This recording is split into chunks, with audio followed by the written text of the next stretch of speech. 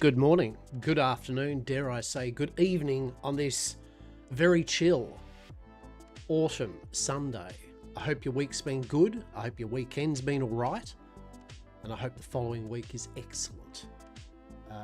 What are we doing today? Yes, it's that type of day, right? We've had a good night's sleep. We have a coffee in the old Kookaburra mug.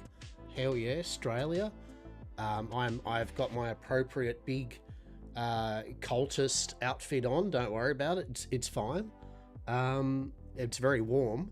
I'm feeling very snuggly at the moment, so that's good. The sun is out, which is good. It is rather chilly though. It is autumn, as I said, where we are at the moment. So the leaves are looking very orange and nice. But I think it was like about 3 degrees or something outside. So, I mean, for us, that's a bit, right? It was lower than that before, but it's about 3 degrees at the moment, I think, something like that. So we are happy to be inside and not outside. I've let the cats out just then, so they can go to the toilet. Bless them. Good luck on that, champs. And yeah. So, you doing some Atlas? Hell no. How are you? So it's like, let's rip that band-aid. Let's rip that band-aid off right away. Hell no. No. We'll be tomorrow. TM, hopefully.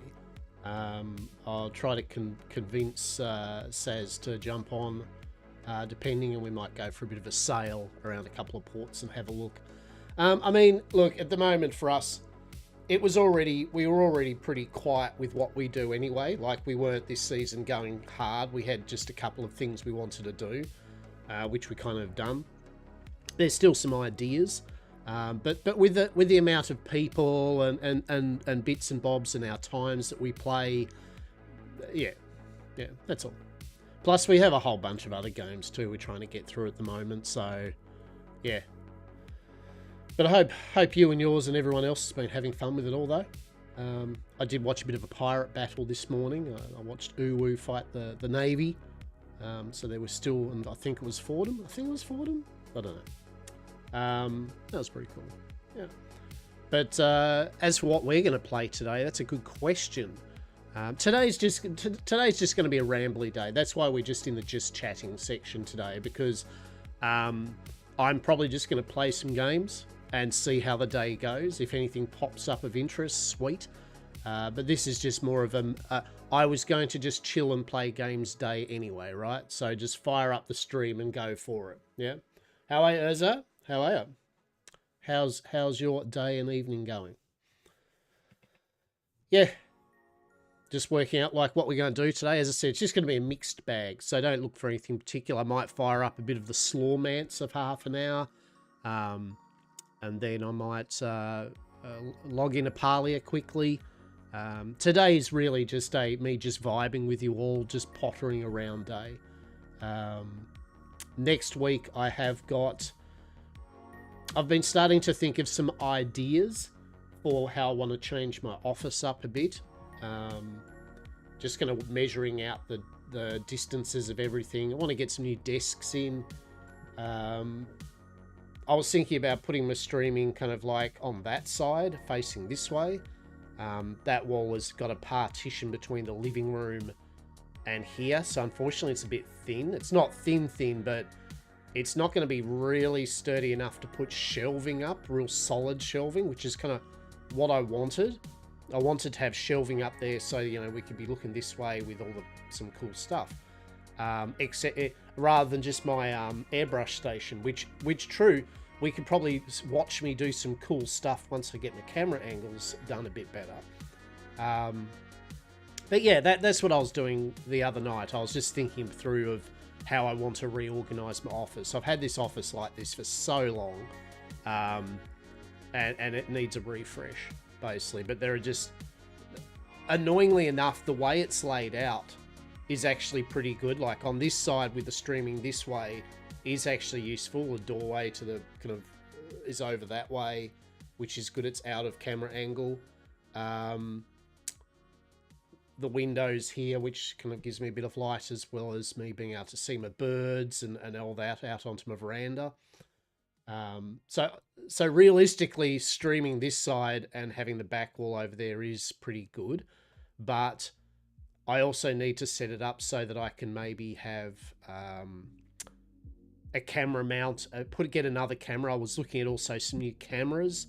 I think it was the Sony ZD-10. I'm not a big camera person, but it looked all right.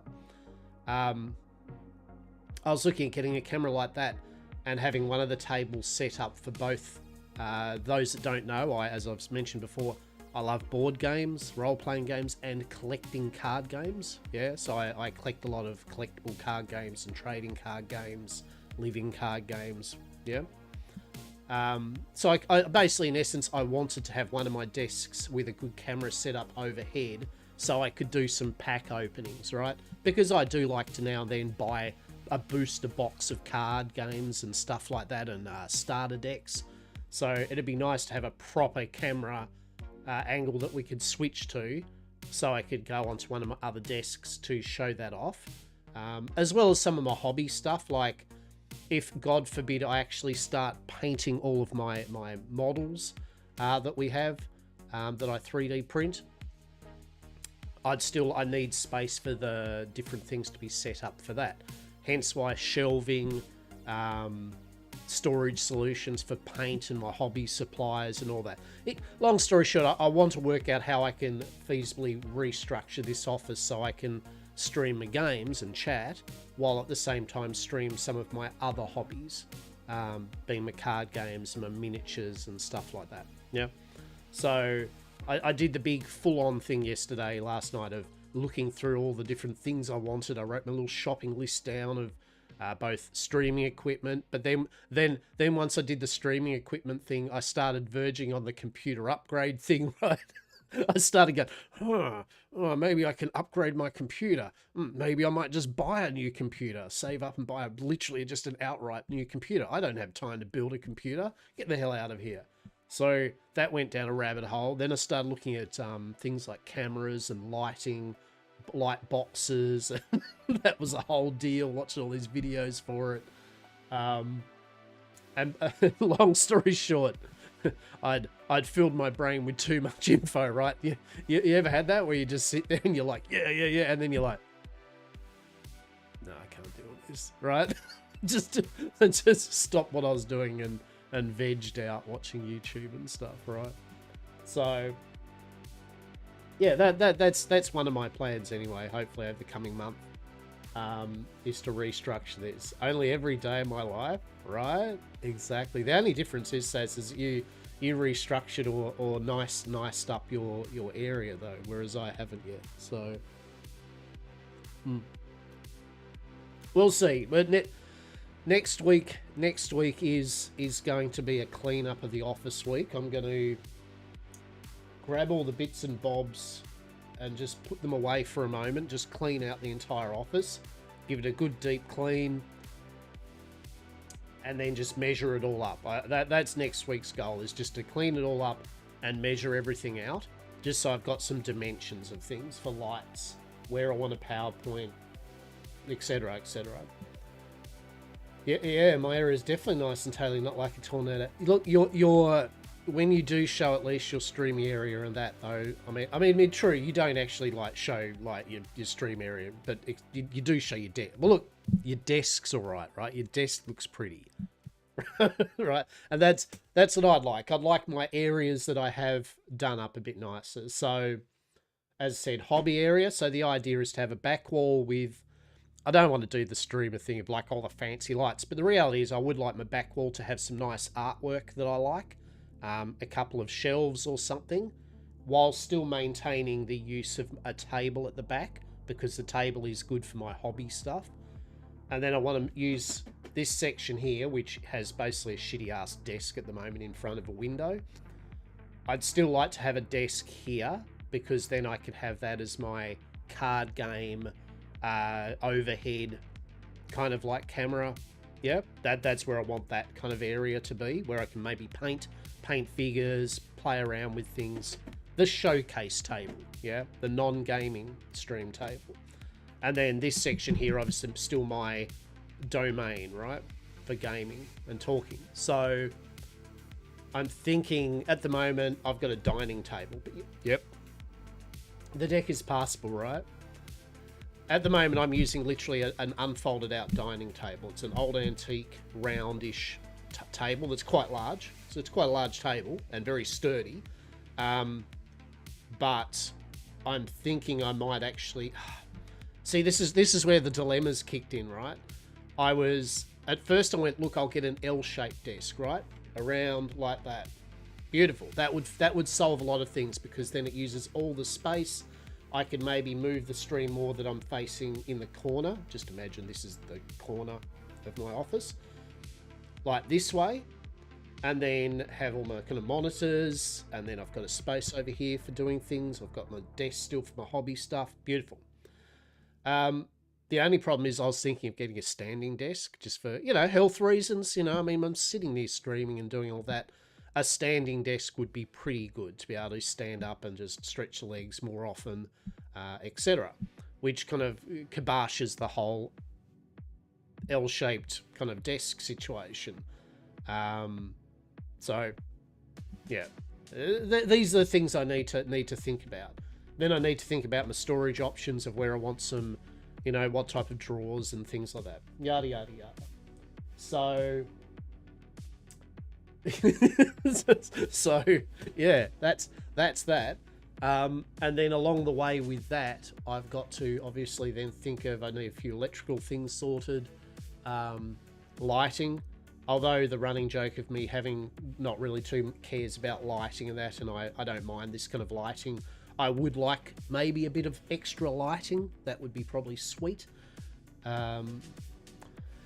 L-shapes, yeah, we'll see if they did, right? I mean, I'll check the price on them and all that, right? That's what it comes down to. I mean, it's just see what they're like. So yeah, there's that. So I want to make, over the next month or so, I want to make some sort of change with my office of note. Just as a bare minimum, I would like some artwork. I want to get some artwork put up on the back wall there, right? Yeah, so there's that. So that's one of the things. I was looking at upgrading my computer, or as I said, just literally buying a computer, another one, because I'm lazy like that. I figure this computer's good enough, even though it's older.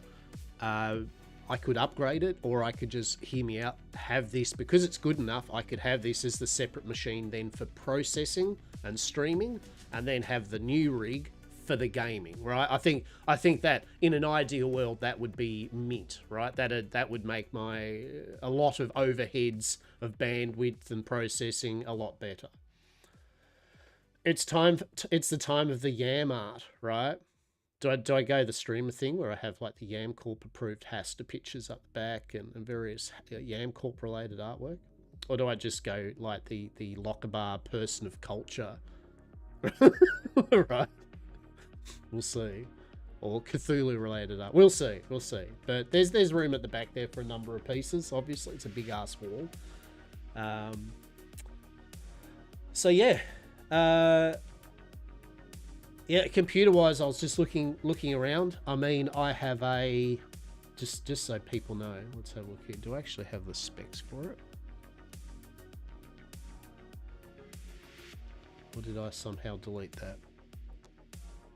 Yeah, I've got like an i7... It's old. It's like an i7 6300 or something like that. It's an older one, though. And I've got a... what do we got?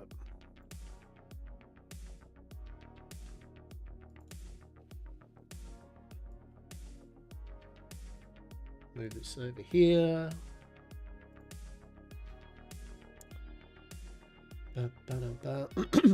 So I have an i7 6700 3.4. So it's an older i7, right? It's still good. I mean, it's still running fine, but so the CPU isn't the issue. The graphics card I've got is a NVIDIA GeForce RTX 2070 Super Trio. Gaming X Trio, I think it is. It's super quiet. That's actually why I got it in particular, because it's a very super quiet card, even on load, right? Even with full load, it's pretty whisper quiet. So it's as I said, Lochaber, seriously, a 2070. You do realize there's numerous generations that have passed since then, champ? It's like, I do. We also appreciate how much graphics cards prices rose up over the time, right? So I did look into upgrading the card. Not that I need to, but I did have a look, and I wanted to see if they were making some more of the trio, because I want the whisper quiet. Like, it's a no. That's a deal breaker. I can't have a loud graphics card. It shits me off. It annoys me. Loud systems just shit me. So it has to be ultra quiet. And the trio I've found so far has done that. I did this last card upgrade. I had a 98 Ti, so I can't give you shit. I mean, true, right? And the 98 Ti did do work for quite a long time. To be fair, though, yet again, right, the proof's in the pudding. I mean, the 2070 Super so far has played everything that I've been playing fine. Yeah, I think we'd agree. Is it on 4K? Is it on max ultra detail at 60 frames a sec? No. It's on usually medium / high at 1980, right? Like 1920. But all the games we've played so far have run fine, I believe. I haven't had any big hitch-ups or anything, so any type of upgrade would be good. The only problem is, like, I did look at the latest versions of the trio, like the card I've got, basically the next gen version, and I think it was like $2,000. And I'm like, I mean, that's literally that's literally a good CPU, motherboard, RAM, a couple of 2 terabyte hard drives, a PSU, a case, right? Like, you know what I mean? Like literally, you know, that maybe I might just buy a new computer. That's literally the card, right? Like the price. And I'm like, no, that's no. Maybe if I was a big popular streamer making that big sponsorship bucks. I mean, by then though, hopefully you'd get like sent a rig or something, right? So I mean, we just need to hit the big time, everyone. All right, we just need to hit the big time, and we can get sponsored a new rig. Hell yeah! Shit yeah. It was like 800. Yeah, but I mean, but to be fair, that's the equivalent of about $1,600 Australian, right? So if you look at it that way, right? So my $2,000 card I'm talking about is your equivalent of 1,000. So it's not far off what you've spent on yours, right? If we look at it that way, right? So yeah. So I mean, in essence, it's roughly the same kind of deal. So yeah. So we'll see. So that's the computer side of things. I think actually more important at the moment to me, computer-wise, is I've got some old Logitech Z530, I think, surround sound speakers that don't surround sound really, right?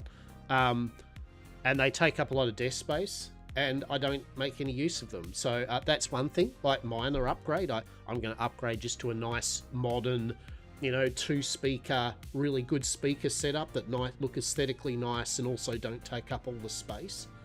I do like the old subwoofer that came with my old speakers, and it is a 6 subwoofer. It drops the bass, but for the amount of space and area it's taking up, I'm good. I was looking at webcams, like the options of changing up my webcam. And that's kind of leads into why I was looking at the Sony ZTE. They work to have my voice in surround sound when we get into Discord about it.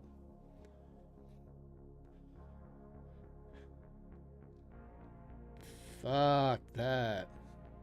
Yes, well, I'm sure your voice in surround sounds is like useful. My voice in surround sound. Why? Why would this be a thing? What requirement would that be?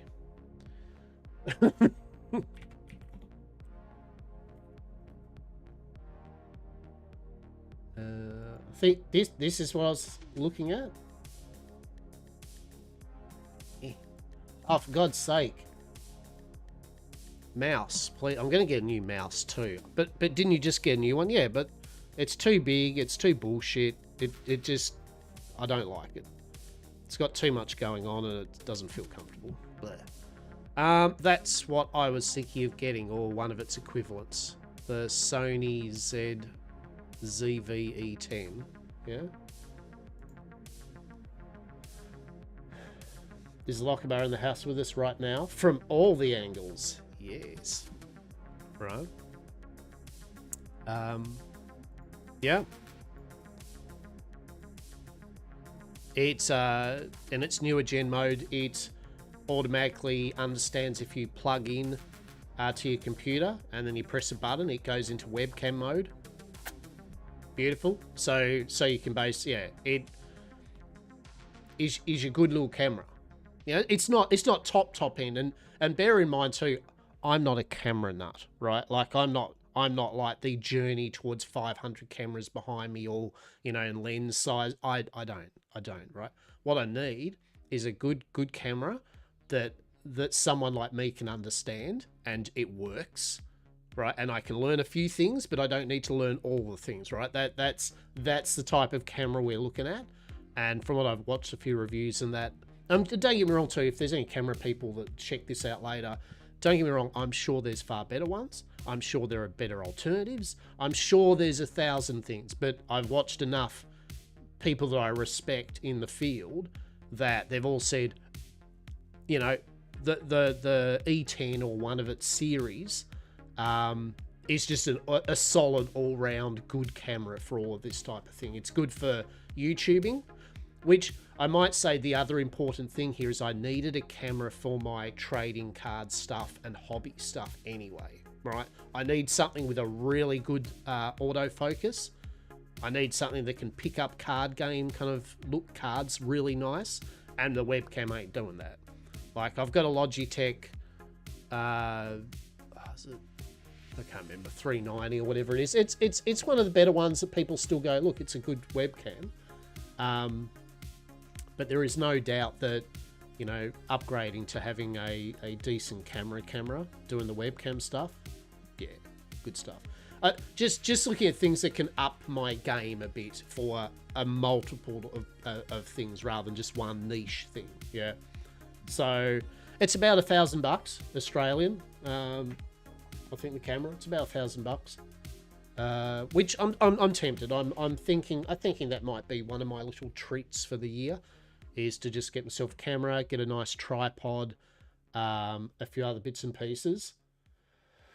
8K HDR10 plus 240 Hertz Lockabar face scan hype, right? It's going to be the card games that matters. Let's face it, all that sweet Pokemon cards and Magic cards and Flesh and Blood cards and Digimon cards, Zibik, and Vampire the Masquerade and Werewolf the Apocalypse and Shadow Fist, On the Edge, Battle Saga. I collect a lot of cards. I collect a lot of card games. No, you don't. I'm an old man. We don't need that shit. We don't need. We would have to put a lot of moisturiser skin or something. So much moisturiser. But hope you're well. Hope you're well, Zibby. Hope you're enjoying your day. Yeah. Hope it's been good. Today's just a chat and chill while we're just relaxing today about some of the things that are on the go for me, of what I'm doing with things. We will play maybe a few little games here and there. I am well. Hope you're well. I am. I had a good night's sleep, and it's a very cold, chilly autumn day, but we're inside. I'm all rugged up in the Yamcorp approved cultist outfit. It's all good. I don't know if we... No, I don't know what I was thinking. I was going to try to pull the hood over both my cap and my... Yeah.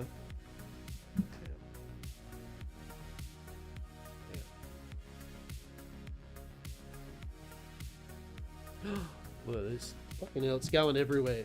The hair is going everywhere today, right? Ugh.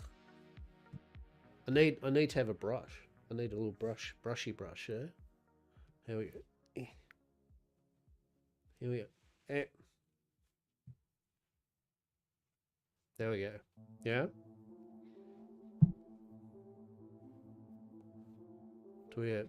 Do we approve of the cultist outfit?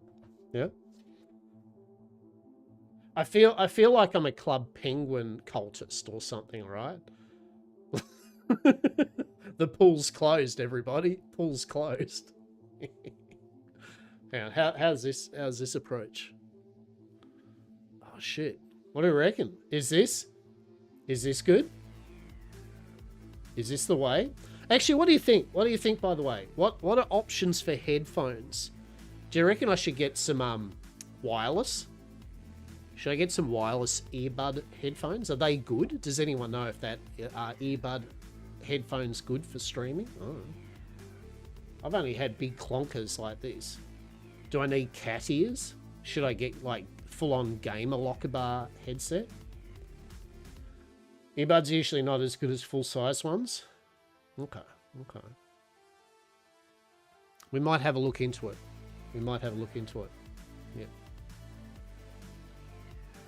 Yeah. The only downside with doing this at the moment is my hair goes everywhere.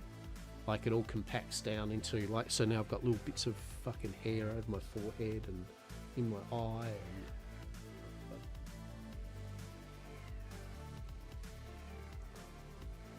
they can't be good enough, but certainly won't be on par.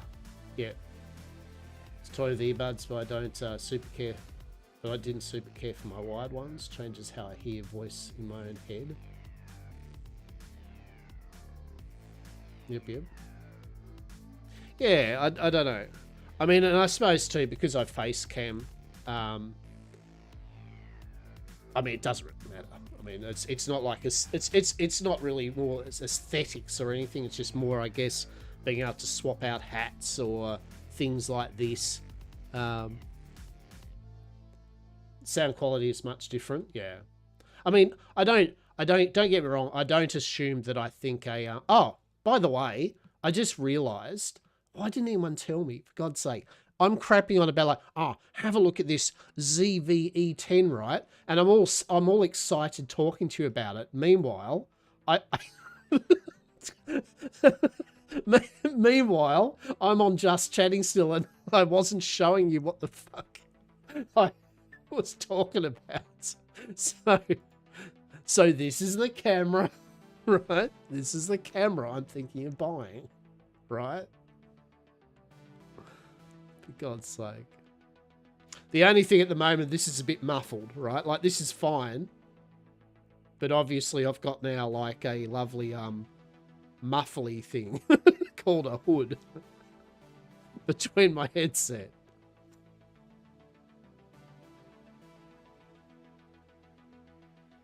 But yeah. Issues of camera.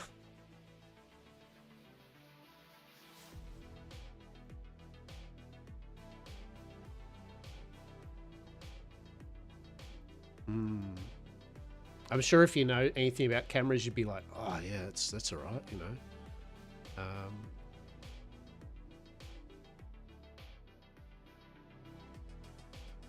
What's this? Alpha.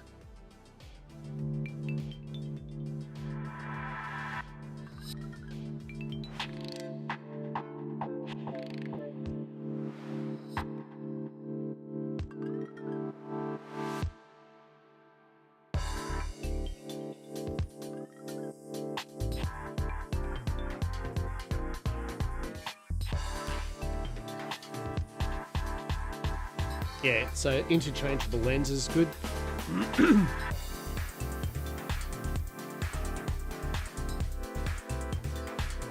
Hell, we might be able to do some locker vlogs. Locker vlogs? Oh my god. Do you want to see me walk around my suburb or town and just like look at some really normal shit? Locker vlogs. Oh my god. We could go for a walk down to the supermarket. Watch me buy a packet of M&M cookies from Coles. Walking the lock.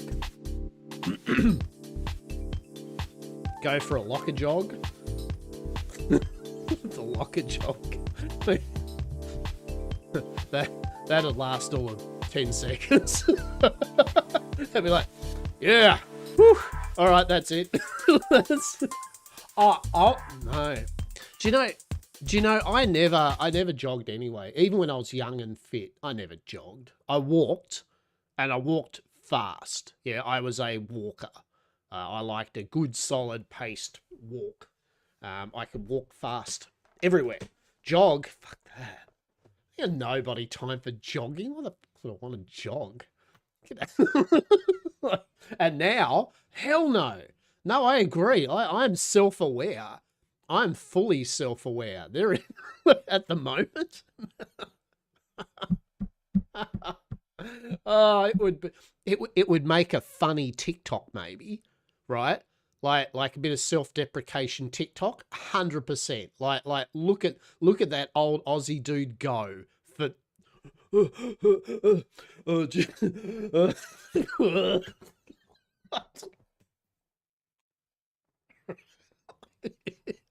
I fucking lock a turtle on the ground.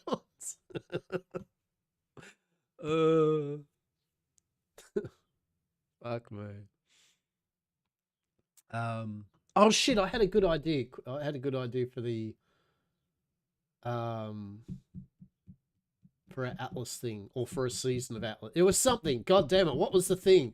And then I said I'll tell Saz about it soon, and I've forgotten about shit. I'll remember it later. We'd have to have someone on standby to call the ambo for you when you have a heart attack. Oh my god! If I have a heart attack now this week, Saz, you're gonna feel so bad. You're gonna be like, oh my god, he actually went out and tried to jog and then he had a heart attack. Oh fucking hell! Why? Why? It's all right. I'll probably just have a heart attack sitting here playing some game and getting frightened. Wisdom, how are you, mate? How are you this fine day?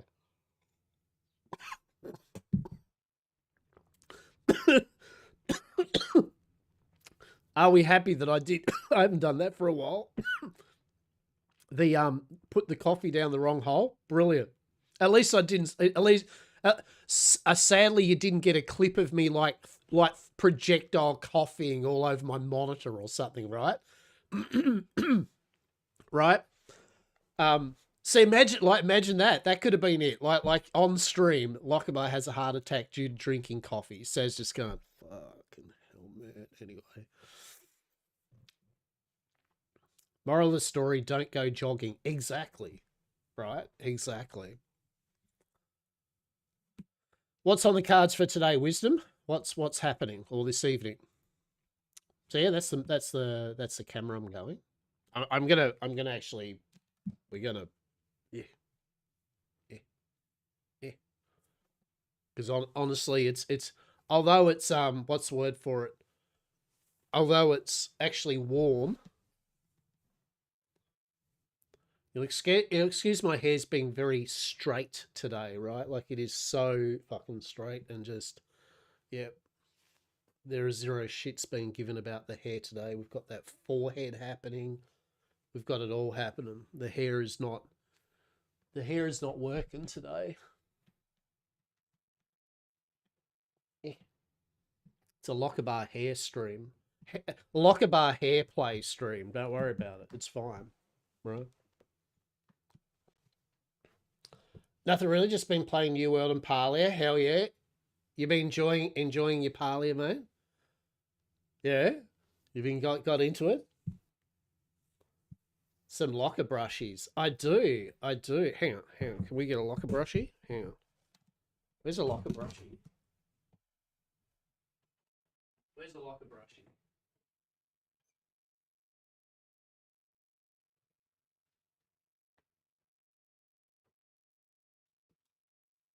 Alright. We have a locker brushie. Right, here we go. We have a locker brushie. It's got lots of hair. It's a very big, there we go. There we go. Oh, there we go. That's the shit right there. That's there. We got it all happening now. Fucking holy shit. We do need. Do we need? Can we see the back there? I don't know. Probably not. I think I need some cutting of hair, split ends, possibly. Yeah. I don't know. There we go. That's start. That's getting a bit more happening there, right? Do you know how hard it is to like brush your hair like in front of a webcam? Like it's like, especially I should say if your monitor that you're talking and looking at chat is here, and the your main camera that you're looking at for your thing is here, right? It's like, is it here? Do we just, I don't know. Who knows? All right, is that swooshy enough? Have we got the mane of hair kind of like happening? Is this good? All right, there we go.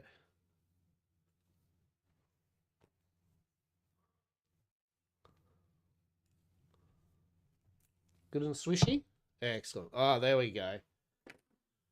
There we go. Glorious. Right. Amazing. Oh shit, yeah, that's all right. That actually, I won't lie, that actually feels good on my head, like nice cold cooler kind of the cups on my actual ears. Whereas before with the whole hood thing, it was like, and I've got about 40-degree ears now. It's like, right? Hell yeah. Shit, that's what we need, don't we? We need to up our streamer game. We need to have 20,000 like little fucking things. I just realized how naked my actual stream thing is, right? There's no follow things. There's no like little animated buttons. There's not 20,000 things to cover up actually me. We'll have to get onto that. Jesus, we need to cover the screen like it's MSN online or something. Yeah, 100%. What, you don't want to be like America Online? Like, let's do it. Let's bring back the 90s internet. Oh, we could do a 90s internet overlay just with pop-ups everywhere and shit, right? Just literally, just, right? Like, just garbage everywhere. Just click buttons and little mini games, follow accounts and alerts. Just a stream. It's just literally non-stop garbage all over this, which is kind of like just pretty much what I do. Let's face it, stream-wise, non-stop garbage. Virus pop-ups, right? Right? My God. Don't forget, single Tasmanian devils in your area, right? My God. Tassie Devil dating site. Hell yeah. Hell yeah. While we're talking, we can go through the Lockerbar goes through his Steam stuff of shame and works out the 20,000 games he's going to be playing, and he's got to like drag fucking Saz kicking and screaming into the modern world as well. We don't have enough games. We need to buy more games. We need more games. There's got to be new games. We'll have to look to see if there's any new games we can buy as well today. Got to have that classic ponk noise every time you have a pop-up. Boo, boo, boo, boo.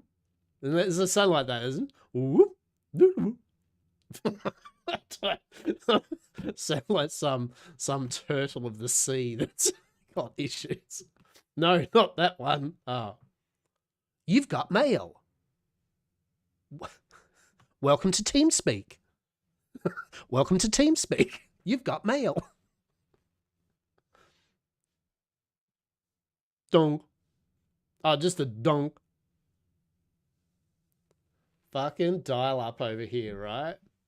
Mate. Yep. Donk. What do we got? These are all the games I have by the way, if you would like to know, these are all the games I currently have just installed. I like to go through them just to see if anything pops up with a new things happen or a new update or something. This is the one we really are waiting for God's sake. Hell yeah.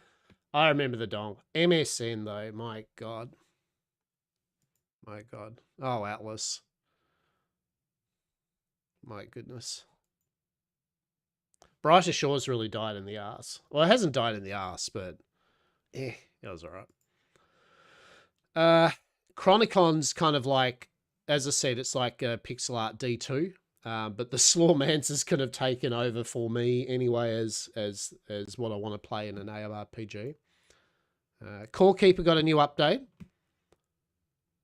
Pet Beds, Cattle Colours, Magic, and more. That's another one I'd like to do a redo or something with some peeps and just do like a little kind of cash group play type of.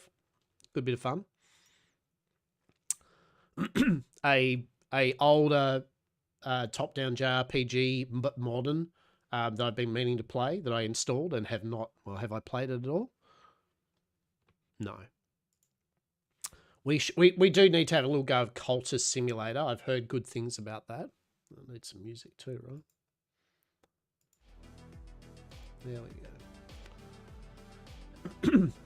Dave the Diver. I was almost tempted. I was like, maybe we could fire that up today, but I'm not quite in the mood for Dave the Diver. But we do need to finish Dave the Diver off. Eco. I mean, yet again, that's another one which I need to have another Raz at some point. Enshrouded. What's that game? Oh my God. You need to do cult. Speaking of cults, speaking of games in general, Akabar, I need to like play insert this title. Yet. Right? Let's just have that as a template, champ. Like just as an ever-going template. Speaking of any Steam game, I need to, what's my hair doing there? What's happening there, mate? That's a bit cute. What's happening there? We move this just a tiny bit, and it's like the hair goes, fuck you. What's happening there? That was a bit dainty, wasn't it? Wasn't that good? Tainted Grail, Fall of Avalon. Yes. I do know the one you're talking about. Wisdom. I do indeed.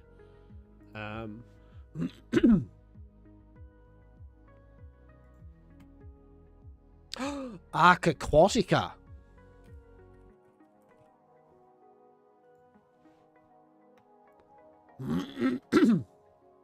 I'd always be fiddling with my damn hair. I mean, I'm only doing it for the lols, let's face it. I mean, realistically, I just let my hair do whatever the hair wants, right? Or I just wear a cap. Or a hat, right? But yes, it does, though. Yeah. I've seen this one. Tainted Grail, Fall of Avalon. Yeah, kind of first-person, alternate version of King Arthur stuff. And I believe, isn't this the one based on the board game? There's one of them that's based on the board game. There's a board game of alternate, weird Camelot. Yeah. But it's more a computer game. Like, they're not trying to make a just of the board game. I think they made 2 of them. But yeah. Yeah, we could have a look at that one. What else? Yeah, so Enshrouded, we've got a little playthrough of that. So when it says it's like, fuck yeah, let's actually fucking do some more dungeons of that. We'll do some more dungeons of that. There's the new update that they just dropped, which has a bunch of new dungeons. They did the whole change up of the Shroud, which is the mist kind of area, new kind of monsters, new collectibles, you know, bits and pieces, right? Still in early access. They've still got heaps of stuff that they're going to be doing with the game. So I think that game's going from strength to strength to strength, which is excellent. Fallout 76. Yep, it's Fallout 76. Fields of Mystria. It's an anime Stardew Valley, which I have yet to really play. I've played 8 minutes of it to see that it worked. Forever Skies. Actually, that's what I was tempted to have a little quick razz at today. Should we do a bit of Forever Skies? Just a quick thing. I don't want to go too deep into a game today because I am very much in just a talky, chatty, bumbling around kind of thing. I'm not really in a hyper-focused one game, let's make a review showcase of it. So we are very in a pop-in, pop-out kind of mode with games. Grim Dawn, love it. Excellent ARPG. If you haven't played it by now, it's older, but it's excellent. They've got actually a new expansion for it coming out really soon, a very Norse-themed type one. So looking forward to that. I Am Future Cozy Apocalypse game. It'll be a one and done game. It's a very cool clicky game, right? You click to do things. It's a survivally. I wouldn't even a survival game really, but it's a buildy game. It's a pottery game, but it has a storyline, so it does have a start and a finish. I'll be honest. I would love to say that I would, but I'm out of all the genres that I play, sci-fi strategy type games these days just isn't there. And I might say this is coming from someone who loved Masters of Orion. I should say I used to love 4X games of any type. I loved strategy games. I loved Civilization. I would weeks pass by with games like that, right? But then just something occurred with me where I lost interest in the genre, really, right? Like I go to play something for a bit and I just lose interest within an hour or two, right? I'm just like, meh. It's not that the games are bad, you know, they are excellent, but for me personally, my taste in those type of games. And look, to be honest, it's the same as one of my genres that I never thought that I would be a bit over it, but I am a tiny bit. JRPGs, right? Turn-based RPGs. Pardon me. I lived and breathed that genre all my life, right? And now, and I mean, the worst of the worst ones, the grindiest of the grindiest ones, I loved a good 300-hour-long JRPG, right?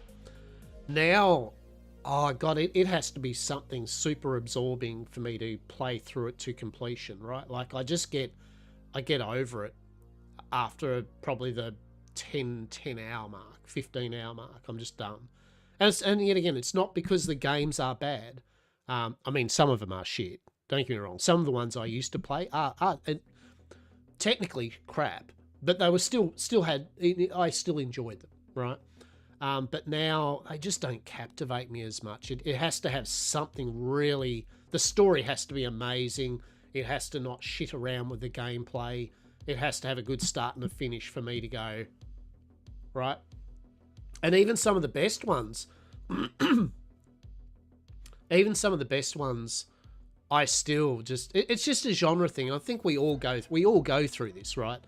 Where even hobbies, anything, right? Like, I mean, I've literally seen people that have went from being full-on computer gaming nerds, you know, that lived and breathed gaming, right? That now don't touch a computer, right? Like you never thought they would, but they literally now don't touch any computer games or anything. They're just like, no. And vice versa. I've seen people that have never touched computer games or hobbies like that, and they were all outdoory people, and then suddenly, oops, reverse cut, right? It's like anything. I loved reading all my life, right? I loved reading books. I loved collecting books. I was a fossick around in a bookstore person. I'd come back with a big trove of books and I would read them in short order. I would smash them. Now, I have not read, and I hate saying this because it makes me feel ill in a way. I have not read a book to completion, I think, for, how old am I now? Oldish. TM. 20 years? Let's say that. 20 years, I don't think I've read a book from start to finish.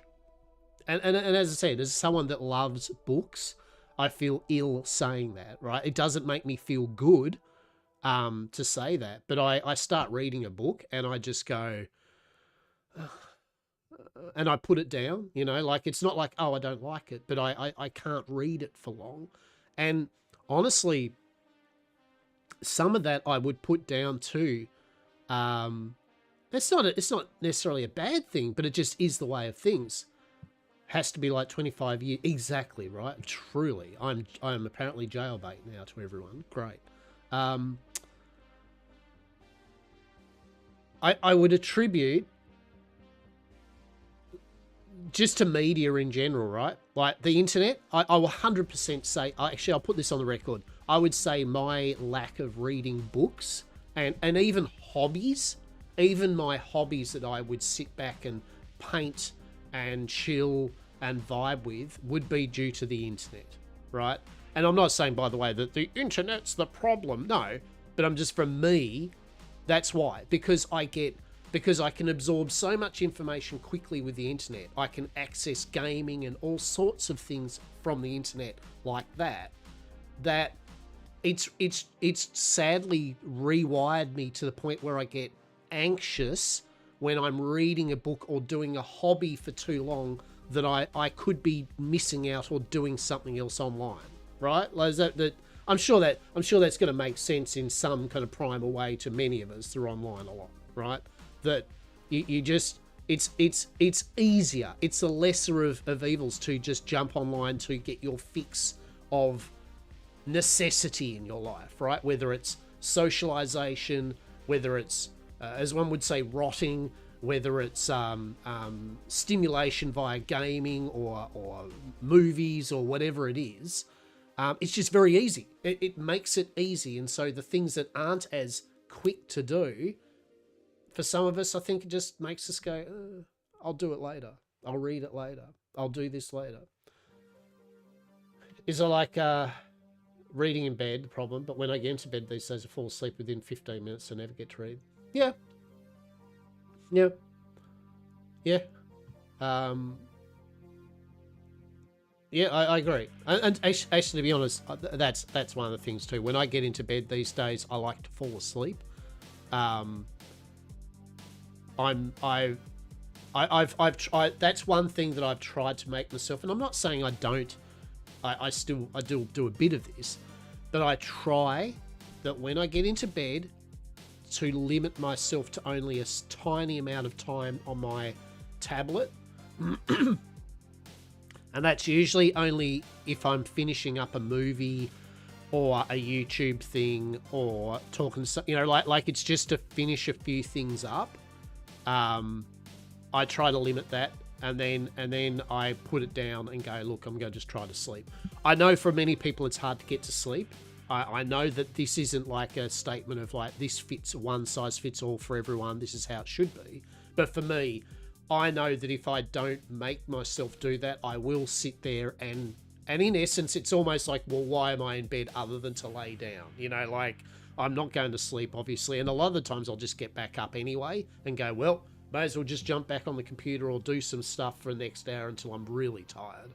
And then I will just fall unconscious. So many a time I've just woken up and made myself a cup of tea, you know, at 2 a.m. and just went, oh, fuck it, I can't get to sleep yet. I'll just have a cup of tea and do a few things. And yeah, sure enough, an hour later, I'm like, yeah, all right. And then I'll get into bed and just fall unconscious. So, yeah.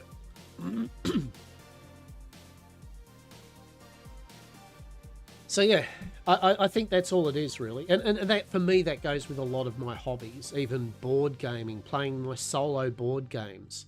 Hell, even some board games in general, like, I was thinking that as an idea, as said to maybe, is there are some good computer... I'm a bit of a traditionalist. I like board games being physical board games, right? That you play with people in RL, kind of like, and you have that tactileness of them. But I will say that there are some board games that I really enjoy enough that I have good computerized versions, that maybe we could do that one time, as like have some a bit of board game, kind of like computer board game session with some peeps, yeah? because I love board games, as I said, and I would like to play some board games with some people that, due to location at the moment, there is no chance of playing an actual fucking board game with them. So, you know, Gloomhaven's a pretty good... Gloomhaven's a really good example of where the board game is amazing. Gloomhaven's a big, sprawling dungeon bash. It's got a full campaign. There's a map with locations. It's got stickers. Basically, you update the map and your cards and everything as you go along in the campaign, and the decisions you make affect the whole board game campaign. It's a sprawling mass of a game. There are starting character classes or characters that you pick, and then there's a whole bunch of secret boxes that only unlock when you hit certain achievements and do certain things in the campaign. What's in the boxes? I mean, X amount of them are new classes. How do you unlock those classes? Right? It's really cool. Like, there's a sense of excitement opening a box and, oh my god, what's this? There usually comes with a figurine, you know, a whole deck of cards, a new character sheet, and you're like, what's this? What is this? Right? Let's play this now. Truly, the experience from that is, as I said, the tactile excitement and whimsy of it being a physical boxed game. But they made an excellent... But it takes a long time to set up and take back down again, right? And it's a big campaign too. So you can play the game for months, nay, dare I say years, depending on how often you play it. So, and there's a lot of cards with the combat and stuff. It's a very fiddly game. I like it because it's fiddly, right? That's part of the charm. That's why you like it. Shuffling cards and dice and gemstones. But they made a computer version of it, and at first I was like, you know, I played it and went, who would have thought, when you remove all the setup time and takedown time and all the having to reset all the cards to the combat deck and all that, oh, it's actually really good, right? Like, it's still the same game, but faster, right? More efficient, because you don't have to do all the book work, yeah? No, you don't get the rampant excitement of the tactileness, but nonetheless, it is an excellent computerization of a board game, right? So, you know, something like that, I'd be happy to play a Gloomhaven campaign with a bunch of you or something if you'd be interested at some time. But yeah, that's kind of options there. But board games are just a good example there where I haven't been playing them as much because, as I said, I'm hanging around. I'm doing a lot of stuff online and on my computer as my main hobby, and also, I guess, work that I do. Yeah, it doesn't leave much time to do it. That's just a blunt reality. And I'm not whimsically saying like boo-hoo or anything. Hell no. You know, but I find it interesting that for me, and I'm sure probably it's the case for many people, they have a similar thing since the advent of the net and that ease to consume media and of all manner, right, and information at any time that you want, I think has, for many of us, put on the back burner a lot of RL hobbies and interests that we do, because we might get a bit, as I said, like maybe we're missing out by not being online, right? When the reality is the world keeps turning, right? Right, the world will keep turning whether you're online or not. It did before the internet, right? It did. But as I said, it's not a let me get my hat. It's not a thing of saying internet bad or anything. It's just more of a thing I've always found it fascinating for me, how it's affected my habits in a way with my personal hobbies and the way I approach things. We got Oxygen Not Included. We love this. I'm very bad at Oxygen Not Included, but you know. Parlia. I have been having a good bit of fun with Parlia, more and more as I go along. Yeah. Path of Exile, Bless. Roots of Parcher, it's a very different form of Stardew Valley-esque type game. Actually quite fun. That'd be fun to have a go. We had a look at Slawmancer 2 days ago. We loved it. Excellent ARPG pixel-based game, right? I keep coming back to Soul Mask. I personally love Soul Mask. I said I think it's the better version of Conan Exiles, in my opinion, as well as taking some of the better elements of Asker, as well as some of the better elements of Ark. I actually have a lot of time for Soul Mask. It's in early access, and more importantly, they're working on it. Like, one of their next things is they're really fixing up a lot of the tribes. So if you don't know, Soul Mask basically is like a tribal Arky style game where you have a mask on, which there's different masks and they give you different, it's very Aztec, kind of weird future Aztec science. Or Mayan. It basically, you have this mask, it gives you abilities, but more importantly, it gives you the ability to possess and take control of other tribes people, right? So what people need to wrap their head around, is you don't actually play the starting character that you start with. You play the mask. The mask's actually the character in a way. Everything else is just flesh suits for the mask. And it has a very intricate tribe system where you can set up your tribes people to be doing all the work around your base for you. You can automate stuff. Think Conan Satisfactory. Yeah? Right? Which Asker's doing to an extent now. But yeah, the main thing is it was a bit janky, especially when we played it last. I think me and Saz had a burl with Vita, someone else, wasn't it? But anyway, we had a burl of it, and yeah, the tribes people work, but they're janky. Like they would stop what they're doing, and they wouldn't do certain things, and it was a cool idea, but it needed work. Good news, that's what they've been. Other than other things, they're focusing hard on that. They are very self-aware that their whole AI thing is important for their tribes people, and so they've been working constantly. In fact, some of their big updates have been extra things to do with that. So I'm actually really curious to, and very keen to check that out. We might up the rates of the server or something though. We'll up the rates of it. We won't make it struggle street or anything. I think we'd like to have it a good time, not a long time.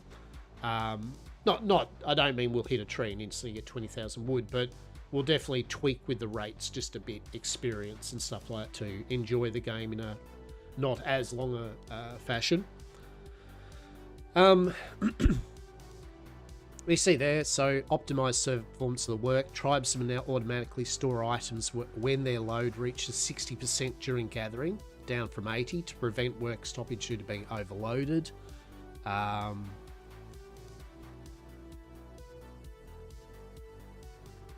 Multiple things, improved marksman, bosses. Not bad. Wish we could see this, but yeah, I did actually like. I mean, I've seen this before, but actually, I'm really looking forward to this Egyptian. Yeah.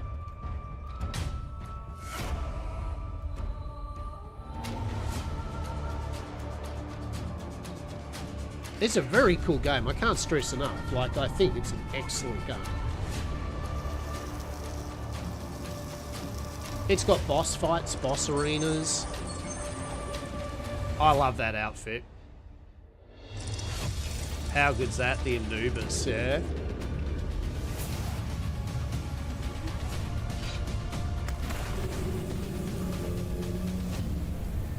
Hell, it's got a bit of June in it as well, right? Hell yeah. So yeah, Soul Mask is definitely on my list of games. I would like to make a concerted effort. A lot of these games, we're trying to play a game of finding the time to fit them into to allow them enough time for people to enjoy it, especially when it comes to, so, it's easy, obviously, when you're playing a solo game, especially if I'm streaming or making content for YouTube, right? Thoughts from the Lockerer. It's easy, obviously, when you're doing solo stuff because you can pick it up and put it down as you will, right? I mean, obviously, if you're making a series, there needs to be some level of consistency. Otherwise, viewers are going to be like, well, where's your next episode of this bloody thing coming out of this thing we're following, right? Which I need to get better with, right? I need to find the way to do consistent series. I tried to do that. I did that with Planet Crafter, right? Planet Crafter was my first, I guess, proper start and finish of a game like that, if I remember, because I literally just played Planet Crafter for most of the weeks that we played it, right? I think I gave myself a day or something. I think it was also before Atlas launched, but I gave myself that time to do a playthrough of Planet Craft. I really enjoyed it too. So solo games for streaming and YouTube kind of let's plays, that's easy enough done because it's just finding the time to do it. If I'm doing something like a duo type of stream / gameplay stuff on and off, like I do with Saz, with things like Enshrouded, a bit of Once Human and other games that we've played together, yet again, it's not particularly hard because it's still just two people, and we bounce off respective streams, and it's fine. The only downside, I guess, trade-off is the fact there still needs to be like a working out of how long to play that particular game for, and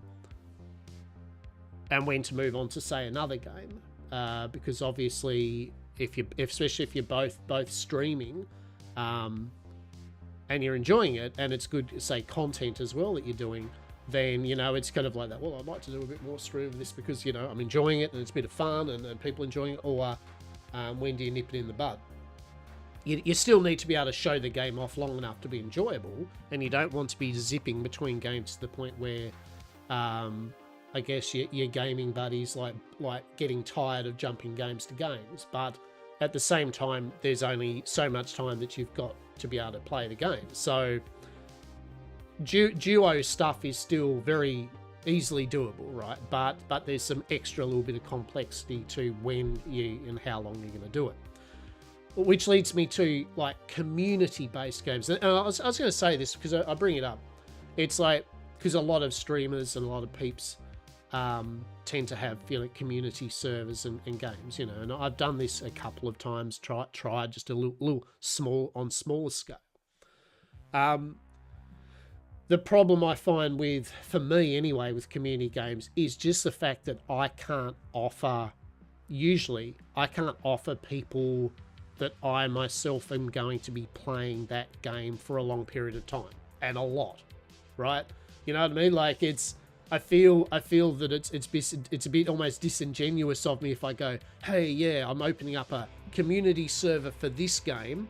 And let's just say, and I'm just saying on the scheme of the more well-known streamers that say they do have a big following and people want to play with them and hang out with them, right?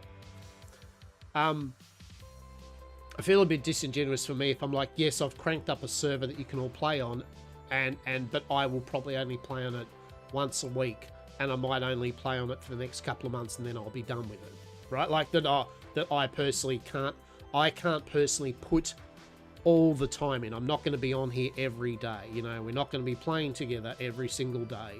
I won't be streaming this every single day. Yeah. Some do, right? And some do. Yeah. Ryan, good lad I know, who plays Christine and various other characters. Like his community, he does a lot of community service where they do play it for a period of time. He's a bit like me to an extent though, that he only plays it for a certain amount of time though, before he kind of leaves it for the rest of his peeps to play on until they're over it or it's died to the point where it may as well shut the server. There's only one person on there now, right? So yeah, I suppose that's the thing, right? So that's why you don't see too many at the moment yet community servers up from me is just I find it very hard to juggle the solo duo stuff and do the world of content creation, let alone micromanaging a full big number of gaming servers that I might not be investing a lot of time on, right? So it's not to say that I won't, and I would love to, but more importantly, it would be more of the if there's enough people interested in a game and they like some of the people that we hang out with, right?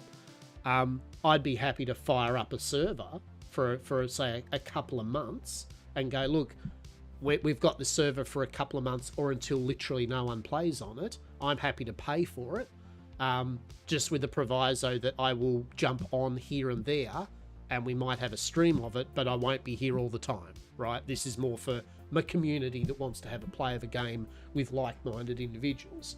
That I would be happy to do, right? So we'll entertain some of those things. And some of those games are going to be like Soul Mask, right? I would love to do a Soul Mask server for not just 3 or 4 people, right? For a good amount of people, right? For a couple of months.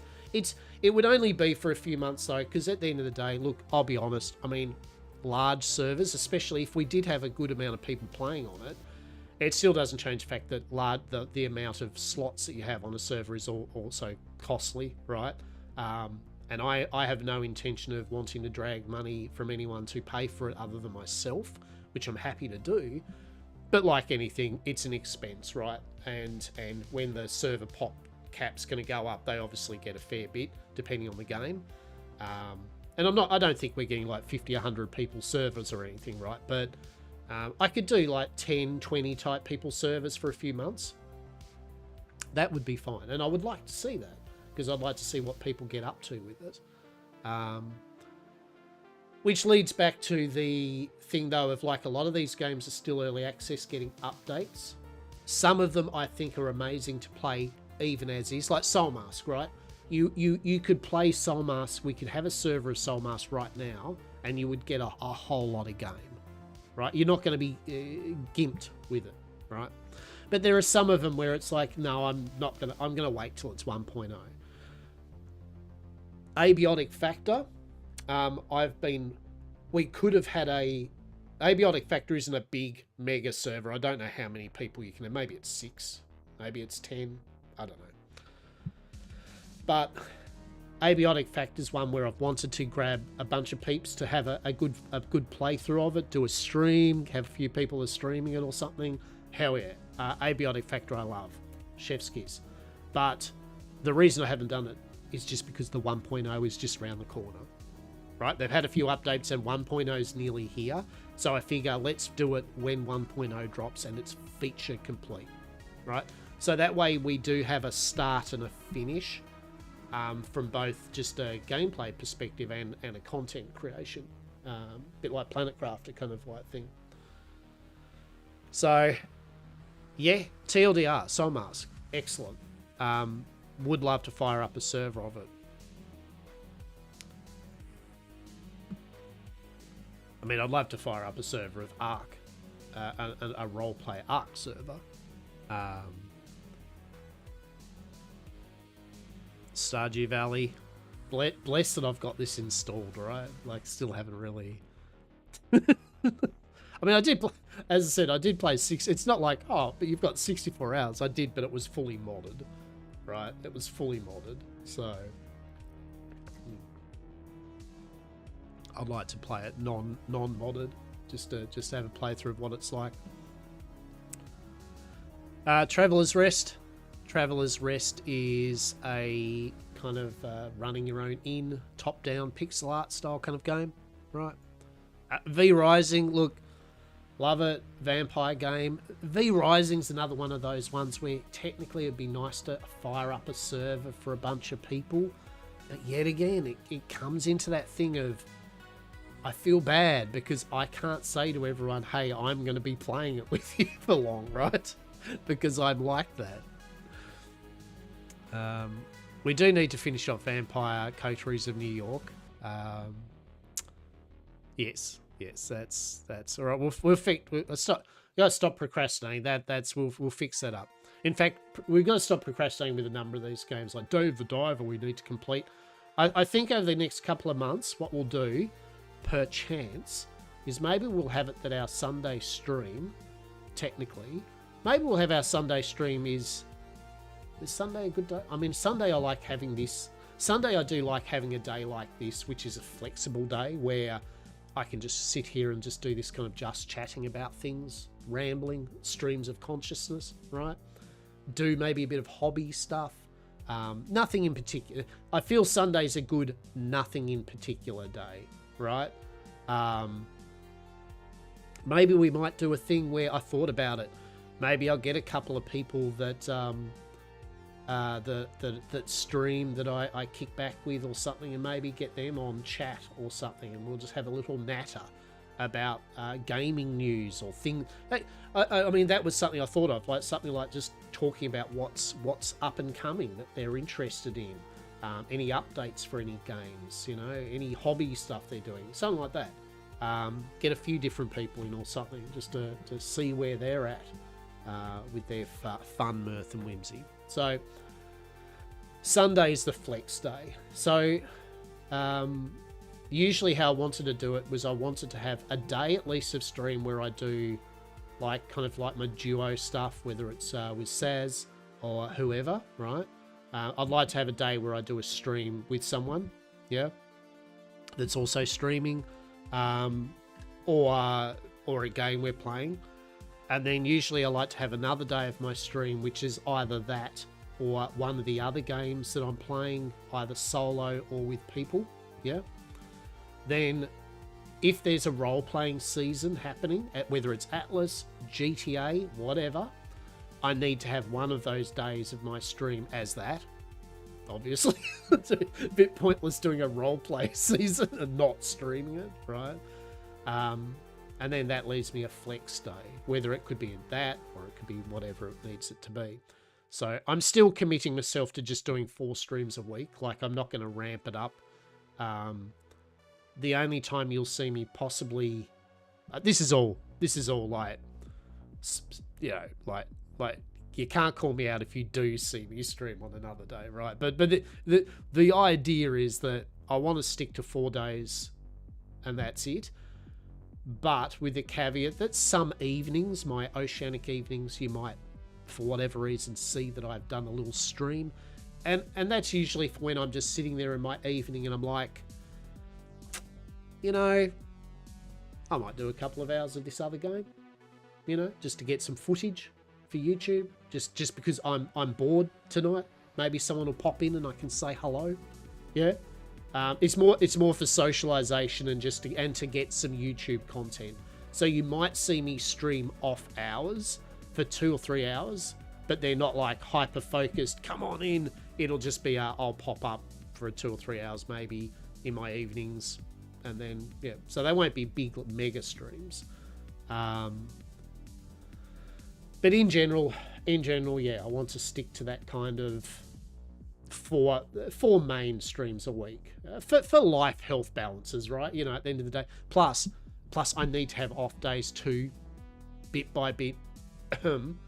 Get some of this shit edited. Get some of this stuff. Check my YouTube stuff. Do some interactions with other streamers and people, you know, have a chat to them about some possibilities, all that stuff, and hear me out, do some RL shit. I know, right? Actually do some real life stuff. Exactly. I do need time to order the flat packs, right? And do things like mow the lawn and right, do real world shit, right? I have got a list of things I want to achieve. Actually, this week we are. Do we do oh shit, do you want me to do a gardening stream where I mow the lawn and actually do some shit out in the back and look at the blackberries that are growing everywhere and go, and then I walk back inside and go,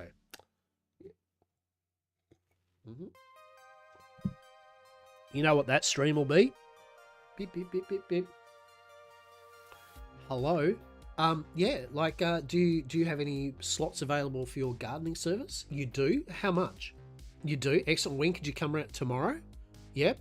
Yeah, you could do that. Excellent. All right, done deal. All right, see you tomorrow. Thanks. Beep. there's my gardening stream, right? That'll be that. And then we'll get back to some gaming as some gardeners to the next day, like rip the shit out of the garden. So yeah. Oh my god, VTube Studio. Do I have dreams and aspirations of being a VTuber? I mean, maybe I should, right? What do you reckon? Should I be the VTuber that I need to be? There's a chance. We have played around with it. I won't lie, we have played around, and it would be a fun little... I was thinking maybe Sunday streams could be like the VTubing thing. I don't know. One of the days I might try the VTubing thing, right? It wouldn't be an everyday thing, but we might have a bit more of a fossick around with it. The only downside is being a person that wears glasses. Eye tracking is a bit shit. Like you kind of need the lighting all proper. I need things to be very succinct and working in working order for it to be doing its thing, right?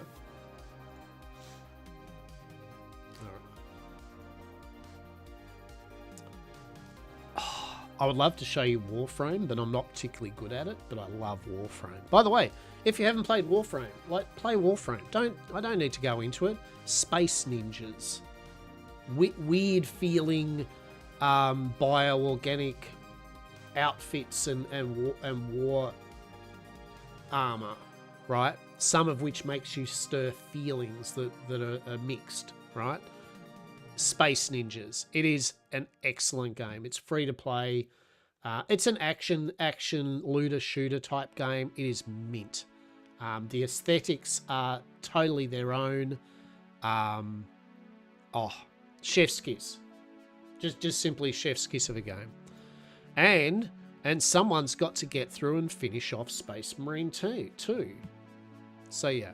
So I think we need one of the days to definitely be a day that we finish these games off day, right? Like the single player finishy game ones. Is that day going to be today? No, it's not. Last Epoch. But Lockabar, that's all the games that you have installed. What about the... Oh, no, Lockabar, no. Oh, no, mate. Are these the ones you haven't got installed? Oh, no. All right. So Asuka got a new update. Asuka's got Tinkerers and Armors. So Asuka's one to keep. That's a game that we've got to get round to playing. That's also on the list of shit to play, right?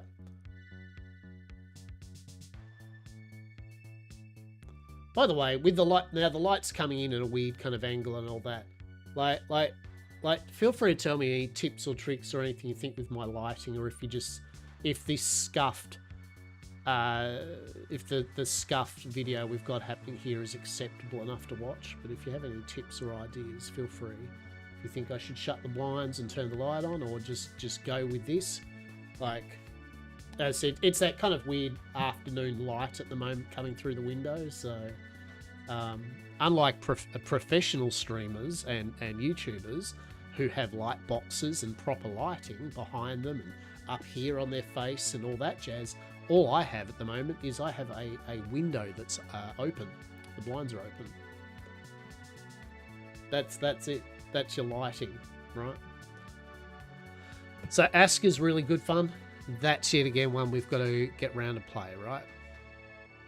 Why does Saz have like bloody Asuka on their wish list? What the fuck? Did we not get that? Did we not get that? Interesting. I've lost track. Atlas? Who would play Atlas? Seriously.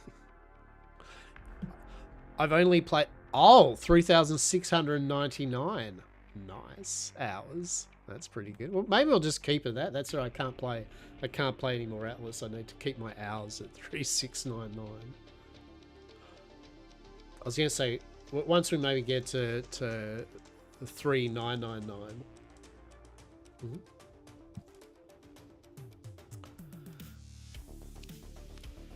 I've had fun with roleplay with Atlas, but I definitely do feel that its time is coming to a close. No, like most people agree, I think We just want to see the next version of Atlas, right? We want an Atlas 2. Like, it's not that the idea of Atlas is shit. The idea of Atlas is mint. We just want an Atlas, new version of Atlas that's got a better modding scene, that's got better bells and whistles, that doesn't have the jank, that's got some more features. But otherwise, we do love the Age of Sail fantasy, right? Like that, there is no doubt. I still personally, I still feel though, like Ark, Atlas to me is better when it's full embraces its fantasy wank. You know, with the dragons, the hydras, the kraken, the Atlantis stuff, all the mermaids. I am team fully fantasy the shit out of Atlas. I am not team make Atlas a realistic portrayal of maritime bullshit. Not that it ever is, but yeah. So yeah, Atlas. Baldur's Gate 3, we did play that, so we played 122 hours. I would actually love to do a multiplayer of that one day, and I would do another playthrough of it anyway, because it is excellent. It truly is. Pinnacle, one of the pinnacle RPG games out there. From start to finish, everything about that game, and with all the updates Larian have done, truly delicious. Barotrauma is a community game I would be keen on having a little rats with some people, right? If you have a copy of Barotrauma, you're basically just on a sub and you play a bunch of crazy mofos, and there's deep alien creatures outside and coming into the ship and sub, and people are backstabbing each other. It's like Among Us, but on a submarine. It's pretty cool.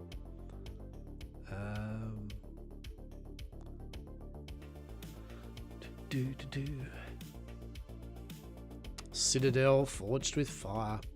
If only they kept going with that.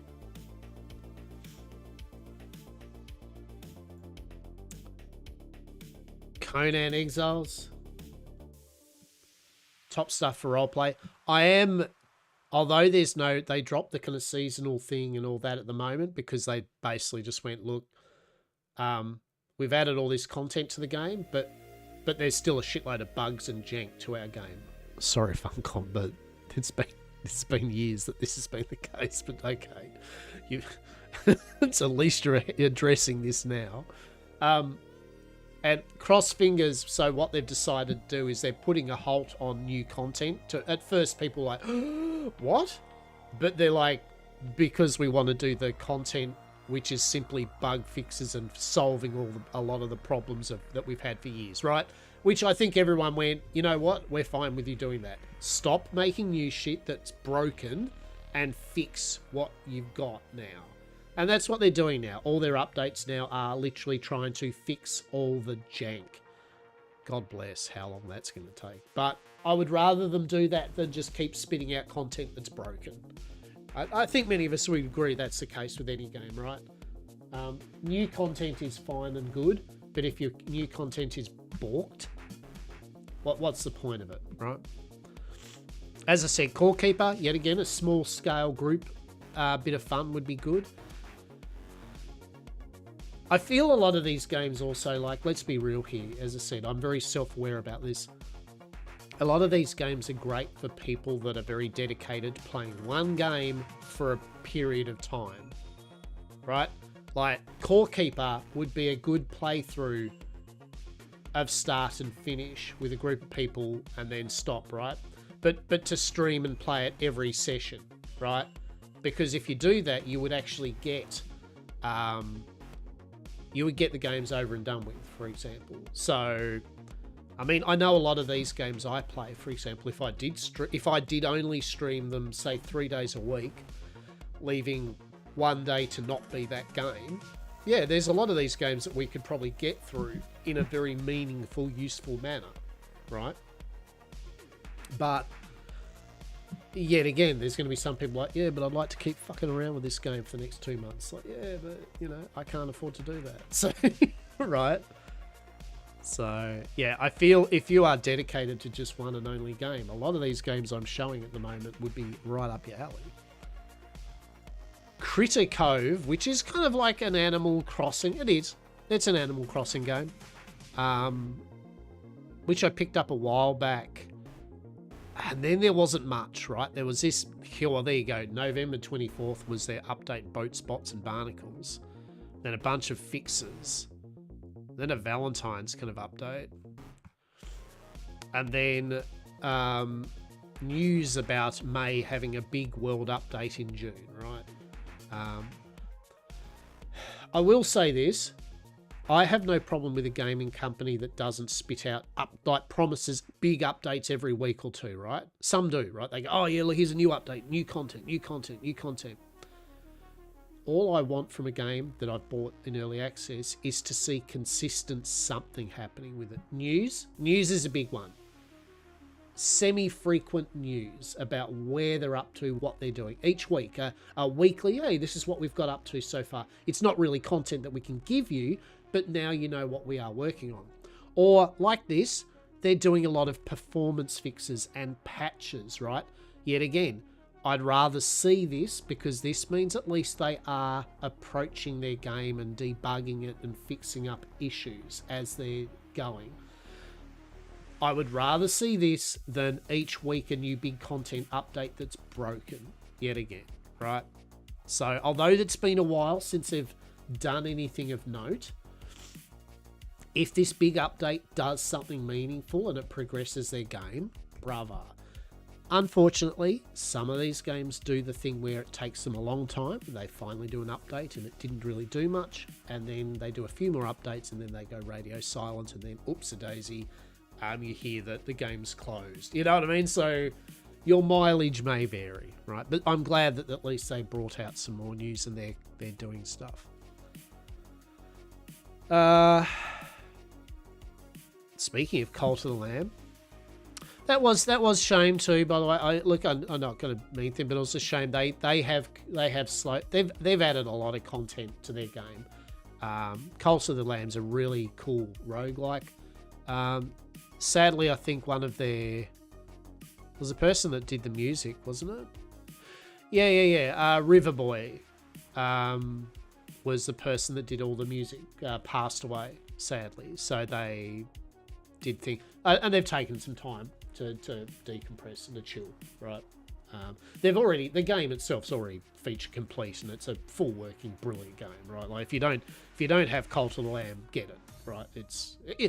Unless you don't like roguelikes and are more action-based games, in which case don't, but watch someone play it, right? Yeah. Cultist Simulator, I've heard many good things about it, so I finally got it. It's made by the people that make the text and artwork RPG Fallen London.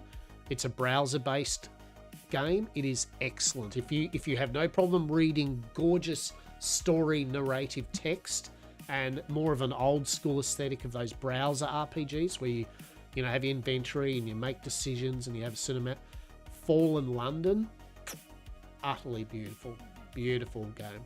Now this is, I believe, by the same people, I think.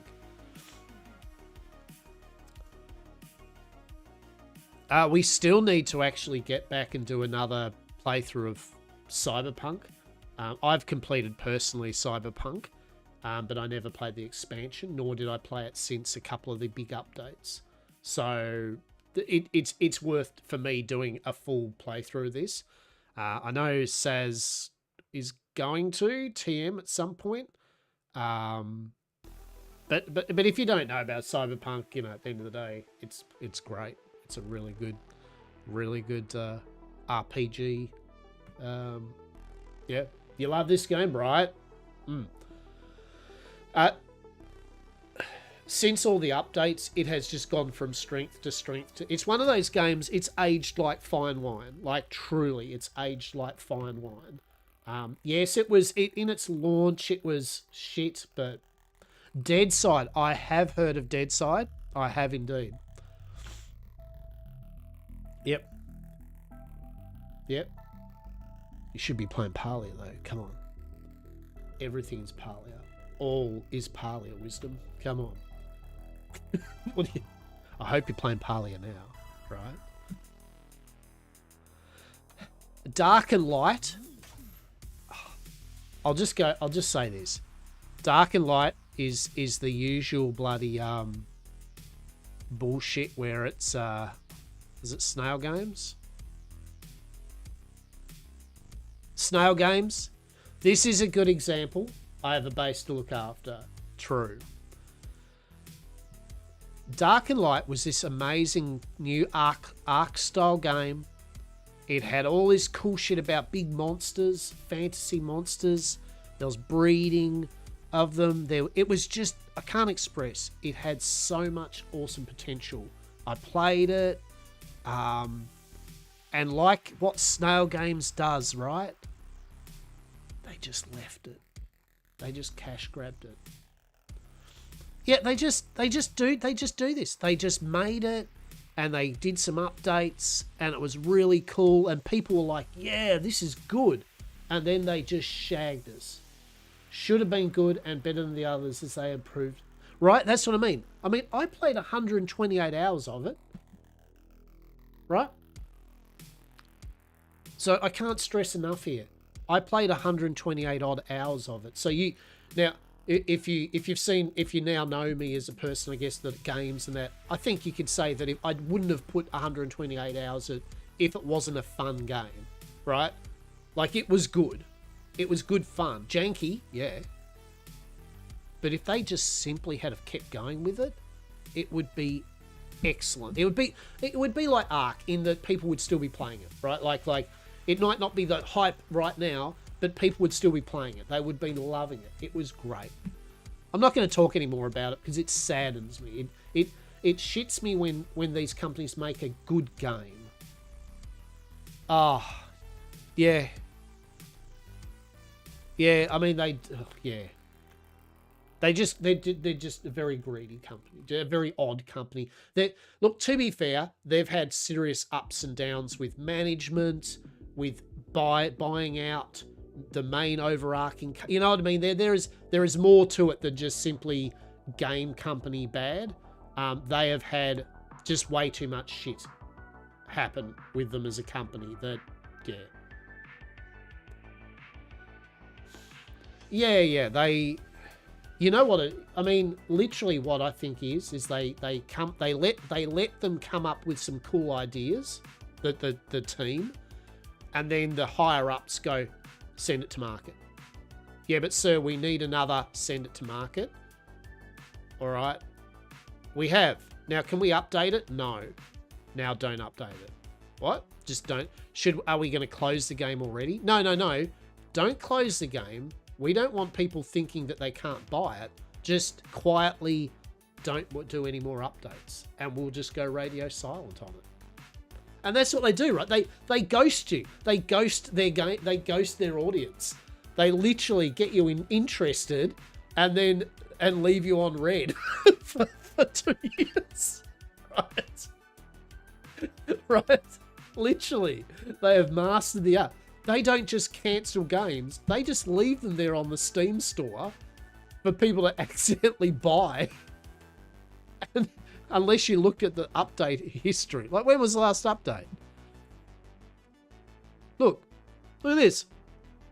I can't stress it. March 28th, 2020. A 2x XP and 2x harvest bonus. You know what you should do? You should make it... Oh, there we go. 2020, September the 3rd, permanent 2x harvest, right? We've decided to do this. They'll become the new rate. The recent server issues. Note on development. Hang on. Dark and Light is currently undergoing a major coding overhaul. This is a large endeavor for a small team in development and will continue to take time. The next significant update will likely be when the rework is complete. As of right now, we do not have an estimate date. You mean there's still hope that maybe they'll send the message back? Right. Do you know, wouldn't that be a turn up? Can you imagine? Like late this year or something, it goes, announcement, the remastered Dark and Light is being released, just like they did with Ark. You know, I would look at it if they did. Dawn of Defiance is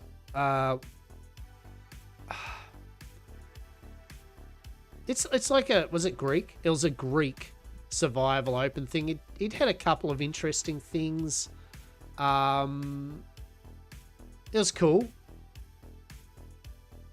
And bring it to console, right? Exactly. Look, I enjoyed this. I didn't mind this. Dawn of Defiance. It's a Greek kind of like style game. Ancient Greece. Look, it's fine. So long as they keep updating it. I mean, April the 25th. The Sisters of the Deep is now coming in June. Yeah, anyway, look, long story short, I will have another res of this. Do you like this? This is my homage to all the building lessons that Sezivox has taught me in all of their amazing building streams. This was my attempt to showcase off some of those skills I learned. Now, I can't stress enough, it made me laugh, right? The ancient Greece part is excellent. Like it looks good. The armor pieces look good. The combat was pretty cool. The patrols were interesting. The skills were kind of cool. All good, right? And then the building was just so... I don't have a problem that it was so Ark-like, but then it lets you color your building. Look at the colors they let you paint on it. How? At least let you paint ancient Greece style color. You know what I'm saying? Don't let your players literally go something out of, I don't know what that is. Is horrible. That's what it is. Right, that's kind of normal looking thatch, but yeah, the fact it lets you paint such lurid colors. Oh my god. Deep Rock Galactic is one of those games where I've wanted to play with some people, but I've never got round to it. I've had a tiny little go of it for 5 hours, but that could be something up on a... Look, real talk here, right? I'm not going to promise like straight away, but real talk, and I want to do a bit better with this. We will have a day, I think, where we will try this a community stream gaming day, right? Where I'll fire up a game like that some people show interest in, like Deep Rock or something, right? And I'll just play it and have some slots open for people to join in, right? You know what I mean? We'll have a community gaming night or something where we play a few games or something, or a game. Don't quote me on when. I'm not saying it's going to be next week or anything, but over the coming months, I will try to work out my schedule to have at least a session for that, because I would like to entertain having a few of you like kind of like rock in and we just have a blast of some of these games. Helldivers is a good example, right? I have barely played Helldivers. And now it's like, oh, well, mate, there's already been updates and shit. I know, but I've barely played Helldivers, right? It's another game which I'd be happy to play. Balakabar, maybe if you organise this type of shit. I know, right? Don't worry. Yet again, I'm self-aware. Those that know me well. I am not so much complacent as just scatterbrained. There's a lot going on in the mind of Lockabar with things to be done, and as to getting these things done half the time, no.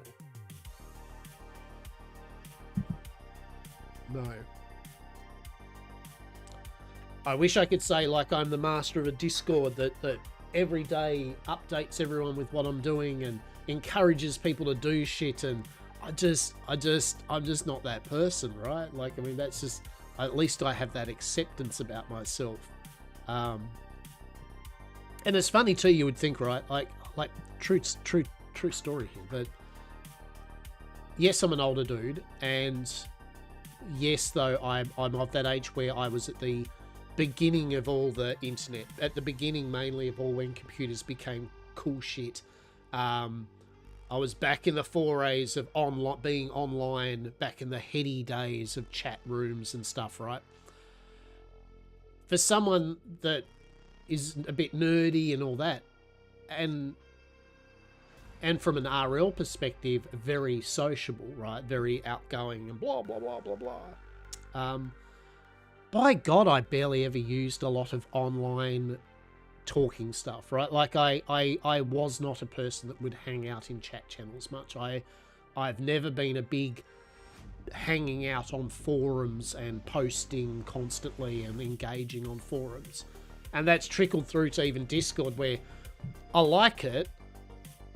And I've joined some Discords and I have my own Discord and all that, and I use it to communicate. But I've just never been a person that's been deep fascinated or connected with that kind of level of interaction constantly. And yet again, it's not that it's a bad thing. In fact, if anything, it's a detriment to me that I'm not, because I don't really. I'm better being a talky person like this, right?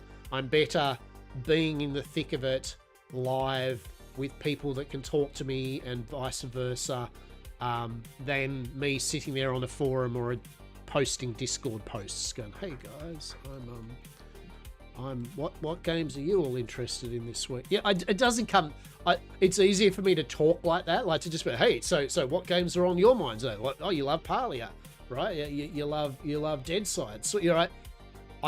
I'm better with instant feedback kind of conversation than I am thinking and typing out shit, right? It's just the way it is, right? I enjoy talking in person like this than typing in text, but I do need to. So there are some of the things I need to attend to with that. Don't starve together. Yet again, games I kind of would like to play a bit more of, but we gotta do Dredge. Dredge is now on vinyl. Amazing. That's beautiful.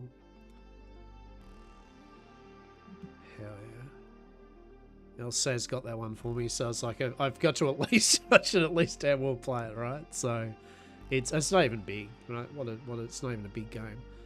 It is, if you don't know, it is I won't say Cthulhu. It's not really trying to be a Lovecraftian fishing game, but it's an eerie fishing game. It's meant to be a bit. It's got a bit of cosmic horror, but not as cosmic and not as horror, right? It's meant to be unsettling. It's all about weird stuff being on the sea. It's still got a bit of Lovecraftian nature to it. It's got oddity to it, but it's not like a Call of Cthulhu fishing game or anything, right?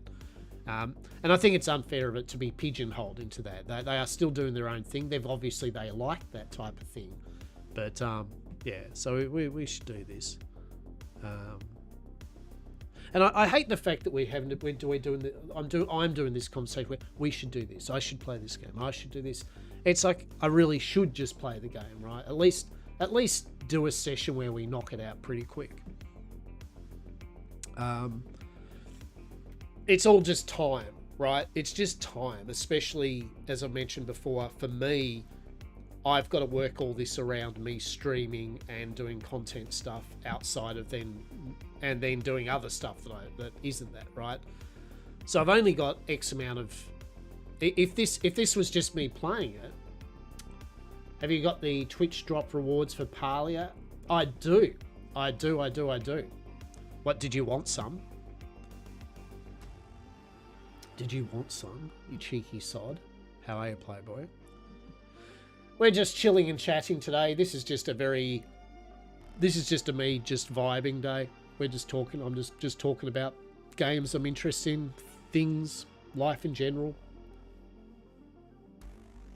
You got them all unlocked watching you and I don't even play the game? Bravo. Bravo. We love it.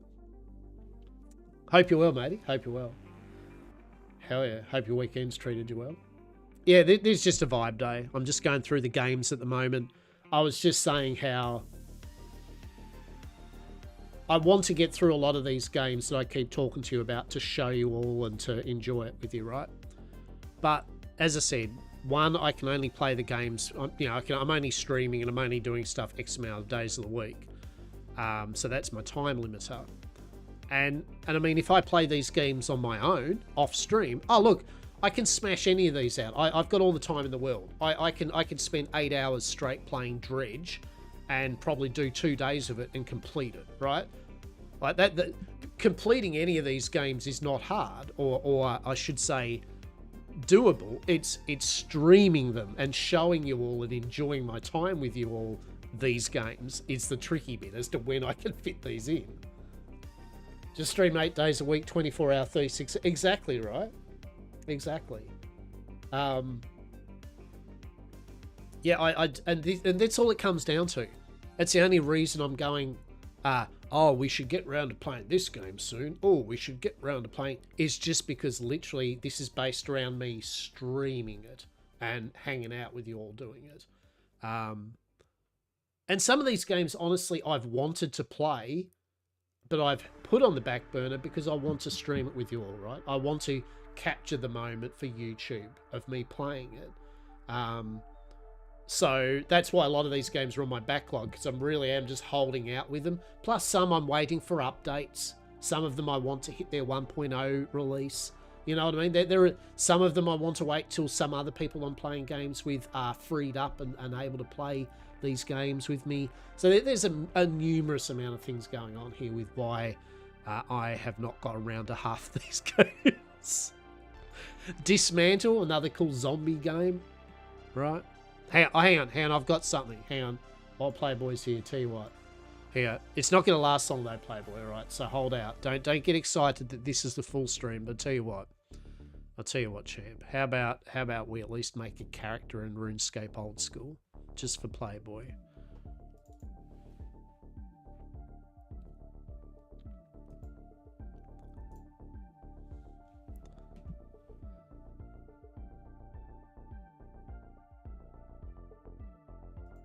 Yes. I'm just firing up the launcher to make sure it doesn't show any personal information, because I don't know with Jagex's thing whether it has all my emails or bullshit. Right? we just want to make sure, right? I mean, like I've always said, right? I personally don't give a flying shit if people found out who I am or what. It's like that's not an issue, but you know, we don't know in today's modern age what the hell information some of these browsers and shit put up. I've had a couple that literally it's all good, especially Xbox, right? Xbox Live stuff, it like is notorious for now and then it'll pop up my email-y kind of system stuff. It's like, do you really need to? I'd prefer that you don't. Thanks. God damn.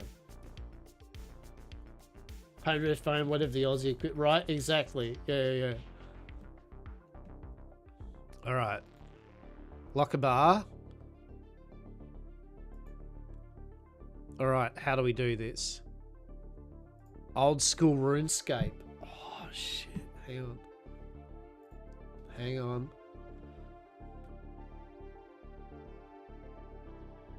Look at this. Look at this. We're doing this just for Playboy, by the way.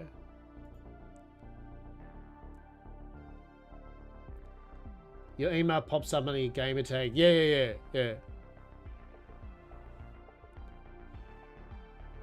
This is the moment the Playboy's been waiting for all this time. To see just a skerrick of Lochabar firing up old school RuneScape. Hell yeah. Are we hyped?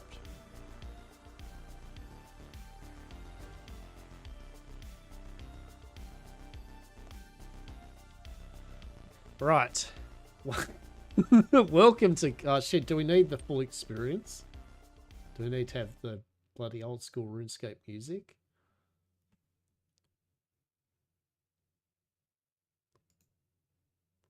You are not a member. Welcome to... Oh, you last logged in 10 days ago.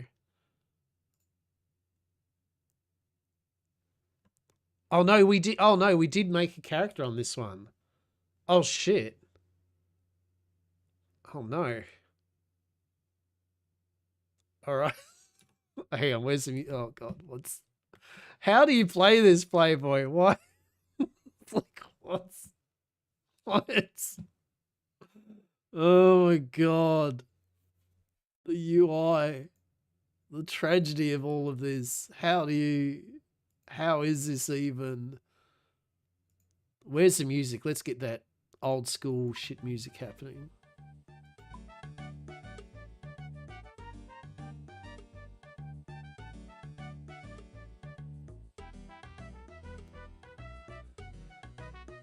Oh my god, this game was made back when the dinosaurs were alive. This is the greatest game ever created.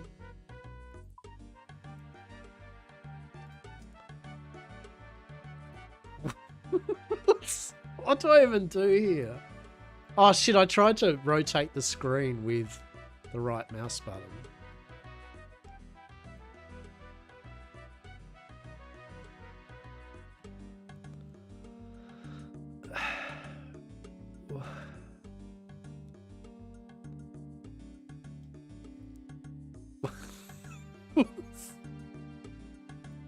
What combat options should I go? Stab, lunge, or block? You're gonna head out through the... Yeah, well, don't worry, I'm not gonna... I kind of jokingly was just firing it up today. I will, when you've got time, I will fire up a proper stream of it, alright? From the morning, okay? But just so you know, I do have an account ready to go, alright? Yeah, let's go goblins. Is this what we do? Is this what happens here? He needs to beam the shit out of them. Right, I want these goblins. That's my goblin. Yeah, fuck you, goblin. Yeah. Yeah. Why isn't the goblin dying? Why is this goblin not dying? Hello? Do we stab the goblin?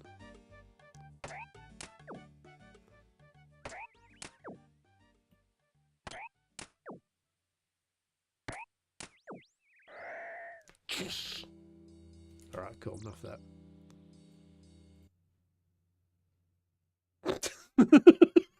It's like... RuneScape's the type of thing I have to be in the mood to have like a Razat, right?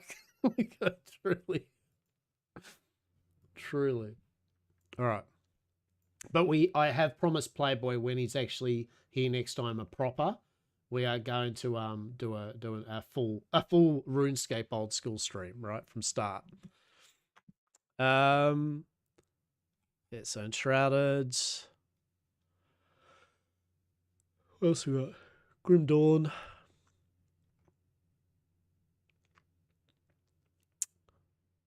Do you know I've never actually started and finished The Forest? I know, right? Right? You would think I would have. But I haven't. No. Played 32 minutes of The Forest. That's it. Except for Over Skies. I did get that Frost Train. It was recommended to have a look at some point. Generation Zero, right? You play 1980s Sweden. I think. Yeah, 1980s you play in Sweden or something when basically like the Terminator type thing happens. Robots come. By me, sneeze. Like this is one I've wanted to have a good a Razat.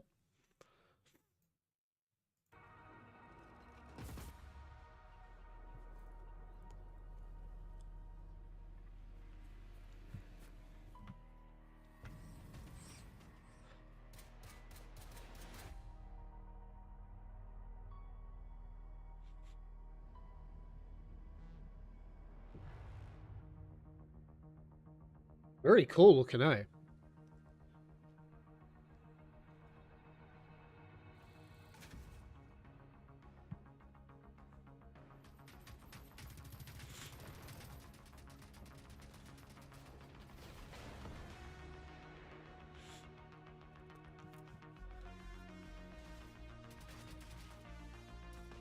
I like the fact it's in the 1980s. That's actually pretty mint.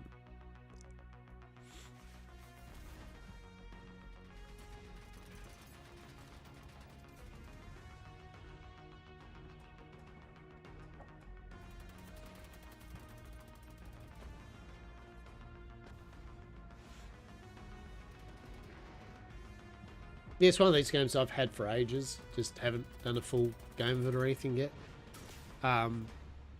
I feel a lot of these games are very good before maybe me doing kind of like a playthrough of them, right, from start and finish.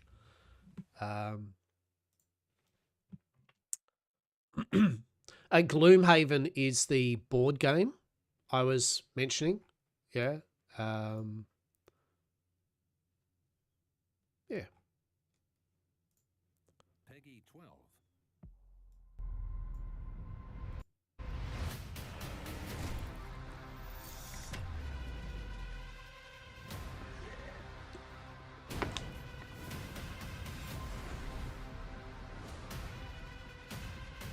So if anyone does have Gloomhaven, or they're interested in maybe at some point having a go of Gloomhaven, one evening or something, I would be down.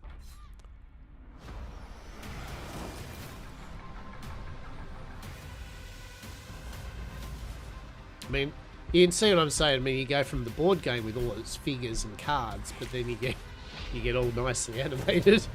It's like,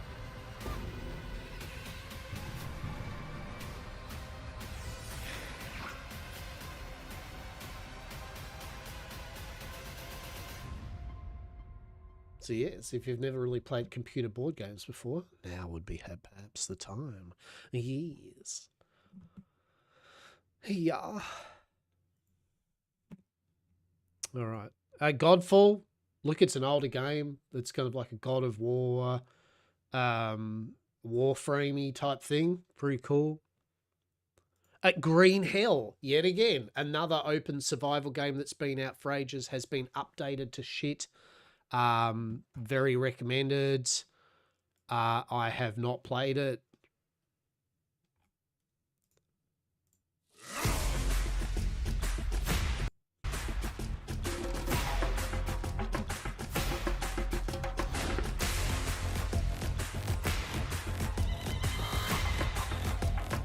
You know, I'm kind of keen on doing a bit of a Green Hell kind of playthrough.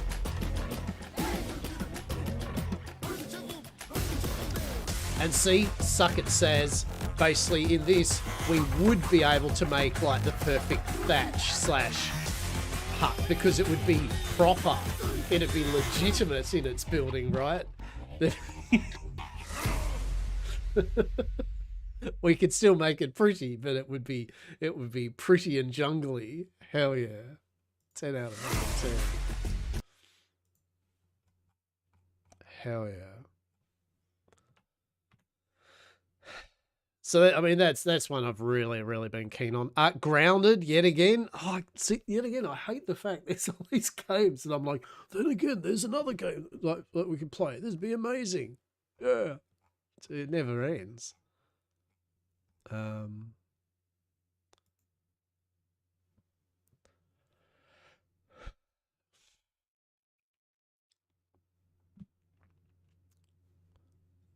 Yeah, so the last update was because they've already, it's a 1.0 of it. How big is the update? How big is the install? How big is install?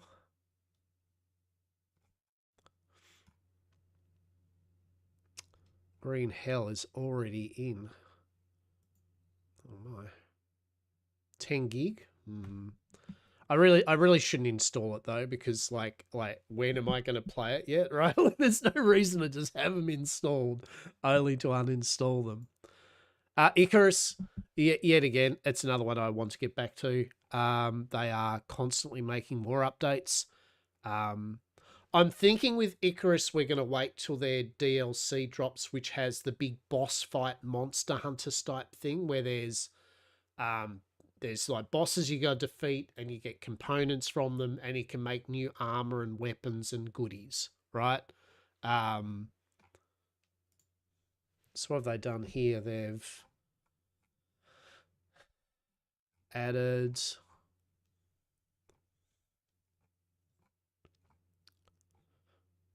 map icons. So this is one of those ones where they're constantly updating it though, fixing issues with the game. Wooden armor stand. Okay, lets you display unused armor pieces. Very nice. And a quick swap system. Very cool. 10 different poses. Yeah, okay, so it's a mannequin type thing. That's, yeah, right. Next week, biofuel fireplace. Allows to warm their bases with a large, more advanced fireplace runs on biofuel. Number of change logs.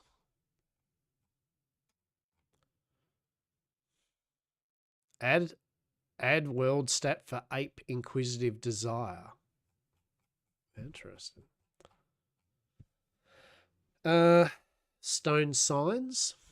So stone signs. Yeah, okay. See, this is what I love about this company is that they show, like, they talk about what they're doing, but not just what they're doing, why. I love that when a company does that. Gives you a bit of that mindset of like, you know, this is why we're working on this thing rather than this thing, or this is what we're thinking of coming up, you know. Workshop missing items. Next week, weekly patches. We aim to release a patch each week. This is part of our ongoing support. Not every week will be a big patch. Sometimes it'll just be it'll be because a feature or fix isn't ready yet, or we're focused on bigger things. Other times it'll be technical issues. They're doing a solo pause feature. Nice. For when you're playing solo, you can pause your game. Yep. So yeah, I go back to what I originally said about Icarus when we first started playing it. I fully approve this company, right? Like the game is worth buying. If you're into open world survival games, no matter what, it's worth buying. I think I know Says had an issue with, say, the creatures were attacking a bit too much and there was things like that. And it brings up a good point, though, is that the game is very, you know, you can change everything you want for your gameplay experience. You can lower monster spawns down. You can make things easier. You can make more resources spawn, higher experience gain, less weather. It's very customizable. So, yeah, this dev team deserves a good pat on the back because they've offered a lot, in my opinion. I know that some of the DLCs, like the new worlds that you can travel, I know some people are like down on them because a lot of people are like, you know, a whole new map and yet you've still got the similar animals or the reskinned animals, you know, like why is there wolves on this new planet, right? And I get that. I feel what they're going to do is this. I feel they're putting the animals into a lot of the maps because they've got them currently. And as they go, I personally feel what they're going to do is as they make new creatures for those new maps, they will swap out the creatures probably. I think that'll be the case. You know, they'll be like, those bears are now going to be the groblinoids or whatever, right? But they need something to be in the map while they're doing that. So, but I get it. So what have they done recently? So they've done new food puff backpack. Solo pause. A brick sign set. So they've done stone. So you've got brick signs. Yet again, this is nice. They add new decoratives and new buildy parts. Chef backpack. So you can see lots of updates. Seeds have been buffed. Enviro suit swapping.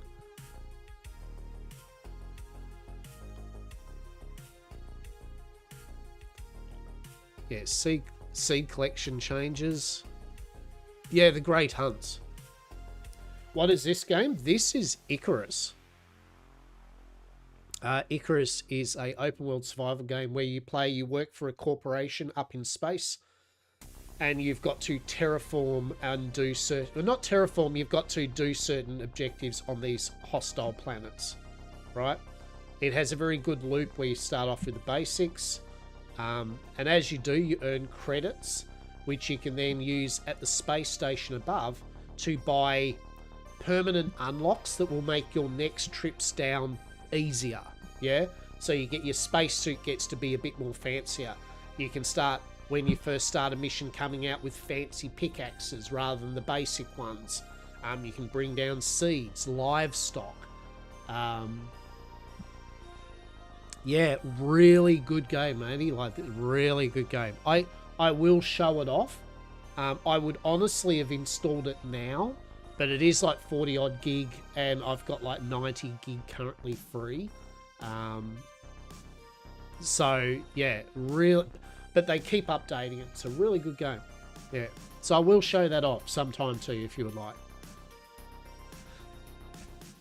So you can see here 6 new curtains. And I like the fact that they're doing these things where the updates are a whole bunch of things. The Great Hunts. So this was, I've shown this before, right? But I'll show it again. I'm looking forward to this update.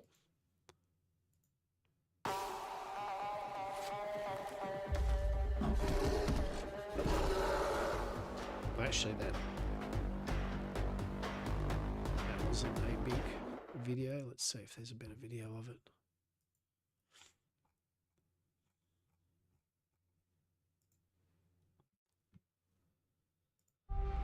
Prometheus.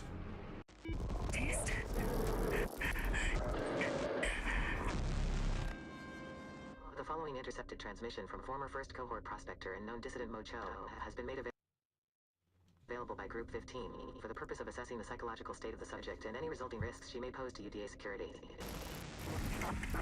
Just this thing where he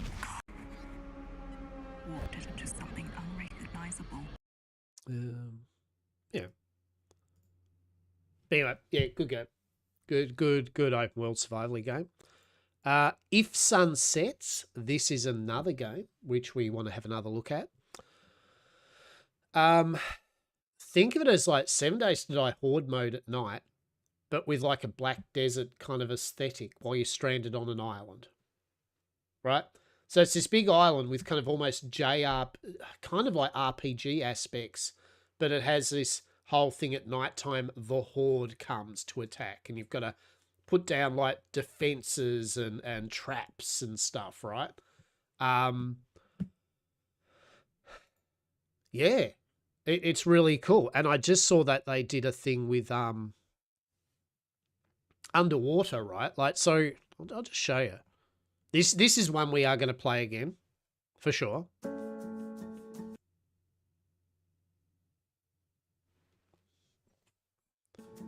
This stream today really has been just nattering away and talking about the games.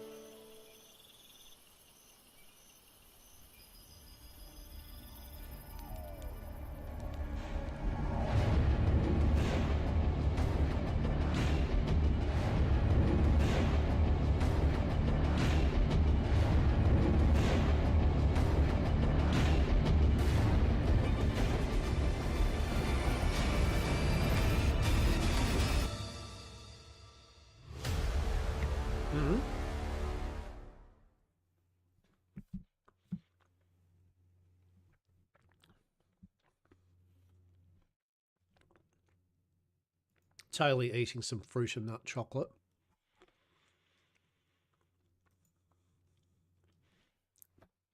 So,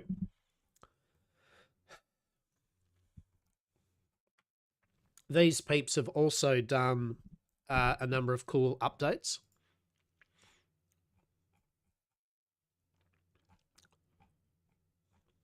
So where is it? Hang on.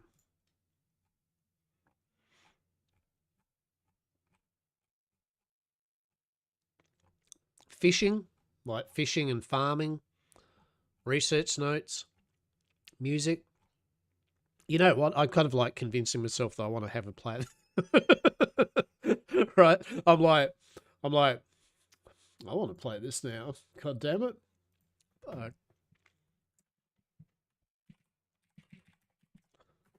Yeah, I'll show you,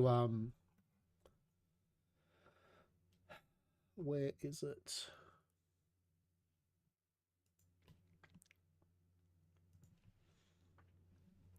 I'll show this off.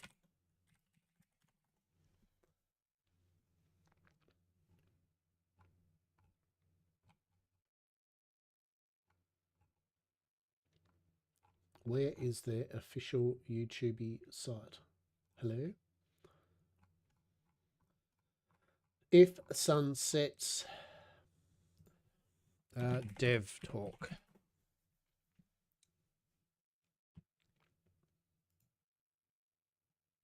Yeah, okay.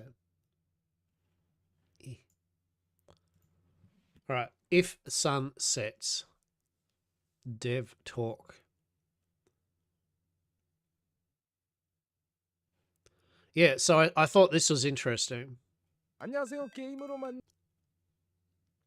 Now, quick question. You want to watch it now, right? So these are a very cool dev team. They do these dev talks where they talk about what they're up to. They are Japanese. I believe they're Japanese. Or South Korean? Japanese? I think it's Japanese. So they do subtitled. They have tried this. Actually, let's do this. Hello, I'm Game Manum. Right. Now, they do, right? I'm going to... we've got to be fair with them. Now, they're Japanese, so they do subtitles for their dev talks. Beautiful, right? Cool. They have tried, because they're Japanese and they don't have a team yet doing English stuff, they do a AI voiced dev talk for people that don't want to read subtitles. I just say that because, you know, it is using AI. They've said themselves, they went, we use it just for the moment because basically, you know, it gives our English audience something to listen to, an option. So if you're seeing as we're doing this, we will do the AI voiced one so that it's in English. But just so you know why it sounds like, it's like, yes. More people are advising and showing interest, and offering a wide range of insightful ideas and innovative suggestions about our game. I believe that it's largely due to us starting our YouTube channel and engaging in conversations with you all. I'm truly proud of the way YouTube is playing a significant role in strengthening our connection with all of you. Creating an expansive open world in a game is a truly challenging task, just as difficult as you might have imagined or heard from others. First, let me talk about the direction of If Sun Sets. First and foremost, we are prioritizing fixing various bugs above everything else. Since we had stability issues from the start, fixing critical ones comes first. I think we all agree fixing your critical So we're errors doing and regular patches is good. hotfixes to keep things stable. Beautiful. But because of that, content development has slowed down. Initially, our strategy was to divide the content into smaller sections and roll out updates in a gradual, step-by-step process for... Yet again, companies, we want content, but not at the extent of your game, like running shit or having bugs, right? Take all the time. As long as you give us some sort of content at regular intervals that works, fix your game first. We all appreciate you for doing that, right? I think we'll all agree, right? Like, yes, it's nice to have nice new things, but I'd rather a running good game that I'm enjoying and now and then get a nice new thing that also runs nice, right? Like, than a constant barrage of just crap that doesn't work. Yeah. So, for better management. While in the development phase, we discovered how challenging it is to update large and complex, interconnected content by attempting to divide it into smaller portions. For instance, the life-oriented content we recently introduced seemed somewhat disconnected from the foundational narrative flow. Because this content isn't restricted to nighttime scenarios or combat situations, it became more straightforward to update during the development phase. But now, with combat reworks and night content planning underway, add a new monster? It might be removed later with the combat rework or night content changes. So the night content is expanding with various fun points. To make it a deeper and richer experience, we are thoroughly... That's one thing with the game, right? The nighttime part of it, although it's fun, like the horde comes to your base every night. And so once it starts getting dusk, you know, you want to get back to your base and make sure your traps and everything are all ready for the horde, right? And there's a stupid amount of enemies. I mean, a ridiculous amount. You can hack and slash and pistoling them and all that. but at the moment they're all kind of a similar. There's only a certain amount of like mobs that attack you, and even though there's a lot of them, it feels like it's just spawning a lot of mobs and throwing them at you, like a bit like DayZ, not DayZ, Z. World War Z, yeah? Like, the idea's cool, like, thousands of zombies going, raw, running at you and that, but at the moment, it just felt like they're just spawning hundreds of mobs at you. So, I think definitely that what they're trying to do is make it so probably it's not going to be as many, but there'll be more variety and maybe a bit more decision as to what you need to look out for and stuff like that. Going through the planning stage. I talked before about the combat rework in progress, right? The combat rework is also one of the many contents we're developing. So that's good. Starting today, among all these contents, a new area that's also a big part of If Sunset's identity. I'm going to talk about the ocean. Now this, I'm going to just keep stopping at that because that's what we're doing. But this is what like so they've got this pretty big island, right? And you get a glider. And you're zipping around and there's like bosses and caves and some cool shit, right? It's kind of like a go to this area, get yourself geared up, go to this area, get yourself geared up to be able to go to this area type of approach, right? That's cool. And like, yes, there is ocean that you could go into the water and swim down, right? Which I was actually like, oh, that's pretty cool. And there were some treasure, there was some ships, right? And I'm like, oh, that's cool that you get treasure too. But it didn't go out far, right? Like, as you would expect, yeah? Like, I don't expect these games to have an endless, like Atlas or something, an endless amount of ocean of floor and that. So when you'd swim out, there was like an invisible barrier, right? Like, okay, cool. So it still allowed you to do a bit of swimming and there was sharks and stuff, but that was it. And I thought, oh, that's cool. And then this happens. Like, watch this. I didn't expect they were going to go like this. Content today. I'll be talking about the ocean content for the next few weeks. Because ocean content is grouped as one, but it's too big to see as just one. What do I mean? The vast expanse of the ocean content is immensely, indescribably enormous, true to the implication of its very name. We carefully categorize the ocean content into 4 major sections: ships, at sea, seafloor. Ships. If they get, I'm just saying, right? I don't want to be hyped. But if they get ships that you and your friends can walk on, I'm not saying here that you can, we don't know anything about the ships. We're not expecting it to be, and I don't expect it'll be full ship building or anything, but if it's like Arcade or something where you can sail a ship and you have co-op and you have your friends who are able to be on the ship with you, and there is an ocean area to explore, I'm just saying, oh my God. And NPCs. First up, we'll dive into the wonders of the seafloor. So this is just explaining the seafloor. So that's why they're saying over the next few weeks they're going to explain what they're thinking about doing. And this is all work in progress. This isn't instantly realised. There'll be changes, but look what they're doing, the idea they want to do with the seafloor. I promised to explain this in brief terms. The design and layout of the seafloor was our initial focus when we began developing strategies and ideas for ocean content at If Sunsets. Why?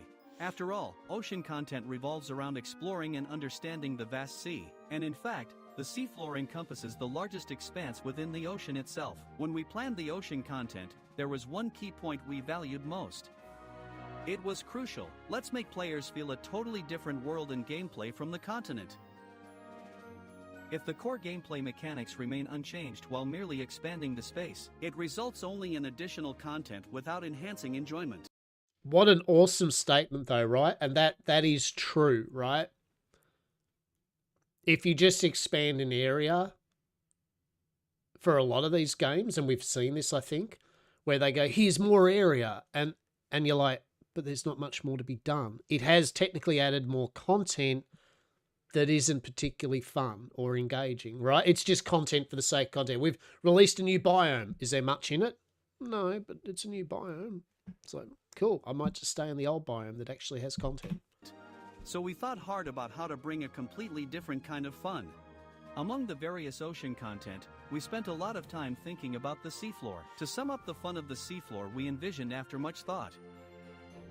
It was a design where levels are unpredictable. While studying the seafloor, we found many fun ideas. Players needed to create their... I like the fact they're showing the ideas like Dave the Diver and some of the old arcade games and stuff of what their mindset own was. paths in an environment where locations felt unpredictable and dynamic.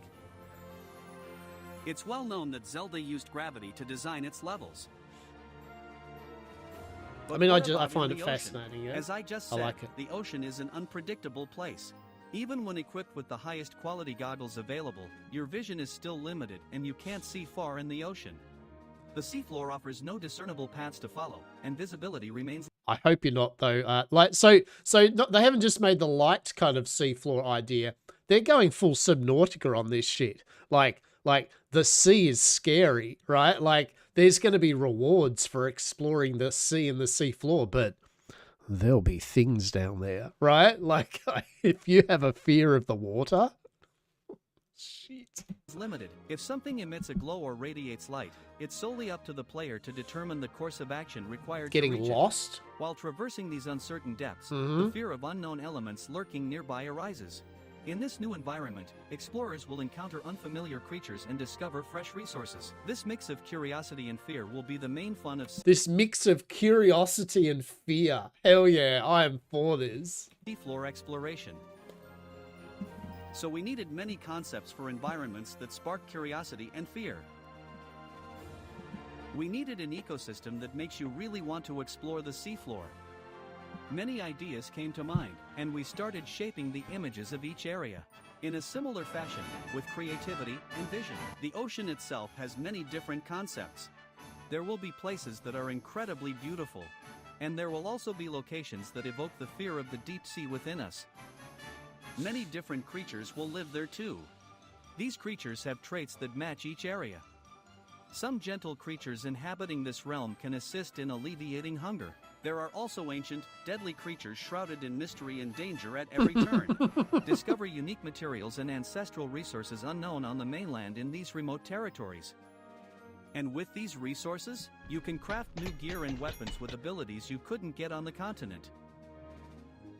By utilizing these innovative tools, Mates. you'll be able to uncover and experience... What if they put in their equivalent of the bloop? Oh my god. Like, this could be nightmare fuel. Right? Can you imagine? See, that's what I've always wanted with Atlas, right? Like, I hate with Atlas, like, just personal thing, right? Personal thing. I hate that people go on about the ocean of Atlas, like, oh my god, it's amazing. But if you take the Atlantis-y part out of it, it's just dolphins and sharks and whales, right? And you get people falling in the water and just kind of, lol, I'm in the water. Oh, there's a shark coming up on me. Oh, no. And just swimming from island to island and acting like dolphins. If you truly put in if the ocean was actually scary, falling off would be nightmare fuel, right? To be fair, the ocean is pretty empty, actually. Yeah. But you know what I mean? Like, it needs, but still, the things that are in the ocean, though, should be scary, though, right? Like, you know what I mean? It shouldn't be just, like, whimsical, right? It shouldn't be whimsical, like, oh, it's just a shark. It should be like, oh, shit. Oh. Like, your heart should go a bit, right? It should be, oh. You see a movement, you see something, and especially with visibility and that, right? Like, it's meant to be disconcerting, right? Experience new stories. All of this comes together to give you a reason to explore the seafloor. And by the way, I'm not saying this game's going to do it or anything, but you know what I mean? Like, Subnautica is a good example, right? Right. Subnautica is that amazing sense of wonder and utter terror. And it can go from a whimsical amusement to nightmare fuel like a snap, right? Like, you go over an edge and you're face to face with something, or there's nothing. Or, as you said, sometimes the oceans, there's nothing. And that's the worst bit, isn't it? Because you know that even though there's nothing you can see, there is something, right? That's somewhere off on your field of vision, underneath you, there is something looking at you, at all times, right? And I think that's the thing that if you can get done. Look, I'll be real too with Subnautica. I love Subnautica. Did I not want to keep going deeper and deeper and deeper after a while? 100%. And you know what? Well played game, right? You know what I mean? If it makes me, a person just playing a video game, actually spooked and concerned while I'm playing a computer game, nailed it, right? Like that. It's like a movie that does the same. Any media or thing that makes you feel, oh, bravo. If it gets rid of the rational side that goes, this is only a movie, this is only a game, this isn't real life. If it makes you go for even a moment, right? And Subnautica did that to me all the time. Like even just diving down, right? Like I unashamedly would do that once in a while thing where I'd hold my breath, right? I would literally hold my breath for a second and go, oh, the fuck? Right? My heart would slow down a bit sometimes. It'd be like, oh, shit. Loved it. So, how did you find it? Today, we briefly looked at the big idea of ocean content and the fun of the seafloor. Next time, we'll dive into another part of the ocean content. Don't forget to subscribe. I'm keen, right? This Like was I bringing yeah. you more fun. Thank you all for joining us today. If these And as peeps, always, if these peeps genuinely do keep going with it, I hope it's one of these games where they've got the money and the ability to do this. You know what I mean? Like, truly, yeah. Because there's a lot of these type of games where hello everyone, it's me, Game Man. they want to do some It's stuff. been such but a long time since we last connected. I hope you all have been well. It's okay if you've forgotten about me for a while. I got rusty with editing shortcuts. It's been a while since I last edited. I thought the cut mode was on the C key. Why isn't it working? I was in Korean input mode. I'm back after 4 weeks. Why did it take so long to release this video? The subject we're discussing in this video today. I'm all work, not out having fun. I enjoyed a tasty beef meal earlier. I'm all work, not out having fun. Went to a cafe afterward. What have we been up to since If Sunsets released its live content? Let's find out right now. It's the exciting combat overhaul update. It's been 3 months since we announced the combat system overhaul. By now, you might wonder, shouldn't there be major changes already? And that would make sense, but in truth, as we analyzed various Souls-like games, the timeline kept getting extended. What's the reason? While seriously, the more I learn about Souls-like games, the more intricate and refined they turn out to be. At this point, you might be wondering, why are we trying so hard to follow Souls-like? The answer, ironically, is to create our own combat style. To create our own combat system, we first needed a deep understanding of combat itself. So we decided to study Souls-like games, known for putting everything into combat. so there's South Korea. Why do probably, people yeah? love that combat? What design makes it so immersive? We had to know that to design our own. So we're now trying out various Souls-like combat features ourselves. But not all of these features will make it into the game. It's just part of learning the combat system. We're not trying to make a Souls-like game. Based on what we've learned from Souls-like games, we'll create a new combat system unique to If Sunsets. Therefore, it took a whole 1 to 2 months merely to analyze all aspects and plan before actually starting development. Honestly, the games were so detailed that finishing the design docs in just 1 to 2 months feels like an achievement. I like We the initially transparency of assumed how to be they're merely approaching a minor it. animation It's glitch or not North problem in the Korea. previous combat system became a vast network of interrelated branches, not a single issue. But then, the real question is, does this even fit our game? If Sunsets is built around very, very light combat at its core. Naturally, players encounter difficult situations, but these arise from inadequate stats, not because of a lack of player control. As long as you roll well, you rarely get hit, and even if you do because of unfair animations, good gear will save you. What if heavy, difficult Souls-like combat suddenly got added to the fast, light-paced battles of If Sunsets? Current players might experience a pronounced feeling of detachment or misalignment. Many people still give up on Souls-like games because of their unique high difficulty, which very makes much it so. hard to get into. That's why if the controls suddenly get harder or the combat slows down too much, it might actually feel stressful for players who are enjoying the game casually. So we're aiming for a Soul-like approach by offering quality of life features and reduced difficulty by default. Yeah, that's what I was We're thinking. designing the system so players can easily adjust the combat challenge as they progress. Rather than fully following the core of Souls-like games, we plan to present it in a more accessible, lighter form. Okay. Take parrying. It's key and can stagger bosses. Even the most formidable bosses can be staggered instantly if the move is executed correctly. And if you don't execute, if you don't execute it successfully, as if we played any Souls games, you have died, right? Wonder how many people are working on it? I'd say it'd be a small team. That's why when a parry is successful, the player gets huge satisfaction and the powerful reward of an execution opportunity. I will say this though, on launch of the game, right? When I first played it on launch, it was a good game, right? Like, you know what I mean? Like, as in, it's not like it was a half-baked, you know, they just did the bare basics and we're going to update it, you know, month after month, or, you know, it actually was very feature complete and actually an enjoyable game on launch, on the very first launch day of early access. It was still a good game. There was a lot of content. The island was there. All the systems were kind of working.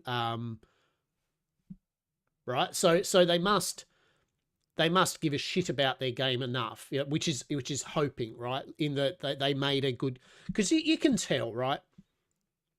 I mean, I've played enough games and early access games. I can tell pretty quickly where the rough trajectory of the game's going to go, right? Like, there are some early access games that I just play and I go, this isn't going to go anywhere, right? Because it's literally so alpha that it's like, mate, you needed this. This isn't early access. This is an alpha, right? If I play a game where it's alpha, and what was the last one I played that was that I literally, there's very few games that I just stop playing after a short amount of time, right? I usually give most games their due diligence. Even if a game is dog water, right? I will still give it a go because I appreciate that just giving it 10 minutes isn't nothing. I want to see after a few hours how it feels. Cool. In saying that, there has been some games where I just play for not long and go, all right, well, that was that, everyone. Let's go play another game. One of them was the demo for... don't look at reviews. I usually just test the game. If I don't like it, oh well, right? And that's why I don't really review games as much as I just play them, right? Like, my logic, especially with my content creation and my streaming of games, is simply I want to show you all various games that I find interesting or I've heard about that I think other people might like, of the genres that I enjoy, right? So you're not going to see me show racing games or sports games because they're not my type of thing, right?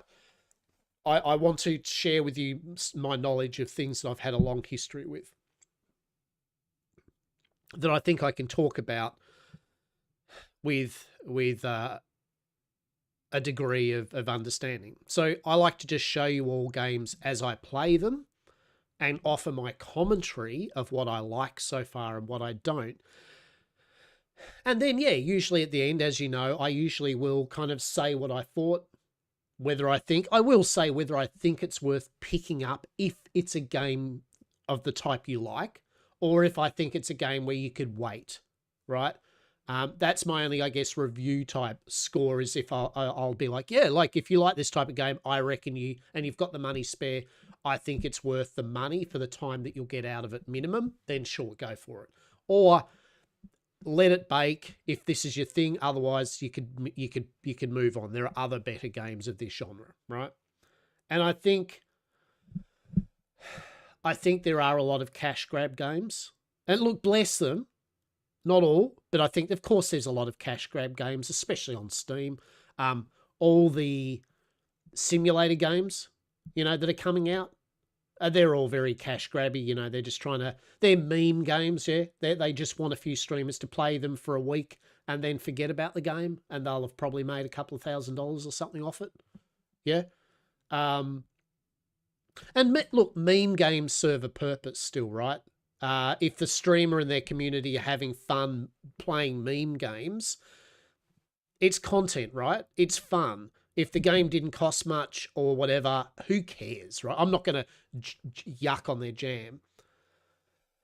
But there are some games that innately I go, I don't think this is going to go anywhere. Sometimes a bummer. Some of those simulations could be really cool if they're a full-fledged non-meme game. Right. So one of the ones we played was that like the video games store simulator, right? Yes, you would have thought I would have done the trading card game one, right? And I probably should have, but I went the video game one. And look, I had some fun with it. There is no doubt. You know why? Because the engine they use is innately fun. Clicky click, put thing on clicky area. Click on more things, get money. Click on more things, buy more things, put more things up. More people come in, sell more things. You know what I mean? There's the gameplay loop of all of them is like playing Diner Dash. It is a simplistic yet fun little turn your brain off bullshit, right? But they're all the same. They all use the same skeleton. Yeah, one or two might change things up a tiny bit, but they're all the same. A thing delivery store, an online store, usually weird AI customers, a building that can be unlocked into more rooms. You know what I mean? It's the same shit, just a different lick of paint. But I played the Pokemon type one, the monster nursery, whatever it was, the thing, right? There was a Pokemon demo one. And I stopped playing it after about 15, 20 minutes and went, nah. Because it was so the same. You know what I mean? It was soulless. It was, and I'll say this, as someone that was playing around utilizing AI to make computer games as a test, as a see how it works, right? Which I had fun. I personally had great fun playing around with making some games using AI, right? I personally had good fun, and I came a fair way. I also learnt how to properly program while doing it. I mean, not amazingly, but I learnt. I went from nothing to I personally could code without AI or anything, some stuff from that process. So mission achieved, right? I feel some of these games are starting to be very, as someone that has worked with AI stuff a lot, I know what to look for. And a lot of these games that you're starting to see, sadly, are very AI, right? Now, Steam is getting them to have to say what AI they're using, but I would guarantee a lot of them are using AI to code a lot of the stuff for them, right? Now, that in itself isn't bad if they've got an actual coder they're paying that goes through it all to assist them, and then they go through it and actually adjusts it and puts their own code in. You know what I mean? If they're using it as a tool to speed up time, but they're still inputting their humanity into it. But I feel some of these games I'm looking at recently are starting to be very more way AI and fuck all human intervention, right? Enough human intervention to make it work, enough to sell the dream. But then there's always the whole week after week of quick fix, quick update, because the game's, because it's innately broken in code. It's horrible code, I would expect. And so mix that with using assets from Asset Store, you know what I mean? Like compound all this equals a very quick turnaround to make very similar games to quickly make a quick buck, right? And I feel that's what's happening at the moment with a lot of these games. You can see here, these guys obviously use some AI with some mock-up artwork, like in the underwater thing. We noticed that was definitely AI, some of the artwork. Yet again, I do not have a problem. The Marathon company is working. Yeah, right. Like, it isn't just small indie companies or one or two people. It's also giant, big, mega company, AAA companies that apparently, even though they're making a shitload of money and sacking a whole bunch of staff so that they can steal artwork and not pay artists. Huh. All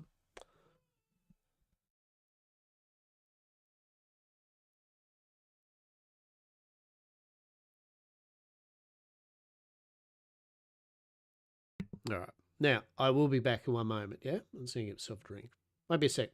But long story short, yeah, big companies are still doing it as well. So, yet again, I have no problem with a company using AI to do quick mock-up artwork, right? To expedite the human artist to be able to then have an idea of what they are to be paid for to do proper work.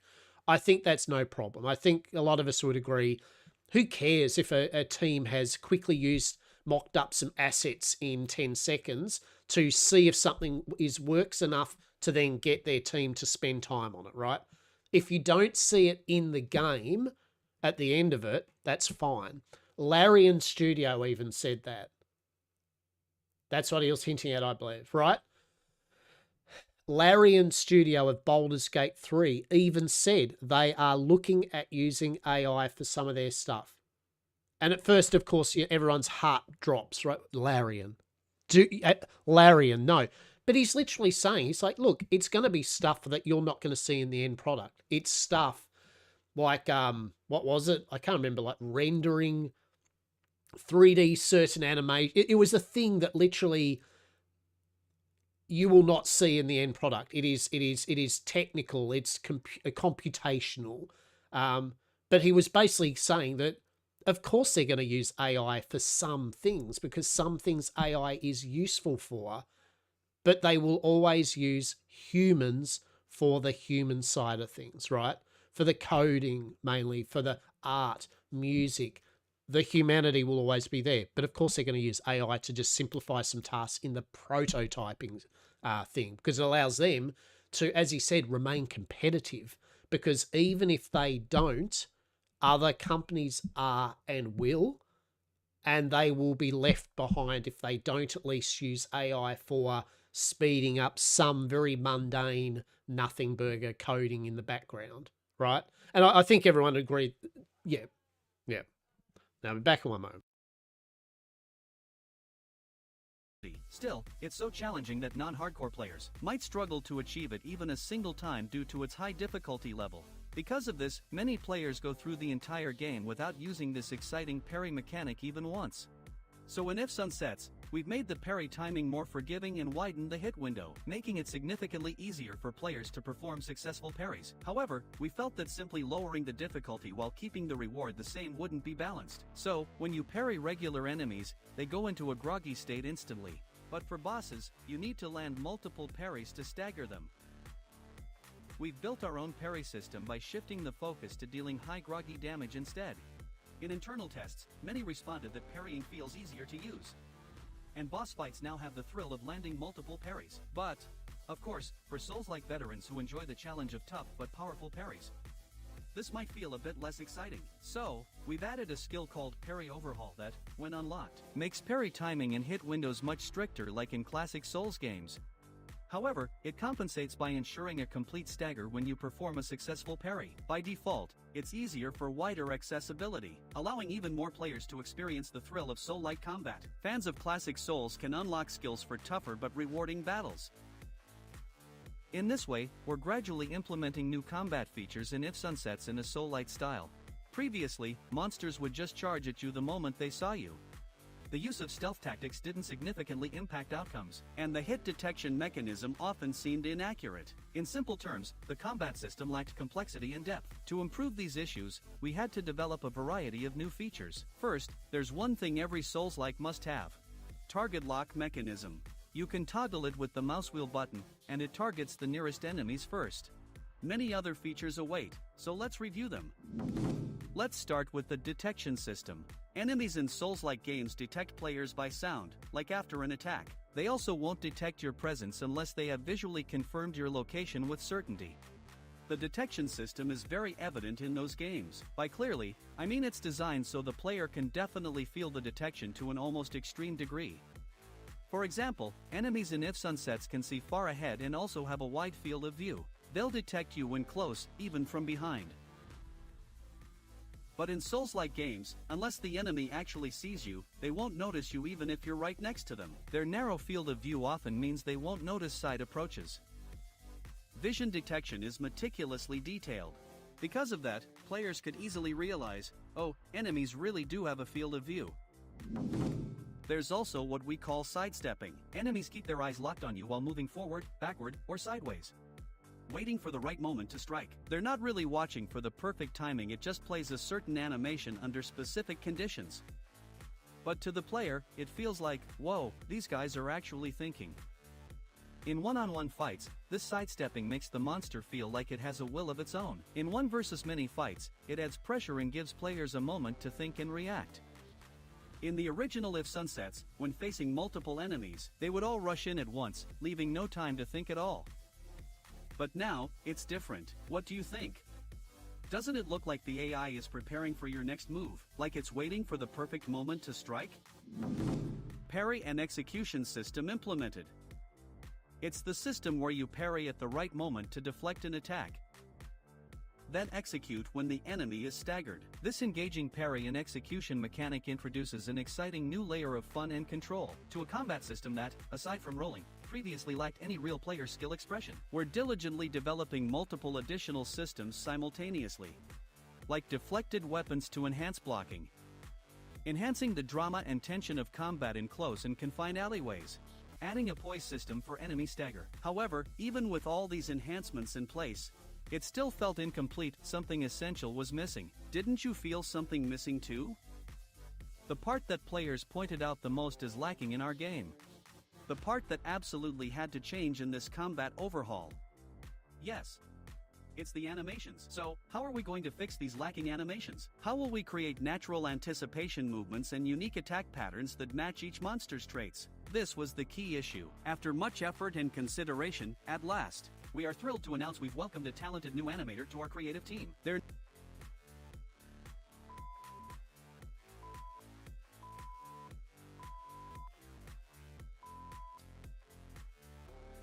impressive, huh?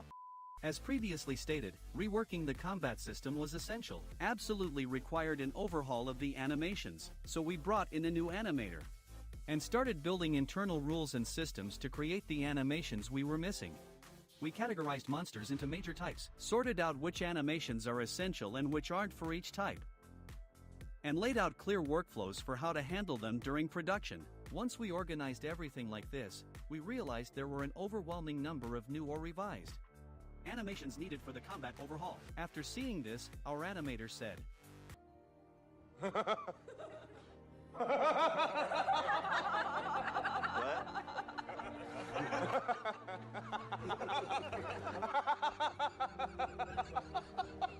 meme I'd use if I did YouTube. Yes. It's genuinely a substantial amount, an incredible challenge indeed. It's not completely impossible for the animator to handle it alone within the time frame, but they'd need to eat and sleep at the office for it. Thus, consequently, considering all factors, we would like to bring in another animator to our team.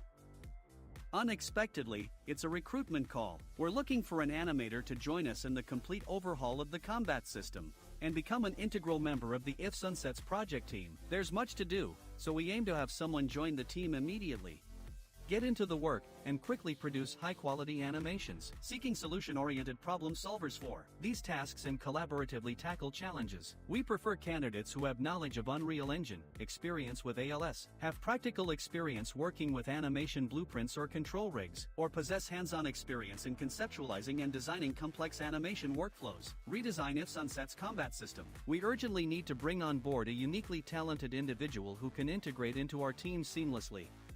Join us to tackle these challenges together. The job listing is also up on GameJob, so it might be helpful to check that out as well. So, how did it go for you? Today, we took a look at what we've been working on for the new combat overhaul. We've focused on more than combat overhaul recently. Besides combat changes, we've tackled marine content and controller development. Next week, I'll start logs on topics we missed today. Don't forget to subscribe and like. This has been Game Manon. Then everyone, good game. 만남 게임으로 만나는 게임 만남 구독과 좋아요를 눌러주세요. 눌러주세요. 요요요 좋아요 구독 눌러주세요. 알림 설정은 서비스.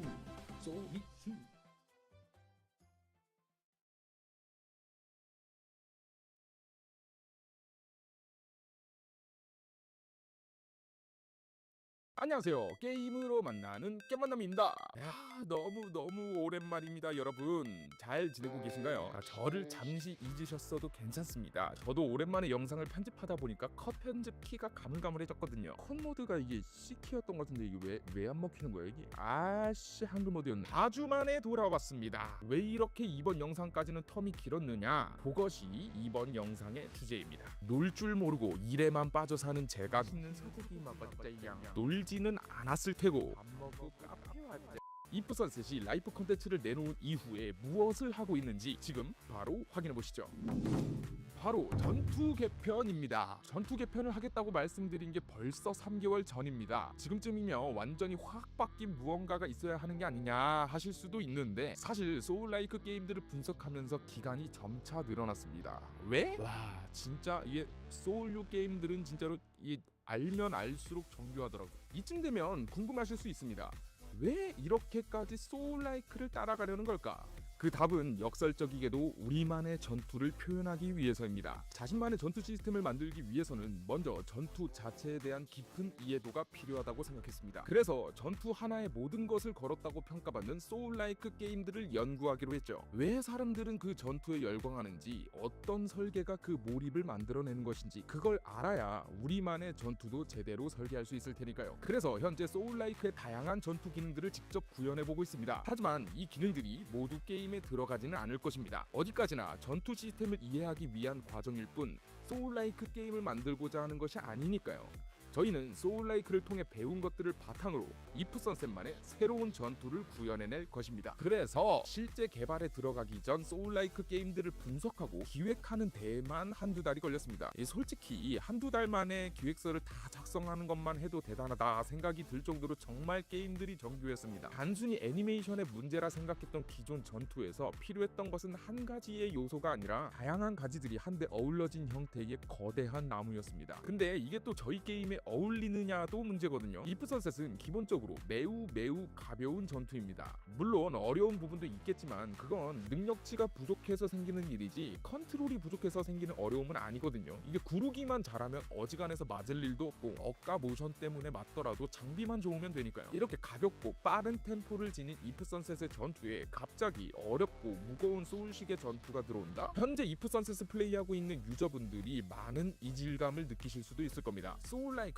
아직까지도 소울라이크 특유의 어려운 난이도라는 진입장벽으로 인해 입문을 포기하시는 분들도 많습니다. 그렇기 때문에 갑자기 컨트롤이 매우 어려워지거나 전투의 템포가 엄청 느려지면 오히려 가볍게 즐기던 유저들에게는 스트레스로 다가올 수도 있는 거죠. 그래서 저희는 기본적으로 편의성 기능과 난이도 완화를 통해 소울라이트에 가까운 형태로 제공하되 다양한 시스템을 활용해서 유저가 진행 도중에 전투 난이도를 손쉽게 조정할 수 있도록 설계하고 있습니다. 소울라이크의 근간을 모두 따라가는 것이 아니라 어느 정도의 편의성을 부여해주는 소울라이트의 형태로 표현될 예정입니다. 예를 들면 소울류 게임의 상징인 패링은 성공만 하면 강력한 보스조차 한 번에 그로기 상태로 만들어버리는 아주 강력한 기술입니다. 그렇기에 패링을 성공시켰을 때 플레이어는 엄청난 쾌감과 앞잡이라는 공격 기회를 강력한 보상으로 얻습니다. 그러나 패링을 성공시키는 난이도가 매우 높아서 고인물이 아니라면 한 번 성공하는 것조차 어렵다는 문제점이 있습니다. 이러한 이유로 많은 유저들이 이 매력적인 패링을 엔딩을 볼 때까지 한 번도 쓰지 않는 경우도 있죠. 그래서 이프 선셋에서는 더 널널해진 타이밍과 더 넓어진 판정 범위로 비교적 낮은 난이도로 패링을 성공시킬 수 있도록 하였습니다. 하지만 이런 식으로 난이도만 낮추고 보상이 그대로인 것은 적절하지 않다고 판단하였습니다. 그래서 잡몹들은 패링에 성공하면 한 번의 그로기 상태로 전환되지만 보스 몬스터에게는 여러 번의 패링을 적중시켜야 그로기 상태로 전환되도록 설계하고 많은 양의 그로기 데미지를 주는 형태로 변경하여 저희만의 패링 시스템을 구축했습니다. 내부 테스트에 전투에서도 패링의 편의성은 높아졌고 보스전에서는 연소 패링의 짜릿함이 추가됐다라는 반응이 많았습니다. 하지만 이게 또 기존 소울라이크식의 어렵지만 강력한 패링을 좋아하시는 망자님들이 보시기엔 덜 반가우실 수도 있습니다. 그래서 스킬을 추가하여 패링 개조라는 스킬을 해금하면 패링의 판정과 타이밍이 기존 소울 시리즈처럼 매우 좁고 빡빡해지는 대신에 패링 시 적을 100% 그로기 상태로 전환시킬 수 있도록 시스템을 마련하였습니다. 어떠신가요? 기본적으로 편의성과 난이도를 완화하여 많은 유저분들이 더 쉽게 소울라이트 전투를 즐길 수 있고 기존 소울 시리즈를 좋아하시는 분들은 스킬을 통해 어렵지만 더 강력한 전투를 즐길 수도 있습니다. 이런 식으로 소울라이트의 형태로 이프 선셋에 추가될 전투 기능들을 하나씩 구현하고 있습니다. 기존에는 그저 몬스터가 나를 보자마자 그냥 닥돌해서 전투를 했고 은신을 한 것과 안 한 것의 차이가 별로 없다거나 타격 지점이 잘 맞지 않는다던가 하는 문제들이 있었습니다. 한마디로 이야기하면 전투 자체가 너무 단순했죠. 이런 것들을 개선하기 위해서 여러 가지 기능들이 개발되어야만 했습니다. 먼저 소울류라고 한다면 반드시 필요한 것이 하나가 있죠.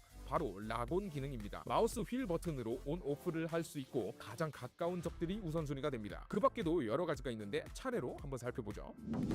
일단 감지 시스템부터 보겠습니다. 플레이어가 공격을 하면 그 공격한 소리를 듣고 플레이어를 감지한다거나 나를 정확히 보기 전까지는 절대로 나를 보지 못하던가 하는 이러한 감지 시스템이 소울류 게임에서는 아주 명확하게 들어가 있었습니다. 이 명확하다는 게 뭐냐면 아주 극단적으로 표현해서 유저가 이러한 감지를 느낄 수 있도록 했다라는 것입니다. 예를 들면 이프 선셋의 적들은 전방으로는 멀리 보기도 하고 시야각도 넓습니다. 뒤에서 접근하더라도 거의 접근한 경우에는 나를 쳐다보게끔 되어 있는데 소울류 게임 같은 경우에는 아주 완전히 붙어도 적이 나를 보지 못했다면 나를 인지하지 못합니다. 그리고 시야각도 생각보다 좁아서 옆에서 접근하는데도 잘 인지하지 못하더라고요. 정말 극단적으로 시야 감지를 표현한 거죠. 그렇다 보니까 적에게는 시야라는 것이 있구나 하고 플레이어가 쉽게 인지할 수가 있었습니다.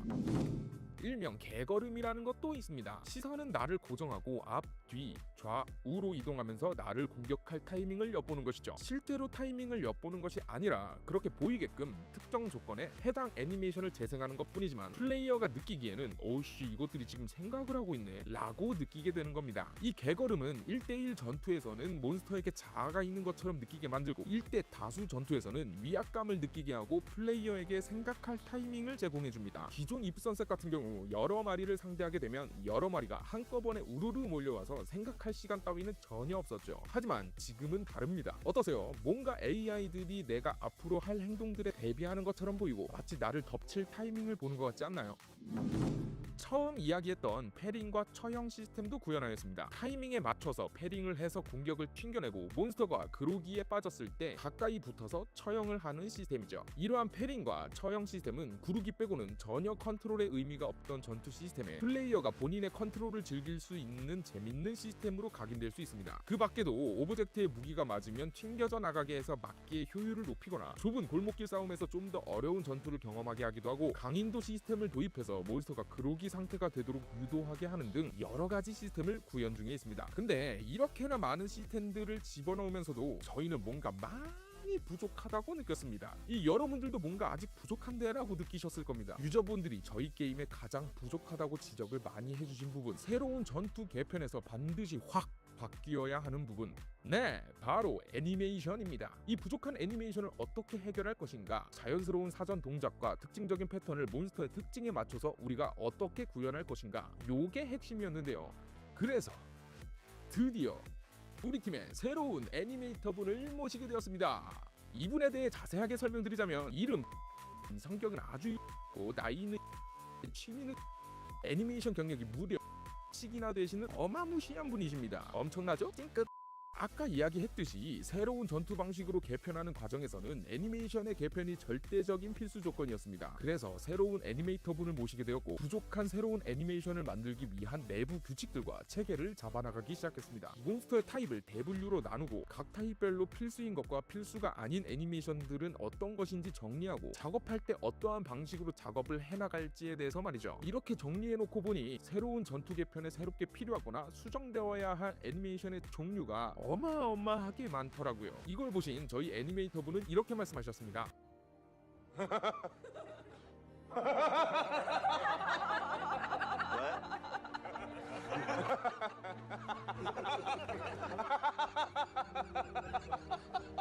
아, 이거 나 유튜브 하면서 꼭 써보고 싶은 짤이었어.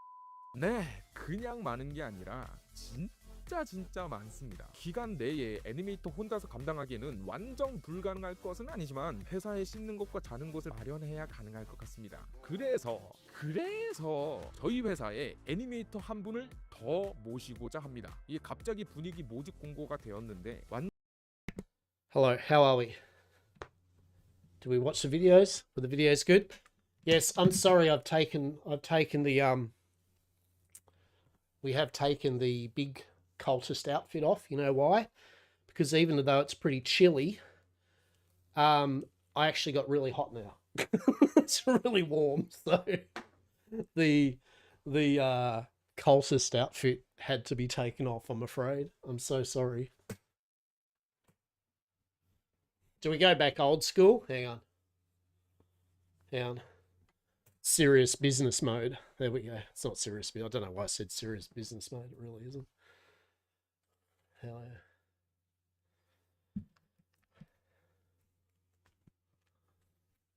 There we go. Cool. Alrighty.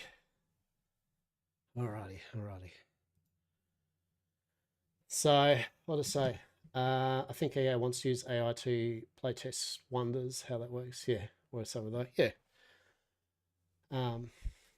Anyway, that was a long bit of a moving from everything, but If Sun Sets is definitely one which we'll definitely have a bit more of a squiz at, right? Usual thing. What? It's nearly 1:15. What have we achieved so far today? You know what we've achieved? Hanging out. I've hung out with some really awesome people today. That's what I've achieved today. We were having good conversation, just vibing. Fuck yeah. Hell yeah. All right.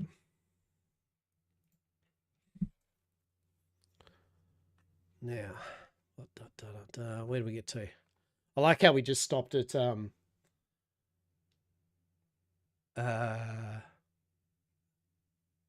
If Sun Sets. So we got to If Sun Sets, and then I went on a big diatribe. Oh no, that's Icarus. Hang on. Yeah. Zivik has added If Sun Sets to their wish list. There you go. Top work. I should actually organise my friends and chat type thing of like peeps I've met on for stream and stuff like that. Thanks to Lockabar. See, there we go. Love it. Yeah. Oh, I should put some music on.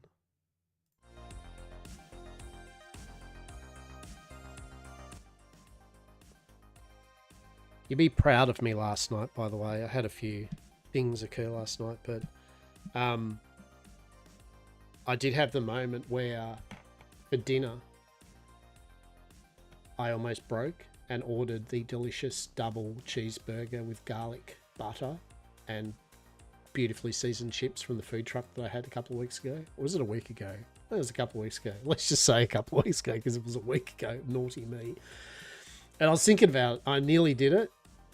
But then I said to myself, wait, you have a roast chicken in the fridge and bread and mayo.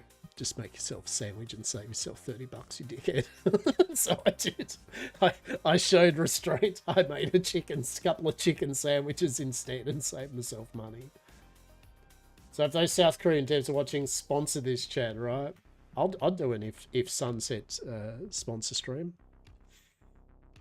Hell yeah. The only games I would be sponsored by would be games that I genuinely think are good. French fries. Exactly. What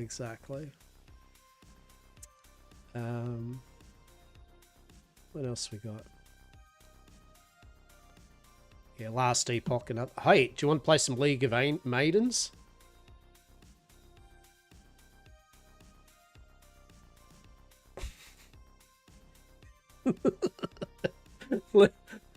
Oh no. No, we're not. Sorry about that. It's alright, Twitch. We didn't get there. It's alright. It's alright, Twitch. It's alright. Supporters joined the fight. Valentine's Day. Trozic. That was the funniest ass game. It is. League of Maidens, right? Easter event. Oh my. It is a ludicrous game. It is a not a good game. I do not recommend anyone buying it. This in no way is me remotely. This is vaporware. This is garbage. This is garbage fire. Me and a mate of mine just loaded up to have a laugh. And sure, it is exactly I buy it. It is exactly what you think it is. It is basically buxom lasses in not much, running around in a kind of superhero. It's actually plays, of all things, it plays a bit like the nearest thing to DC Online superheroes, but with busty maidens. That is your thing, right? You play superhero busty maidens, and it is garbage. In fact, this is how much garbage.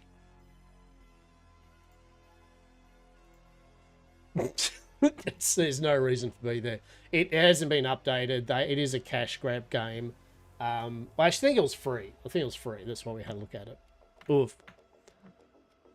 Yep. You know it's pretty bad when I actually remove it from my... I was kind of sick of seeing it though all the time because it's just like, I'm not going to play it.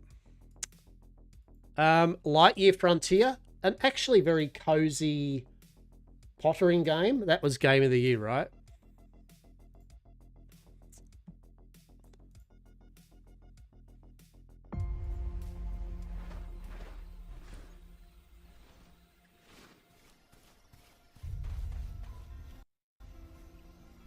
This is a pretty cash game. You have a big farming mecha robot thing. Yeah. And you just explore, you find more about the planet, resource. It's cool. Get rid of this eco bullshit that's corrupting the land. It's a very whimsical game. Maybe we'll do a playthrough of this. They have added new stuff though now. Before... So this is its only downside I found, was you'd build all this, right? But originally you were still in the mech. So you built all this thing and so you never got out of your mech. And so I was a bit like, all right, well, you can build a farm, but you never run around it. They have changed that now. You actually can get out of your mech and run around, right? So it makes sense now. But there's no comprehensive building or anything, right? It's just building a farm head and a thing and a thing and a thing. So it's not like a... It's a nice cash game, but it's not like a builder's paradise type game, like a thing, right? It's a pottery game.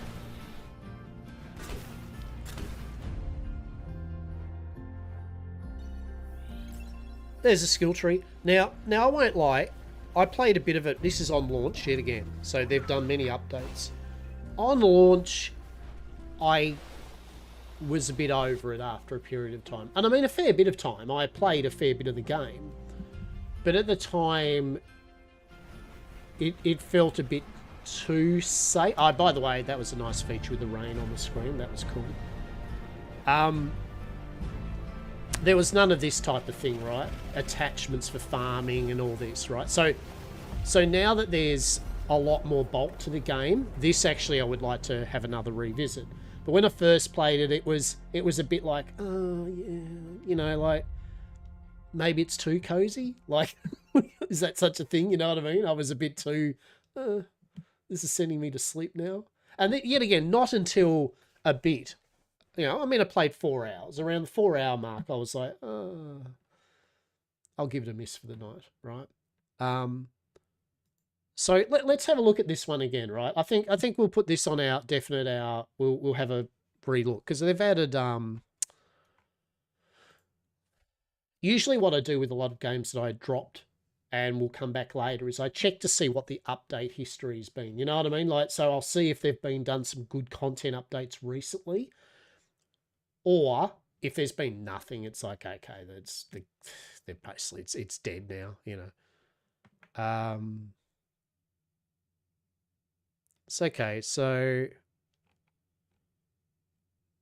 their last update, new festive decorations in December. Okay, so Trailblazer.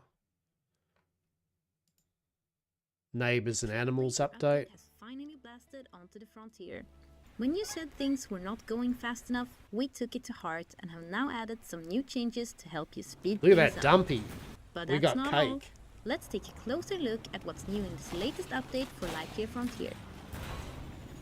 We're starting off with the most obvious one, the Trailblazer mode. This is a new upgrade for your mech that you can find in the upgrade depot. Zip and drift around the frontier, making exploration and resource gathering faster and more That's actually seamless. pretty cool. This change is based on your feedback regarding long travels and slow movement. So that, This upgrade will let you like, real talk, that's probably one of the things I would have said, is that it was bit maybe just too slow paced, you know, like it was like, you felt like you were in a mech, but a very slow ass mech, just going on cruising speed. So everywhere it was like, da-dunk, da-dunk, da-dunk, da-dunk, da-dunk, harvest. Da-dunk, da-dunk. So the further you got out, the longer it took, obviously, to get back to base. So that's cover good. the vast frontier in mere moments, which in turn allows you to put more focus on the adventure itself. Yeah, I'm pretty keen on Trailblazer having another mode build of this. sure is practical, but it also is so much fun. We added 2 new ramp Oh, constructs. hell yeah. Use these to do some fun trick shots or build a cool racetrack for you and your friends. Trailblazer mode is not the only change we've added to speed things up. You can now also teleport home. When you're out on an adventure far Nice. from home, you can open up your map and be back there in just a second. Last but not least, you're now faster on paths.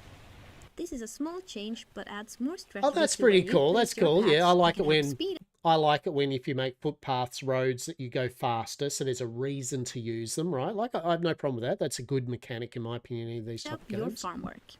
As you may have seen in some of our teasers, and now also currently on the screen, we have our Exofarmer in third-person perspective. This Nice. is also added in this latest update. You now have the ability to switch between first and third-person perspectives on the Exofarmer. It's no longer a mech-only feature. As we're already on the topic of Exofarmers, That's excellent. why not change So this was what was added in the last thing, is you actually can play your farmer, right? Which is what I was missing, I think, right? our color and helmets? In this latest update, we added the Outfit Locker construct. Once you've built this, you can change your Exofarmer's look.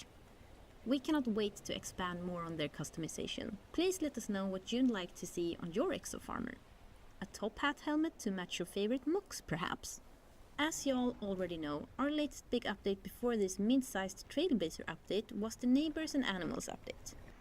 We wanted to keep expanding on a few things we added back then, so allow me to just do a quick rundown on some of the new things added regarding neighbors and animals. One of the cutest changes, animals on your farm will now occasionally interact with each other. Will you be able to capture one of these adorable moments in photo mode, perhaps? There's That's new cool. sprouts in Ulf's trading menu. Whatever plant will they become? Animals will now also react to water, but let's not spoil this one, you'll have to see it for yourself. We also added smaller various animations and VFX updates. Did you spot them in the video already? And that's a wrap on our new features and content. Let's jump into some changes and bug fixes.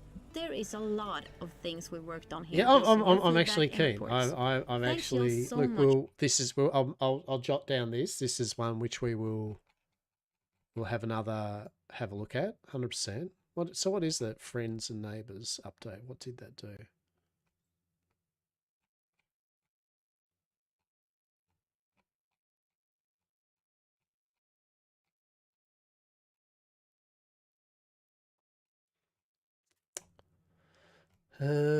Did I miss it?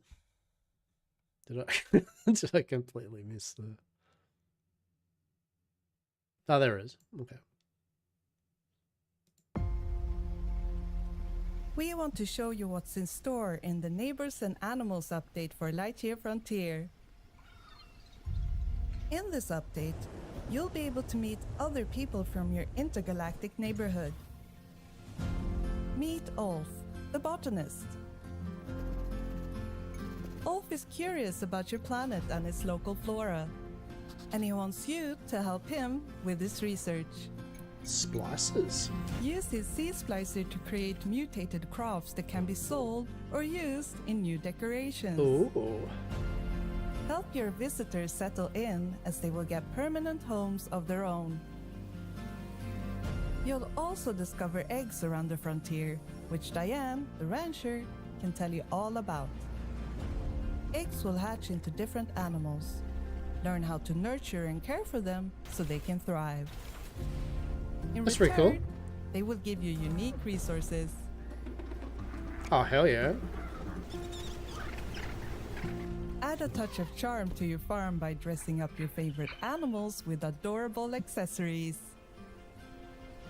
All right, we are going to be playing this. All right, you can put hats on animals, and oh my god, there's so much farming.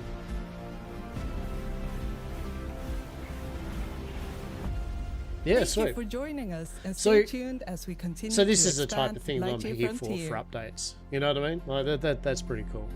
Sweet. Good. All right, so Lightyear Frontier, we'll put that on our list of.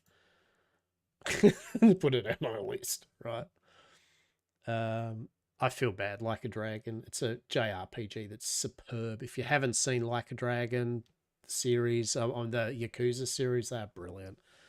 I feel disgusted that I only just started playing it. Then I think I uninstalled it because Atlas came out and I needed the hard drive space. Bloody Marvel Rivals. Mind Over Magic is basically like Harry Potter, oxygen not included, right? Kind of thing. Kind of. Yeah, play a wizardy, magician-y, witchy kind of school type thing. Academy. I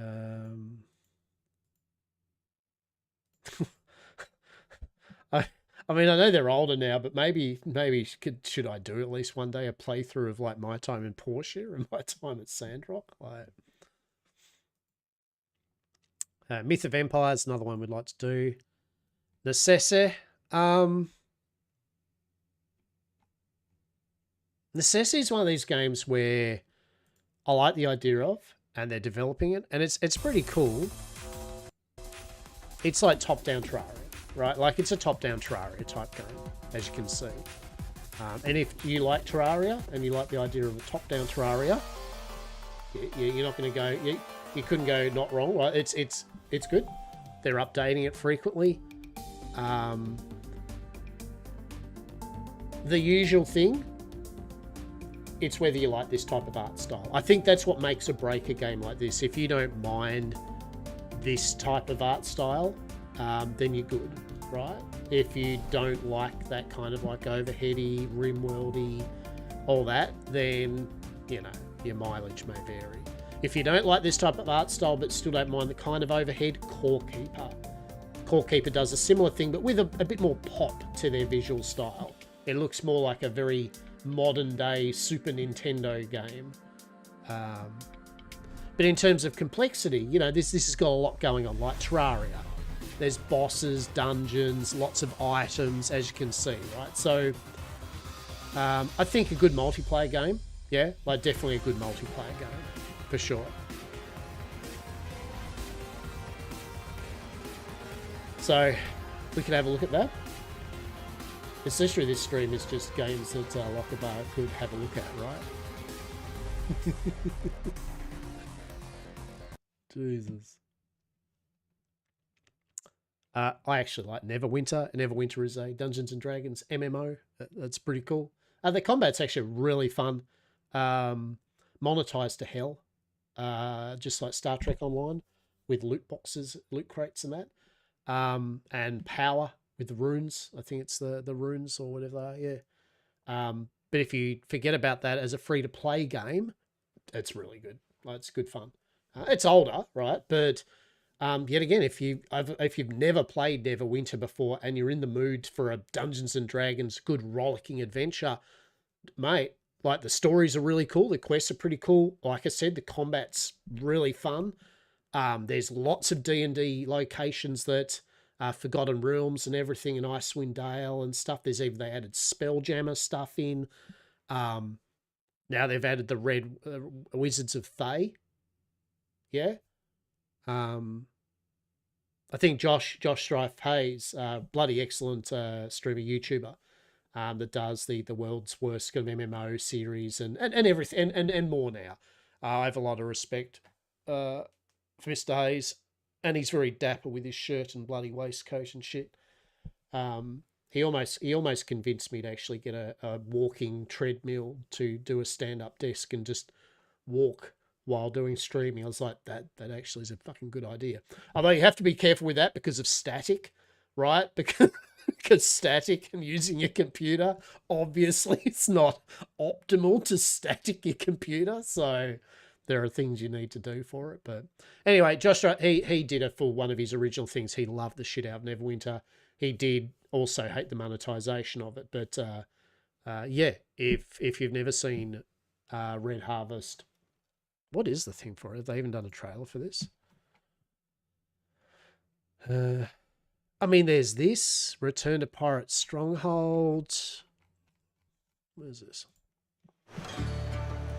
Suspended in air near Neverwinter is an island called Pirate Skyhold. A group of Neverwinter scouts were investigating strange occurrences, but it appears they've gone missing. They will not It's a be good forgotten. time, this game. It is a good fun. If you've I can't stress if you've never played this before, it's a good time.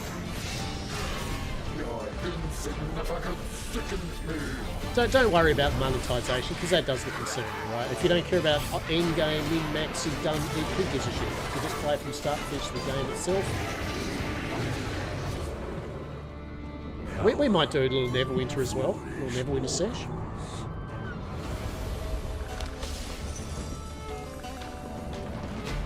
You played it for a bit? Yep. Yeah, no, it's good fun. It's good fun. I mean, New World, right? I'm not going to go on about New World. All I'll say about New World is simply this. I actually personally like New World. I think the combat's really good. I think the art direction of that's nice. The crafting is great fun. The harvesting, the gathering is chef's kiss. And there's a lot of content. If you've not played much New World, you're playing it right? Okay, see, there you go, right? What do you think of it? I think there's a lot of content to the game if you're new to it. I think the only issue with the game really is if you've played it a lot, sure, at some point you might be a bit bored. And I mean you need to still play it a lot, right? Like I'm talking about, you've done a lot of the content, you've done all the quest line, you're maxing out, you know, but that would be said for any of these games, right? Like any of these games, once you get to end game and you've played it a lot, it might get a bit boring. You know, like, yeah. You love it? Hell yeah. Yeah, it's good, right? Do you like see, for me, I like gathering in games. I still think New World has the best feedback from gathering in any game. When you go logging, I actually love logging or mining in this game because you hear that chop and it sounds like an axe going into wood and it echoes through the valley, right? And you can hear other people in the distance chopping or a hint of it. The sound in New World is on point. I would say at least one of the players can be, oh, look, if we go the community side of things, it definitely has, it like, I think we'll put it down under this. It has the same caveat as any MMO, yeah? There is definitely a good section of arse hats, 100%. Fully agree. You have a good section of elitists that do not want to do dungeons or things with anyone that doesn't have this much power, right? I think that's an MMO thing, though. Would you agree? I think that's just purely an MMO online gaming thing. There's especially MMOs. There was a big fight in Palia.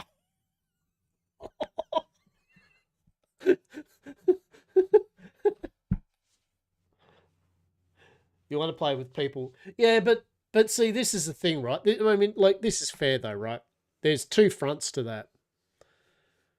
If you're playing end game content where the content requires you to work with a group of people that are, one, as powerful as they need to be for that content, and two, know the strats, fair.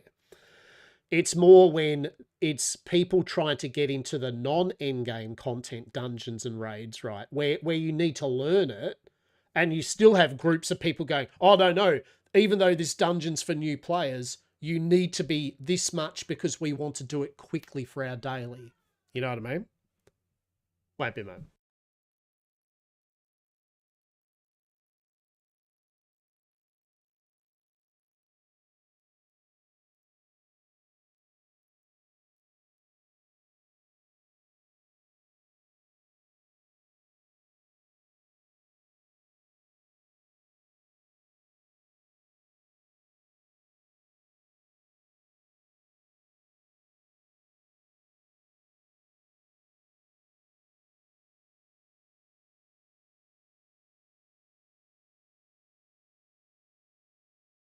It is an MMO thing due to the nature of landowning. It shows a bit more, I think. Yeah, oh yeah, because there is that taking regions, the PvP aspect. Yeah, 100%. Yeah. But anyway, I mean, the main thing with New World is I think it's a great game, and then, you know, play the game. You play the game, you see all the content you want, and then just move on. You know, play it when if you like the season stuff. Usually, I think their battle pass is pretty good. Yeah. Oh yeah, like BDO, all of them are. I mean, hell, World of Warcraft. You know, I mean, it still has a great toxicity to it. Night of the Dead was literally just like a zombie 7 Days to Die, but more Orcs Must Die. It's not great. It's not bad. It's if you found it cheap for $5 or something, it was pretty fun. Nightingale is a game I wanted it to be really cool. Me and Saz had a play of it. The scaling in the building is off. Like, windows are twice as big as the people themselves. And it's got great ideas. We love the lore and the world, the kind of fey punk, steampunky, you know, whole thing. But it's just something. There's some stuff to like about it, and plus they've got rid of most of their team now. They're on a skeleton crew. They're trying to release the last bits of content, but I mean,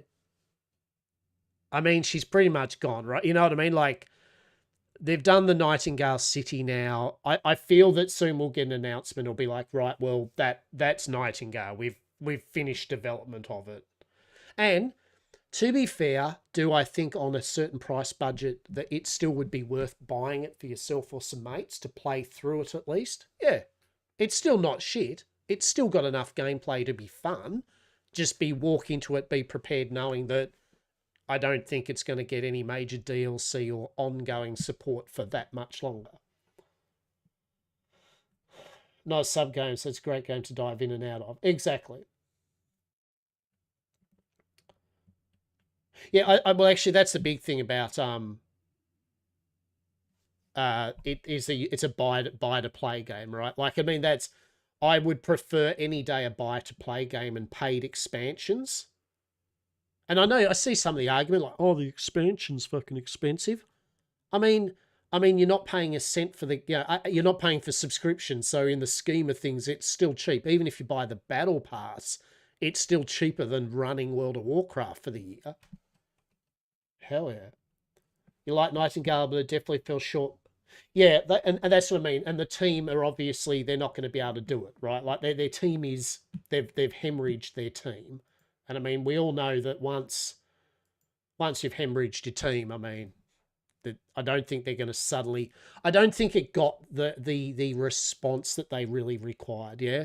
Like, there was people interested in it, but they didn't sell so much that they could keep their team. So I'll put Nightingale down under. I would like to finish our sesh off with Saz or something, just to finish it as a playthrough. I would like to see the content, but I don't think after that I would revisit it. Yeah, like, I don't think I would potter with the game or anything like Ark. Even Ark, I can potter in Ark. I think this would be a one and done for me anyway. I would see it all and go, cool, I'm good now, Nightingale. And honestly, for the price and if it's on special, I think that's fine. So all in all, Nightingale, in my opinion, would be a good example of a 7 out of 10 game. Yeah, 7 out of 10. Barring it getting some big updates, definitely a one and done. Yeah. No Man's Sky, I love it. I am a fervent supporter of Sean Murray and the crew. And yes, I know on launch it didn't exceed expectations and blah blah blah. But they've fixed everything and above and beyond over the years now. And literally, if someone's still like resisting playing the game just because Sean Murray hurt them by making not everything they wanted on launch and blah blah, I mean, that's a them problem, right? Sorry if that's anyone here listening, but I think the team went above and beyond rectifying their scope that they originally had when they were very when Sean Murray, as he said, when Sean Murray and all that was very unsure of how this big kind of like media thing would be, I think they've made one of the best space games in existence. So yeah, Light No Fire, right, 100%. And they've learnt, right? Like, I mean, everyone's like, oh, I wonder if it'll be like No Man's Sky on launch. Of course it won't, because they've shown that they've learnt how to do this type of thing now. You know what I mean? Like, they still have big scope, but they now know more than most companies what it's like to bugger it up, right? So I think I have confidence fully, 99% confidence that Sean Murray and Hello Games are going to get Light No Fire on point when it's released, right? It's in their best interest because, I mean, they know that people are looking at them, right? Like, they know that everyone that still has that, down with Sean Murray for, like, making a not as good a game. I mean, I'm sorry, I go on about this, but I just love it in a forum where you just see someone that will go, I'll say, I love No Man's Sky, and you just get that one or two people who go, I will not play that game ever. I bought it at launch, and it was dog shit, and I hate Hello Games, and I will never give them a... It's like this visceral... It's as if Sean Murray came to their house and kicked them in the nads, tweaked their nipples, and threw them in the closet or something, and burnt their dog, and they weren't John Wick, right? It's like, truly they're hurt that they bought a video game and it wasn't everything that was requested. Like, as I said, I buy McDonald's for $60 and it wasn't what it was meant to be. And although I don't like McDonald's, I'm not going to go around and firebomb McDonald's because of it, right? Like, it's okay. It's lessons learned. But God, there's some people that have true hate for the company just because they didn't do the thing. And usually when you say to them, but haven't they done a way better job now than what was even going to be in the game? No, doesn't matter. I spent $60 on their game fucking 4 years ago and I'm not gonna try it out. It's like, that's your loss, mate. Anyway, the main thing is No Man's Sky, excellent. That's all I say. I would say 9 out of 10. Not going to say 10 out of 10. The only reason I wouldn't say 10 out of 10 is I think 10 out of 10 games... I don't think you should say a game is a 10 out of 10 because that's perfection. I think 9 out of 10 is definitely like shit good in its genre. Like you would not go... If you like the genre, you will not go wrong. Right? It's like Baldur's Gate 3. You know, I know it's like, that's surely a 10 out of 10. I mean... It's definitely 9 out of 10. I don't know what would make it 10 out of 10. But yeah. Yeah, I love it. I think it's good. Sean, it's about time for a new thing, isn't it? You've had Relics was in March. Come on now. It's a couple of months. It's a couple of months, Sean. Where's the new update that's going to add 20,000 new things? Okay.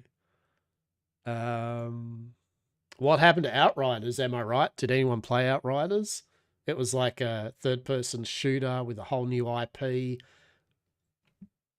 was actually pretty fun, and it didn't sell well, and so that was it. Oh, they did do a DLC, though, right? They actually did get the DLC that fixed a lot of issues. The World Slayers... right? With the World Slayer expansion, it was actually really fun, and they added a whole bunch of things that...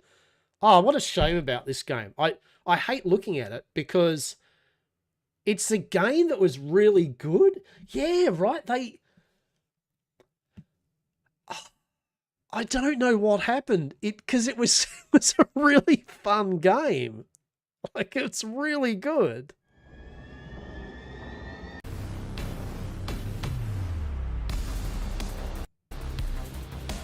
Like, the classes thing was really fun. The combat was pretty on point. The guns felt good. The abilities felt good. The world building was good. What happened? You know what I mean? It just... Oh, yeah, it makes me sad actually looking through it because I enjoyed it and I would like to play more of it. And they just... Oh, it won't. The IP is dead, right? Like, it obviously didn't sell well enough for them to... Yeah. Now, would I recommend that if you found this on sale to pick it up? Oh, well, hang on.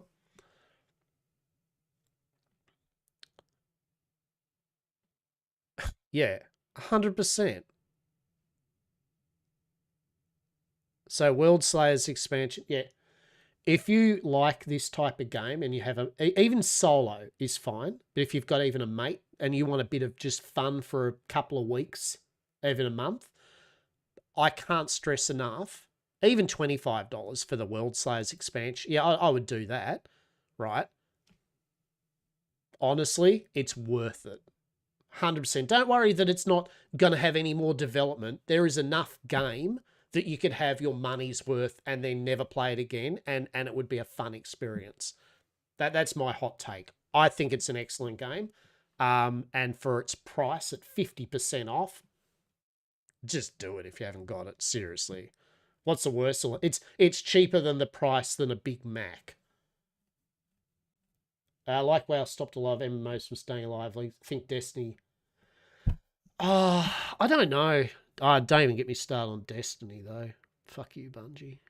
See, I feel like I'm like the guy that bought No Man's Sky back in the day, and now I'm like, fuck you, Bungie. But no, don't start Lochinvar. Don't start the Bungie rant. No, it's too... Look, it's been done. It's been done. Rocking back and forward. But Bungie, if you decide as a main pivoting point that you should take away the content that we've paid for as some sort of value add, fuck you. We paid for all those planets and shit that it doesn't matter if only a few people used them. We could if we wanted to because we paid for them. And the whole shit about, well, our servers are getting too undated. We can't have those planets. You can. You're just greedy. You're just greedy, and you took all that content that we paid for away. And the moment a game company goes, I'll sell you this, and you buy it, and then they go, we are now, as a part of our new update, removing literally that content. Fuck you, Bungie. Fuck you. And this comes from a person that loves Destiny 2, I might say. I love Destiny 2. What I don't love about it is having my content taken away from me that I paid for. Whether or not other people use it much, I should be able to use it. And also, what's with the whole cosmetic thing? Because nobody likes grinding or paying real world money just to transmog yourself. That's kind of bullshit. The monetization in that game is kind of bullshit. The expansions and what they added was kind of bullshit. All right, I'm done with my Destiny conversation. All I'll say is I love Destiny, how it used to be. I think Destiny has one of the best first-person shooting in any of the games. I think the strikes and shit are fun. I think the worlds are great fun to rock around with. The events are great fun. The power fantasy is good fun. The classes are good fun. The company itself is just dog shit. Nowadays, anyway. I think the company itself is just dog water. Get good. Palia. Palia's alright. It's not too shabby. It's a game. We do like Palia. We will have to log in soon. We'll have to log in and check our tomatoes. Pantheon.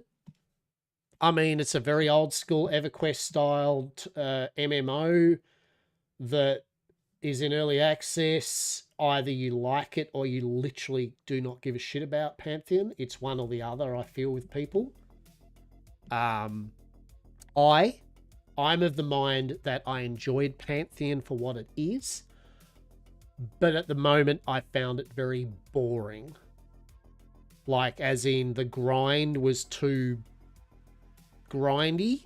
And I know it's like, yeah, but this is what these games are. No, but I'm in a modern age and I'm older. I've only got X amount of years left in existence. I do not have the time to find enjoyable sitting there killing the same mob day after day after day just to get 2% of XP towards a video game character level, right? Your mileage may vary, but gone for me are the days where I find just sitting there staring at one mob for days and watching a level, right? Especially I found that early game pacing was off. I wasn't excited to get levels. Now, it's early access, there's a long way to go, all those caveats. But it doesn't change the fact that I found it boring towards the end. At the moment, do I hope that it's going to keep... They're updating it. Look, the dev team I think's good. I do like the idea of the game, and I am going to keep revisiting it. But at the moment, it just sent me to sleep playing it. And I played for 70 hours, so let's just see here. I played it for 70 hours. I think that's a good amount, right, for the moment. Was that a stab at Black Desert Online? Oh, don't even start with Black Desert Online. The only good thing about Black Desert Online is you can buy panties. But no, I actually will say this. I played Black Desert Online on launch. I love the shit out of it. I'm an arcade player as well, for what that's worth. I enjoyed Black Desert. I played it a lot. I think the art is excellent. I think the UI is busy as shit and needs to be streamlined, but that's just a Korean thing, right? That's just a Korean MMO thing. Just shit everywhere, the game on the screen. So I'm used to it. The art's brilliant. The combat is excellent, right? Like, if there was anything you took away from Black Desert, the gratuitous combo skill of all the classes just killing mobs, that is a game where I enjoy just farming mobs in one area for an hour or two, because it's exciting, because there's flashy abilities and there's a power fantasy. You bloody comets from the sky and sending enemies flying, right? Cutting them in half and all that. The combat in Black Desert is excellent. I love Black Desert's combat, right?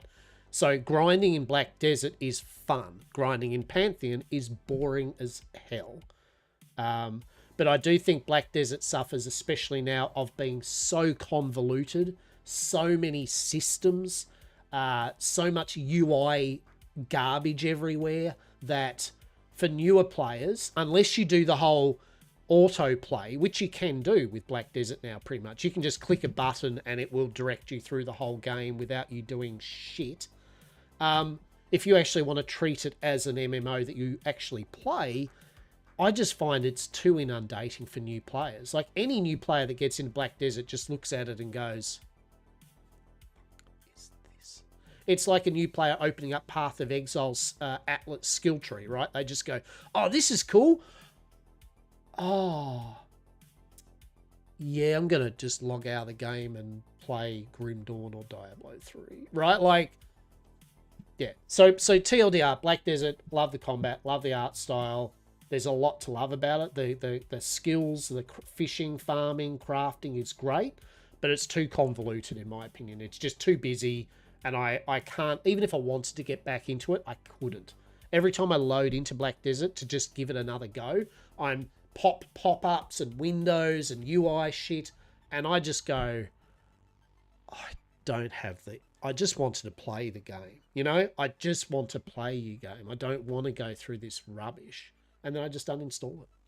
So yeah. PAX Die, yet again, had the potential to be a more modern Worm Online MMO where you could build. It was intricate. You grinded to get your things done. You enjoyed your trade skilling. And it's just too slow a development. And they're wiping the map. It's not going anywhere. They had hype.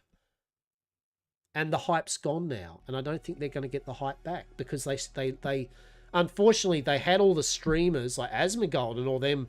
I'll just say, look, by the way, I only say Asmongold not because I'm just like pro Asmongold or not pro. Yeah, I just use him because he's a good example of just a known streamer, right? That's all it is.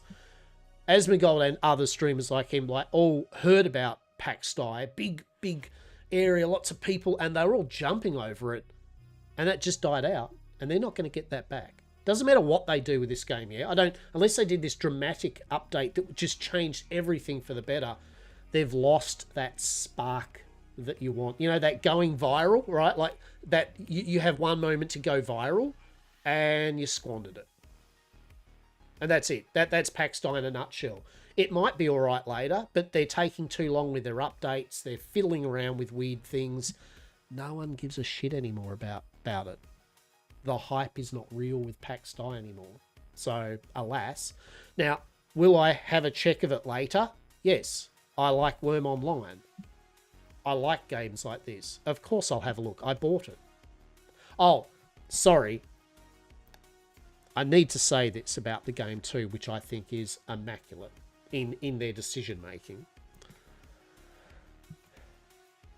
So like, you buy the game and you have built plots of land. You have a plot that you can build on that's yours in the land, right? Beautiful. And you could up a subscription or something to get multiple plots of land, right? So you could have a bigger amount of area to build in. Okay. They've decided now that there's a subscription thing with your plots of land. So basically, if you have no subscription, you will have no plot of land. But there'll be an area where there'll be crafting benches and a storage chest that you can store shit and craft shit of low level without having to pay a subscription or build anything of a house. But if you subscribe, you'll get a housing plot. And you can pay more to get more housing plots. But if you don't have an active subscription, you lose all your housing plots. Not your items, you get all your items back. That's okay. But your actual plot? Nah. So you have to now renew your damn subscription. So if you built something cool, you better keep subscribing to us, and that's what Worm Online does. Worm Online goes, beautiful landscape, you can own all these land plots. But if you don't pay, she gone. Right? So you're trapped. It's entrapment. The game is entrapping you, and it entraps a lot of people that like building and like land ownership. Oops. And there's no demolition thing. It's basically rent like real life. Give me exactly right. It is renting. It is. Arcade, at least, what Arcade would do is it would go, hey, you haven't paid your trade certificates. It wasn't a subscription per se, but the subscription would get you more trade certs. But it would go, you have not paid up when you should. You now have 2 weeks or something to get your shit together, right? It would give you like a demolition notice that in a week's time, right, you can still do it. And then the week after, you have to get it, otherwise you'll lose it. So at least they told you, right? Like, if you're not, you're going to lose it. But in this, it's like, oops, you didn't pay your sub, you've lost it. From what I understand. So I'm sorry to say, but F that, right? Like the only thing I'm interested in with a game like PAX Die is building land in an area that's socialized with other people. If you're going to make me get trapped into a subscription, go to hell. I would rather pay, I'm not suggesting this, but this is how I feel about it. I'd rather you give me an option that for $50 I can buy a permanent plot, right? $50 one-time payment, I have a plot, and it's $50 for any more that I want. Allowing people with money that want, they can buy fucking 50 plots if they want, right? No problem. Or a cap on it, whatever. But you know what I'm saying? I'd rather you make me pay some money, but then I keep it, than this subscription wank, whatever. I mean, Final Fantasy does it too with its housing though, right? Like Final Fantasy does the same, right? You only keep your housing while you've got an active subscription. But then again, hang on. But then again, you need an active subscription to play, right? So in essence, if you're going to play anyway, right, you need an active subscription anyway. Unless you're a free-to player that's enjoying all the literal free content that Final Fantasy Online now offers to people for free, which is the base set plus the first 2 expansions. Yeah. Anyway. Planet Crafter, as I said, excellent game. Thoroughly enjoyed it. There is the Humble Bundle, DLC, a new planet that we can try later on. I'm not going to jump into Planet Crafter right after I've just finished the playthrough because I enjoyed it, but I'm good for the moment. But we have got we've got a couple of different things, and there is a thing where they've got a moon update where there'll be different other planets that you'll be able to do intergalactic trade between them and that. Set up like a factory automation thing. That's pretty cool. No, I don't want to install PlanetSide 2. PlanetSide 2 is one of the, in my opinion, one of the best huge PvP sci-fi games. Like that plays a bit like Battlefield 1942 days, but sci-fi with vehicles, flyers, even big destroyer class capital ships doing big laser beams down, setting up bases, forward bases, like a map that's constantly shifting with faction warfare.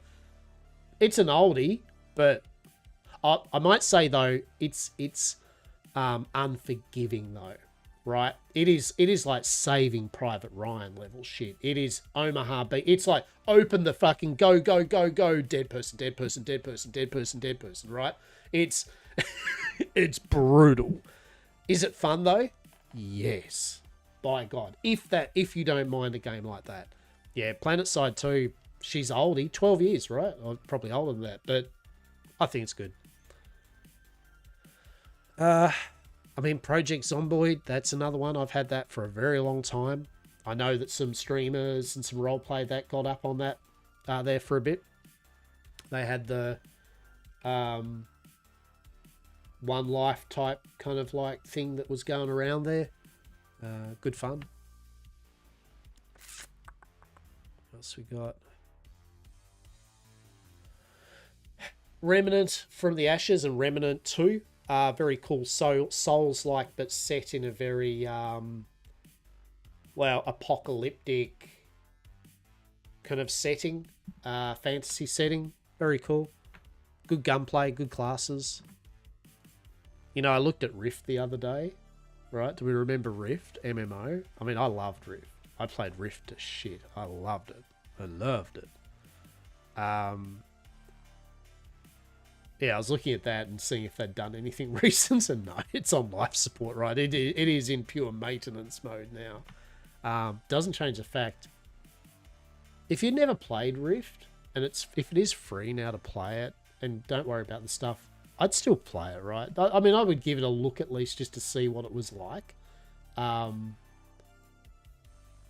Rift was really good fun. It really was. I enjoyed Rift. The Rift Breaker, in saying that, I don't know if anyone here's played Rift Breaker. Rift Breaker is a nice mix of a mecha combat game with a tower defense game. They have got multiplayer now with it. Everyone gets a beta key. My goodness. Research T Revisited. Ooh. Beta and endgame. Yeah, this is good game.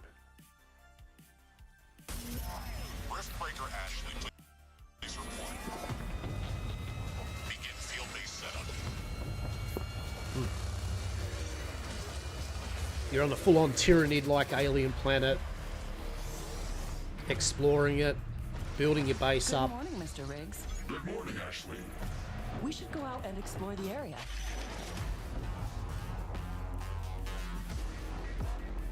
There's a large hostile infestation nearby. Kill it before it kills us. Kill you. We should build up our base as quickly as possible. Let's place it close to a carbonium deposit. This is Rift Breaker. It is multiplayer now too. A really cool tower defense mecha arcadey style game. It's really good. Complete. Crafting, very tower defensy. Base is under attack. We're ready for them. Lots of Tyranids. Well, alien creatures. Basically think as if you're in 40k Cadia, but you're in a mecha suit. And you've got Tau technology. That's a bit better.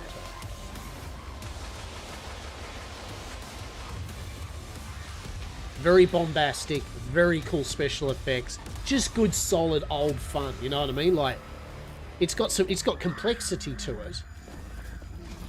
I can sense the ground shaking. I estimate a few thousand creatures running at our base. Prepare yourself, Ashley. This will be a tough fight. And there's a lot of enemies too, like, that you're fighting. Hell yeah.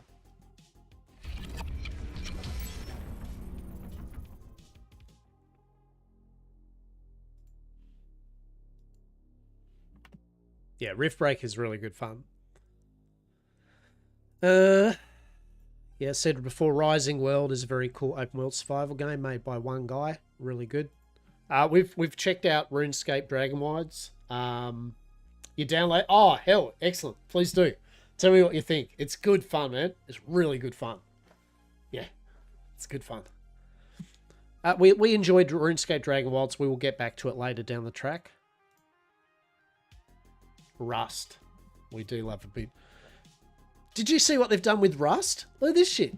You know what Rust annoys me? I just want to play Rust with a bunch of friends as a survival game. I know it's like, dude, Rust is not meant for that. It's meant for the PvP, but I love Rust, the idea of it. I'm just shit at Rust. You like Rust, right? Like I will play Rust on a roleplay server. I don't mind light PvP, but I don't get to enjoy the game enough if I play it normal, because I'm not good. My reflexes are not good. I am not good at shooting from distances. You know what I mean? I am prey. I am not the predator, right? I talk my way out of shit. My way of fighting with people is good conversation and roleplay and shit, right? I have to play like I did on Arc Official solo. Like, I would talk to the main, like the players, right, that are good, the big mega tribes, and convince them enough that I'm not a threat, but enough of value that they will look after me as well, right? Oh yeah. Play the demo, and if you like the demo, it's worth it on special. There are expansions they've added. I'm not good at PvP also in Rust, but also can't be an arsehole to everyone, which is... And that's why I like Xebec the roleplay servers, because they offer the best of both worlds. You can still roleplay with a rule set, so that there are areas that you can't be just insta-killed, and there are areas where are, raiding and that. I think that's the best time to play, for me, Rust. But I appreciate the people that enjoy it for what it originally is, because I enjoy watching people like Vertigo and other peeps play Rust, right? I enjoy it because it's great fun watching people play it, right? It's good to watch. It's funny to watch. Some of it you just go, oh, God. Like some of the trap bases and the big plans they come up with, right? It's to inside people. It's amazing. But that's dreams versus reality. Oh, it's a bit toxic. I mean, it can be. I mean, it's League of Legends level, right? Like she's a Wild West. Do you think it's Smite Online level though? Maybe. 13 rated people. Oh, 100%. Look at what they've done recently. Look at this shit. The new update. They've done now regions of that map now jungle. Look at this. This makes me want to play it.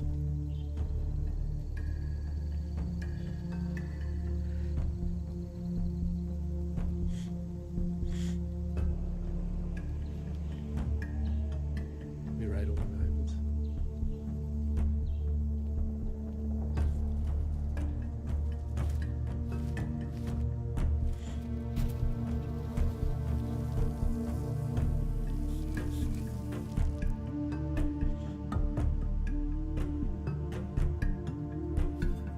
The boomerang.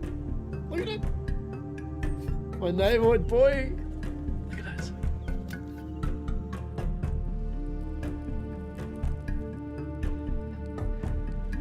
Mate. Right? Coco Knight armor. Oh my God.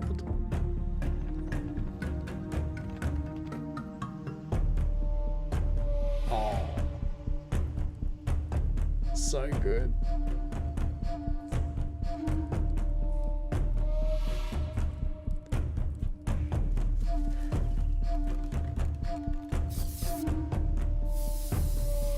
Like, does this not want you to make you play, right? Like, are you not sitting there going, I want it. The Aztec rock?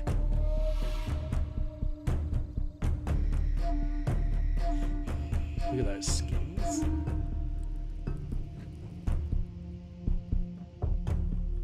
Oh my god. New monuments to like fight over and explore.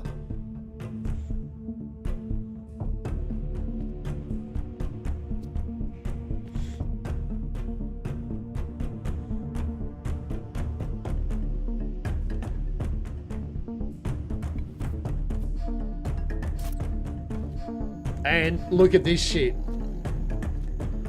They've added a panther. So apparently with the panther is it'll wreck you, right? It stalks you when you're in the jungle if it keeps a beat of you. But apparently, and they haven't said what it is, but apparently there's like at least a couple, 2 or 3 or 4 cues that will let you have an idea that you're being stalked. Like maybe it'll be an eyes flash up for a moment. There'll be a sound bite of maybe a purr or something, a snap, a certain snapping of twigs. And that will be your only way to know that you have a panther stalking you. So you literally, when you're in the jungle, have to be on alert. Snakes. Crocodiles in the streams, right? In the streams you have to now go through because they're deep. Right? They're not short anymore, just quickly zip through it. It's actually, you have to wade and then swim across the rivers. Look at it. A tiger.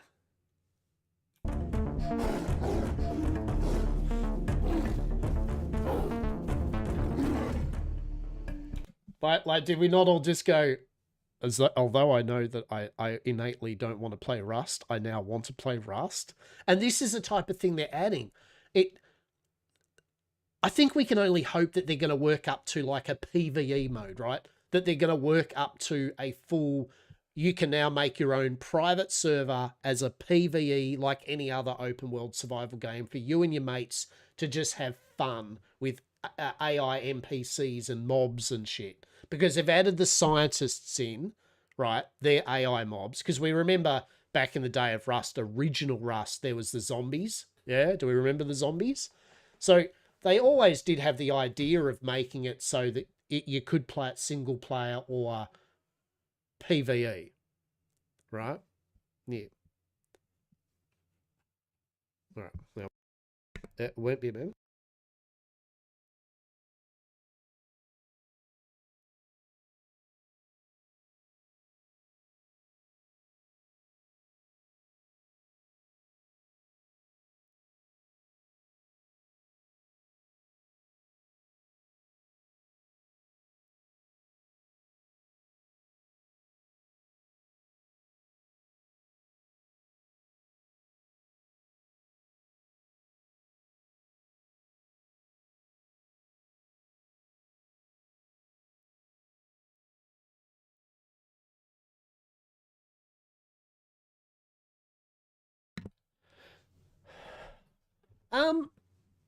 No, I mean, they, yes and no.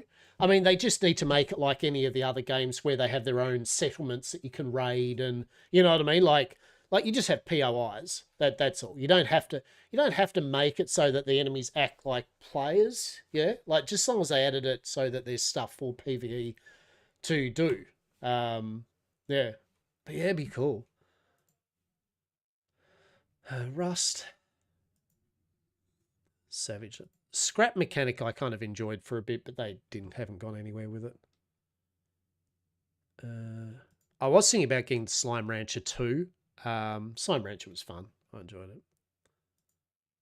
Yet again, Soul Mask. We know Soul Mask. We know my thoughts on Soul Mask. It's excellent.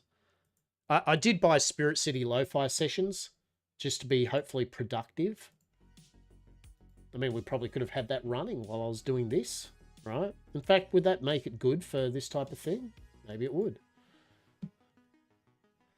Maybe Spirit City would be good for just chatting. I don't know. We'll have to have a play around with this.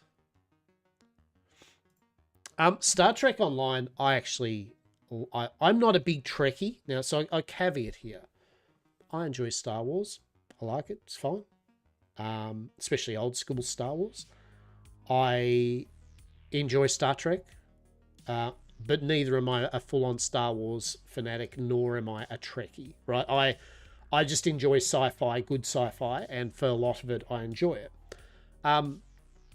Star Trek Online is actually really good fun, and if you haven't played it yet again, I think it's good. Is it looking a bit dated now? Yeah, 100% dated. You get it? Do you get it, you Trekkies? Do you like that? I gave you a little bone there, right? A little bit of lore.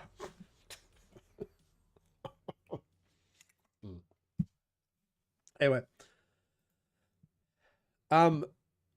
it's really good fun, especially yet again. It's made by Perfect World, same thing. Neverwinter Online issue of there are loot boxes and there are pay to play elements to an extent, right? They want some money out of you, but as a free to play game, I think they give you enough content that you can start and finish it and have a thoroughly good time. Let's not talk about H1Z1. Come on now, don't be like that. Don't be breaking my heart like that, all right? Don't be breaking my heart.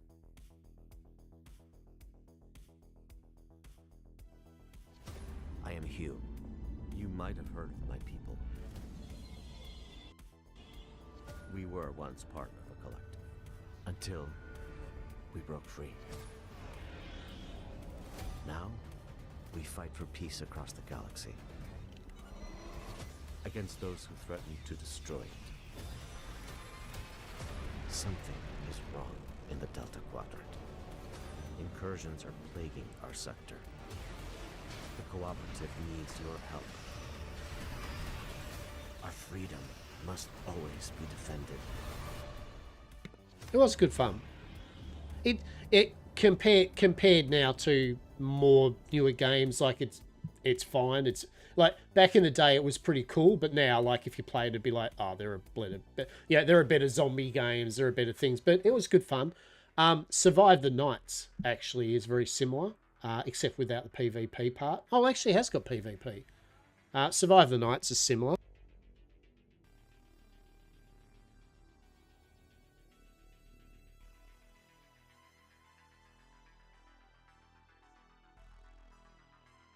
All right, one moment.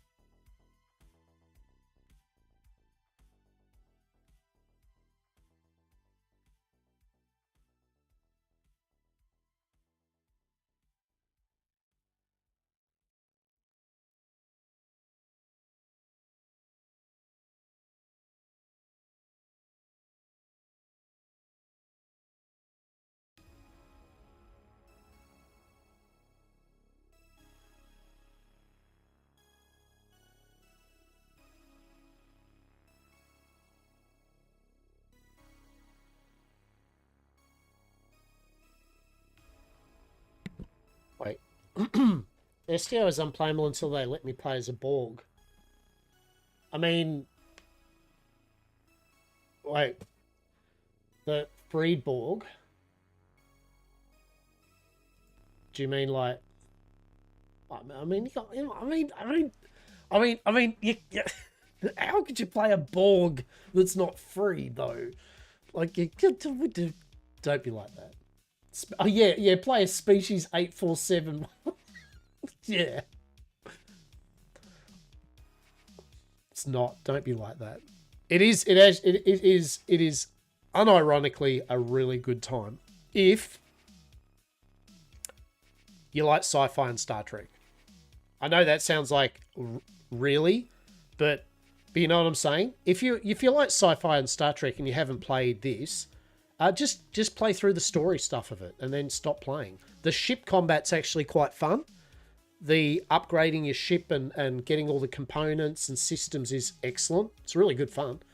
I don't know what to say. Like even the ground combat's a bit janky, but even then it's still kind of fun. Yeah, I think Star Trek Online's really good time. If you haven't played it, it's well worth playing. It's yet again, it's free. You know. We did have a go of Steel. I did have a little quick go of Steel Hunters. That's like the mecha game by the World of Warships people. It was alright. Strange Horticulture, so we need to get back and have play of. Sunhaven is another kind of anime style Stardew Valley type thing. Though it's been getting a lot of flack with their apparently mistreatment of their staff and workers and shit, so it's kind of like a it's like maybe we'll leave it for a bit game, right? I mean, you know, but yes. Am I going to still play it? Of course I am. Of course, right? But I'm not going to buy any of their expansions and DLC and stuff. I'm not going to support them if they are indeed screwing over their workers. All right. But have I bought the game? Yes, I bought the game before I knew all that. And am I going to play the game? Of course I am, 100%. I did have a little burl of it. I played it for 5 hours or something, and it was fun. It was a bit of fun. Survive the Nights is one of those ones where I would like to show you all, because this is like the next version of H1Z1 in a way. Like, it is a full world. You do up cars. You can actually end up getting electricity on to a town across the island by the power plants. There's a whole quest line with getting the power on. It's got fuses and power sockets. Yeah, there's a whole deal. So yeah, Survive the Nights. Maybe we'll have a little playthrough of that. Why do I have this? Surviving Ceres. What?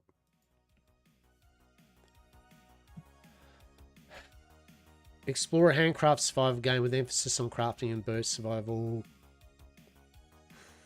Why do I have this? It's one guy. Maybe we'll have a look at it then, I guess.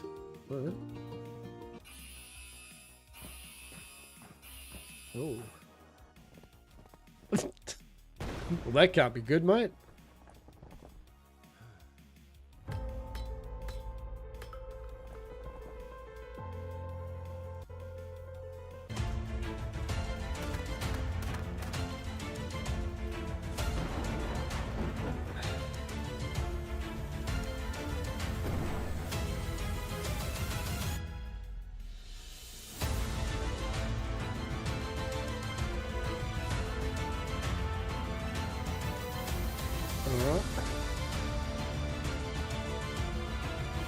It's not terrible, in a rough state. Yeah, I mean, look, I like to be fair to single-player developers and stuff, but I mean,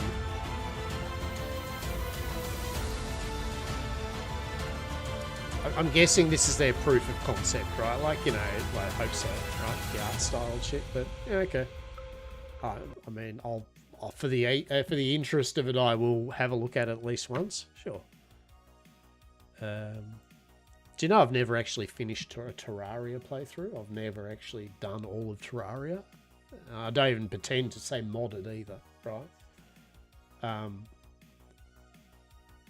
Yeah. I think the best I ever got through Terraria was the B boss. Right? That's it. So, yep. Throne and Liberty, it's an MMO. It's fine. It's monetized. It's got big PvP. If you don't like PvP, have fun with that towards endgame. I hated the control system for it, and that's why I'm not playing it. I couldn't get the control system to work how I personally felt comfortable. It was off. Same, right? And they added a few different ways of doing it, but neither of them I kind of went, oh, this feels good. It was like, this feels better than the other one that was bad. So yeah. Titan Quest, we love it.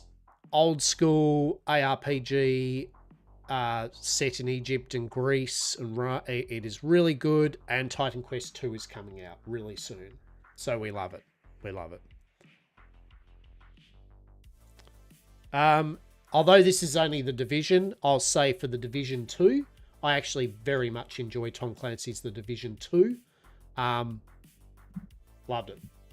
Like, really, really good shooter. Good game mechanics, good gunplay. Yeah, there's a few issues, but the story was good. I like Tom Clancy shit. I enjoy the game world. Yeah, they are. They're adding a new DLC. Is it Brooklyn? The Bronx? Is it Bronx, Brooklyn? Yeah, I think it's Brooklyn. I don't know. Yeah. I might come back to have a play of that, actually. I mean, otherwise it's been kind of on maintenance mode. Like, they do the season stuff and all that, and they do a few extra bits, but, you know, it's on reasonable maintenance mode. But, yeah, I enjoyed The Division 2. That was good. Traveler's Rest. V Rising. Valkyrie Chronicles 4. This is an old one, by the way. This is an oldie. But it's a really good JRPG turn-based game set in a fantasy World War II. Like, right? It's a fantasy World War II, and it's actually pretty damn good. If you like turn-based games and you like JRPG type games. Characters are really sweet. The story's pretty good. The strategy is on point. You basically take the role of a dude that basically goes with a platoon, and you are taking photos and writing in a journal about your story of being with these people in the war, right? You're like a wartime correspondent. You're still a military guy, but you're the correspondent for the war. So you're taking pictures of the moments and stuff. So it comes from his story of his travels through all the shit that happens. Just talking about games? Good. I'm glad, because I enjoy talking about games. So for a start, that's good, because I do like talking about games. And yeah, I mean, that's, like I've always said, that's why I started streaming, was mainly to share my interest of gaming with others, and not just I'm not offering high quality content of gameplay or full strat guides. All I'm offering is, like yourselves, I'm just a normal person playing games and enjoying them, and offering my experiences from games I've played and what I'm playing now.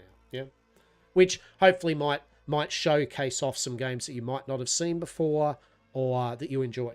Yeah, normal person lols. Don't be like that, Cleaver.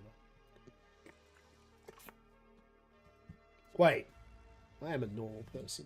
Or you're not a normal person. Cleaver is a normal person. If you haven't seen Cleaver streams. Cleaver's good peeps.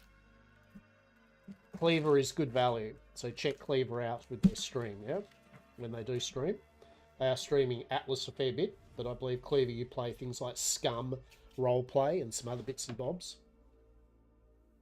So yeah, check out Cleaver. There's your shout out, Cleaver.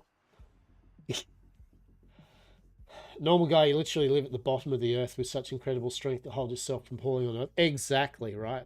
I can also tell you the future. Is that new movie that just came out for us? I will tell you the ending, so you don't have to go to see the cinema tomorrow when it's actually there. You saw a game I would like the other night? Do tell. I can put that on my list of, as we've gone through today, all the games in my Steam list of, I need to get round to it. What's the new game that I can put on the list of shame? Bloody Hell Motel. All right, let's have a look at that in a moment.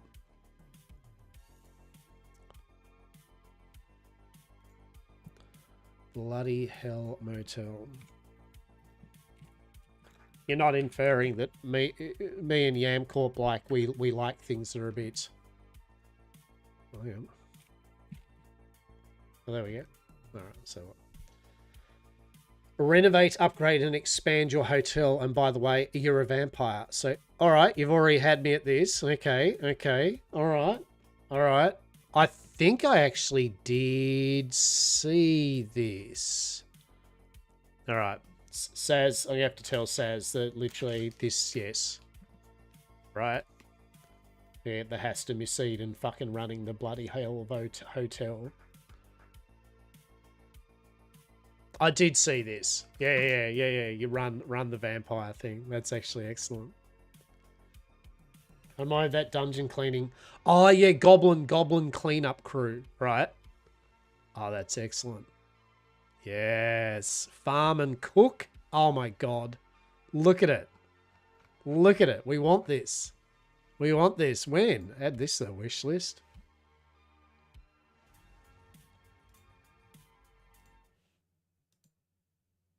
I mean, I don't have any fancy ways of shouting out or anything. I mean, I probably could learn the command to just shout out. It's probably exclamation shout out, isn't it? Name, but you know, we like to do it a bit more just as it is, right?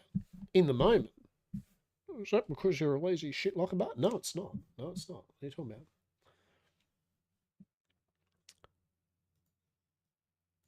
So I do remember seeing this, and yeah, I do. Thanks for reminding me, because I have wishlisted it.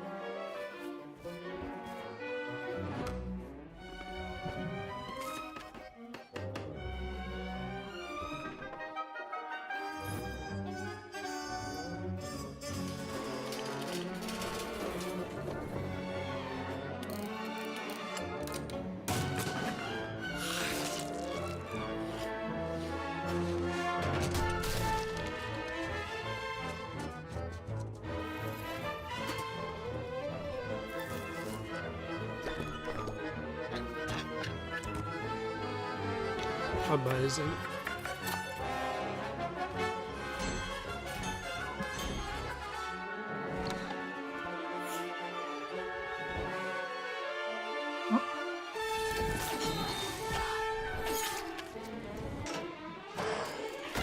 Mate. Mate. So to the game was like, I've got, oh, mate. The only thing is it doesn't look like it's going to be multiplayer, right? Yeah, single player. I mean, not that there's nothing wrong with that. Like, there's a time and a place for single player games.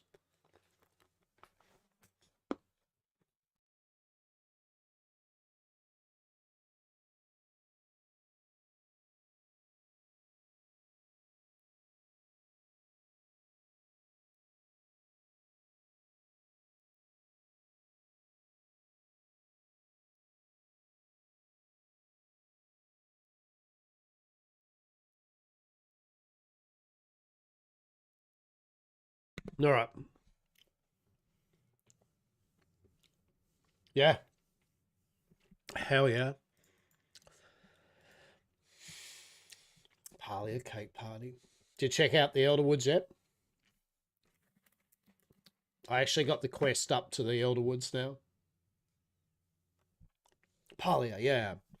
Well, don't get me wrong, we're still chilling and vibing, right? But I do need to plant my tomatoes.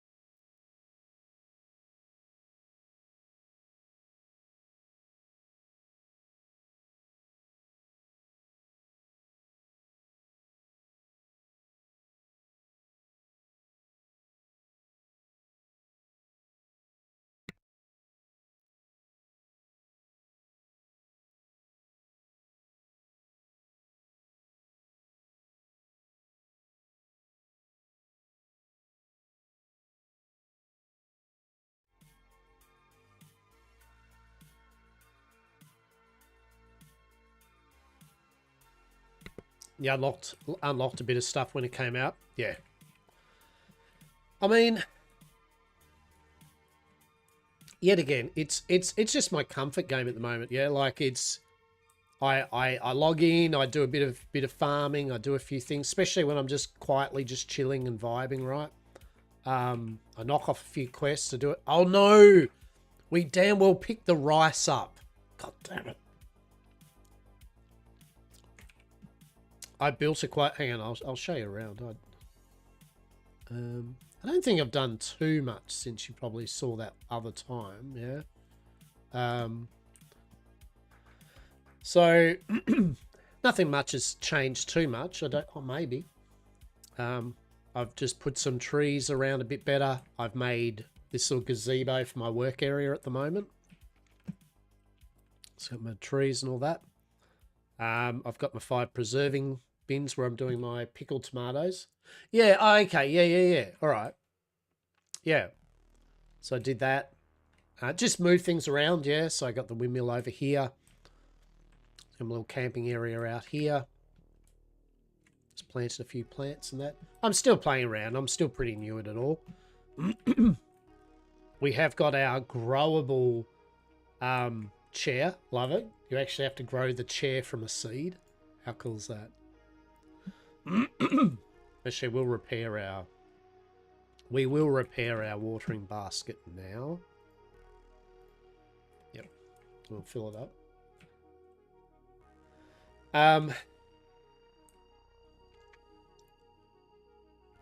Yeah, so I did that. Inside, I haven't done too much, I don't think.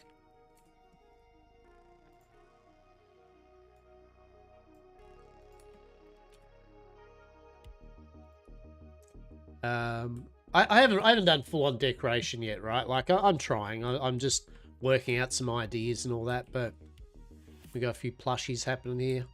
Kitchen's kind of how it was. Two pot plants there. And little living room at the moment. It's pretty chill. Got a little arcade game and a jukebox. Little eating area. Fix this up a bit. Nothing really has changed. Don't worry about it. We've got a few little podlings. It's fine. Don't worry about it. And yeah. The arcade game. Yeah. I have upgraded all of my... Actually, that's one thing I haven't done, is it? Hang on. I've upgraded all of my chests to iron. Yeah. Actually, we could do that now. Hang on. We'll pick that up, the wooden one. So, yeah, we can make... Oh, we need to make a copper one first, don't we? Shit. Alright. Can we do that? Yeah, we can. So we'll turn that into a copper one.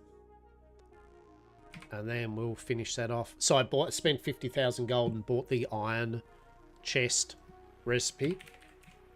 So I have now upgraded all of my chests, all 8 chests to iron. So they're max at the moment. I believe there might be a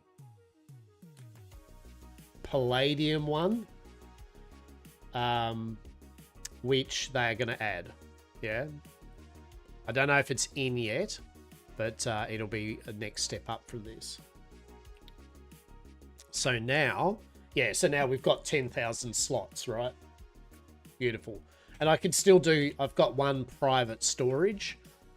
For those that don't know, private storage, just extra little bit of storage, 100 slots, and you can do 3 of them. But they aren't, what's the word for it?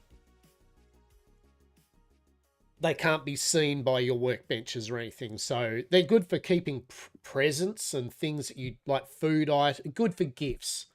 So that way, you know, you don't accidentally use produce and other bits and pieces up that you're going to give for a gift for one of the villagers. Yeah, that's what I would use. So I've still got 2 more of these to buy, and then we're maxed out on that. I've maxed out my backpack, so that's all done. Love the way the storage works. Yeah, 100%, right? It's really good. So maxed out storage. I've got...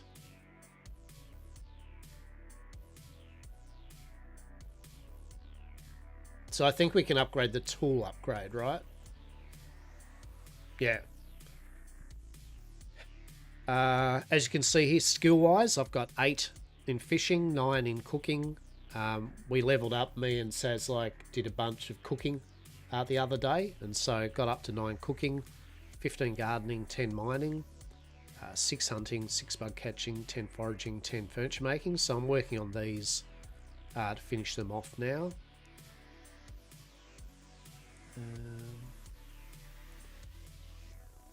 Relationship wise, I've got kind of 3s in most. Haven't got Einar, he's getting there. Hassan there. Gina's nearly level 4. Got to do a quest. Some of these need to do quests. Kenyatta, I've nearly hit level 2 romance with her, and level 4. I was going to get one of them to be my Shep, so I was just going to get Tish to be my Shep. The cooking system's so well done, Hank. Yeah, once we found out, it was cool. Because I found out all you need to do is either give one ingredient in the thing, or just do one thing, even if it's not an ingredient.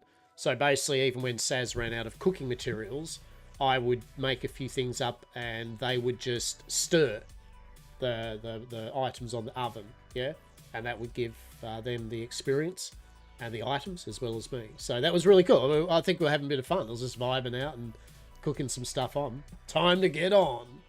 There we go. Got to get your parlier on, mate. Get your parlier on. At Tish, we've nearly got to level 2, but we've got her to level 4. So yeah, we've got stuff done there.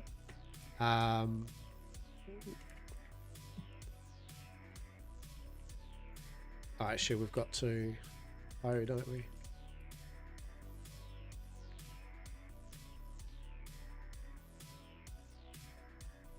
So I'll just water these at the moment. So at the moment, I've bought a lot of things. So now I'm just making money to... what's my next thing I'm trying to buy? Oh, I mean, there's a number of things, right? I could buy some more housing, things. What I'm actually thinking of doing is getting a new housing plot. It does cost 50,000, but I need to get to I need to buy 2 more housing plots before I can buy the gazebo. I believe it is. I would like the gazebo, and you need to have bought 2 housing plots before you can. You need the achievement. So that's kind of what we're going for.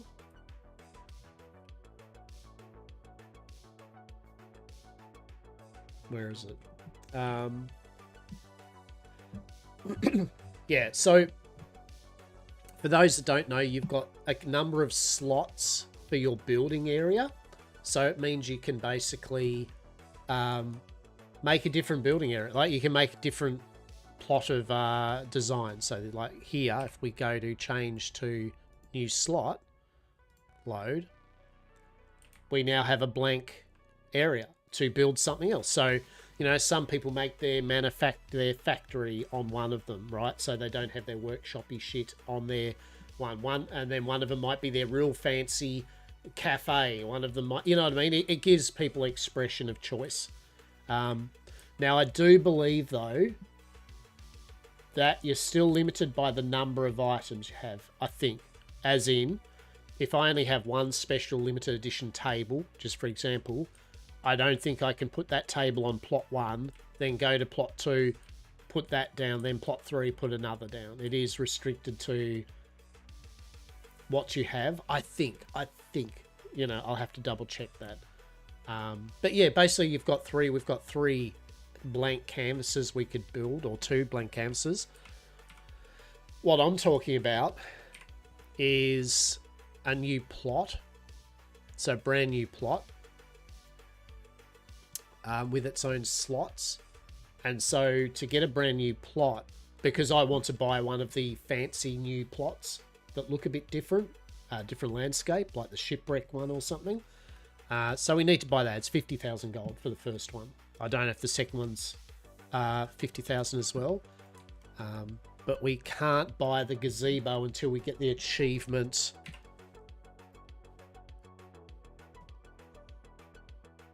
Where is it? Yeah, the achievement Housing Expansion 2.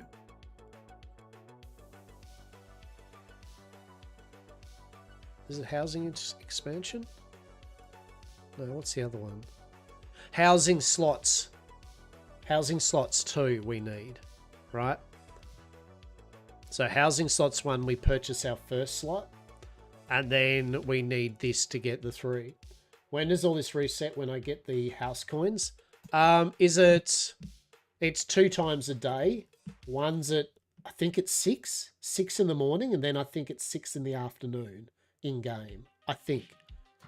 Don't quote me dead on that, but it's something like that. It's one in the morning, 1 in the day. Also remember, certain villages that have a shop, you can actually sell to them the thing that they do. So for example, if you go to the fisherman robot, you can sell fish to him. Like, you don't have to worry about your shipping basket. You'll get the same money as if you sold it in the basket, I believe. If you go to the mining NPC, you can sell gemstones and that. So you don't just have to wait till the bin does its thing, but you do have to. But the NPCs will only buy what they are specialized in, though, right? So you can't just go to one and just sell everything. Yep. Oh, the weekly coins, the Z. Yeah. Honestly, I don't know. It depends on your time zone. I get mine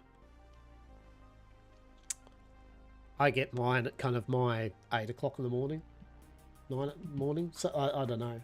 I honestly couldn't tell you.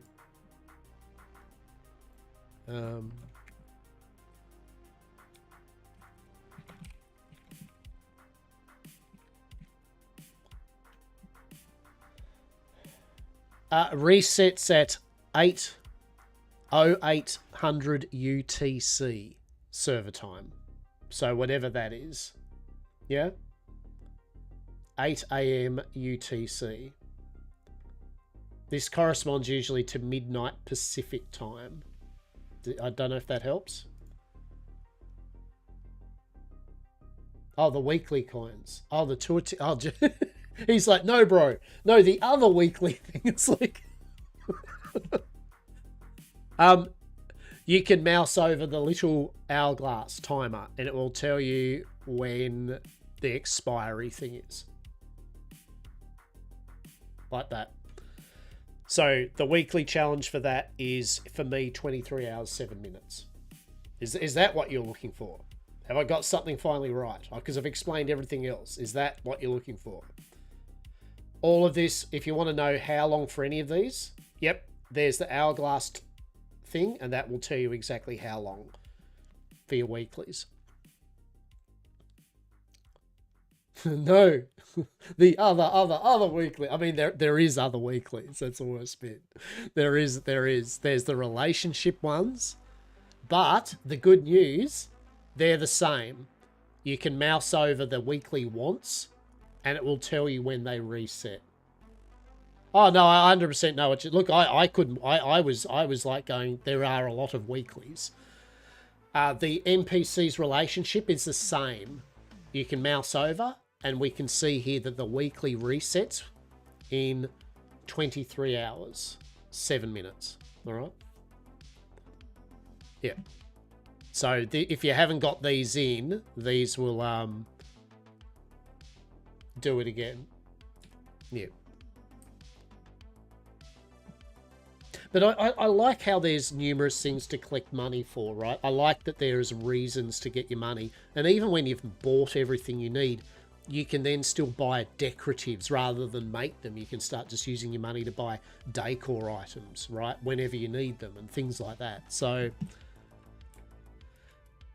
yeah. Hell yeah.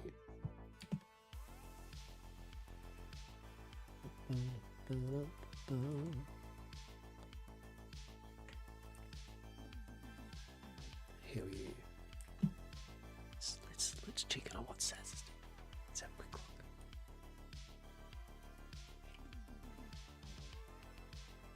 See, just be stealthy. Alright.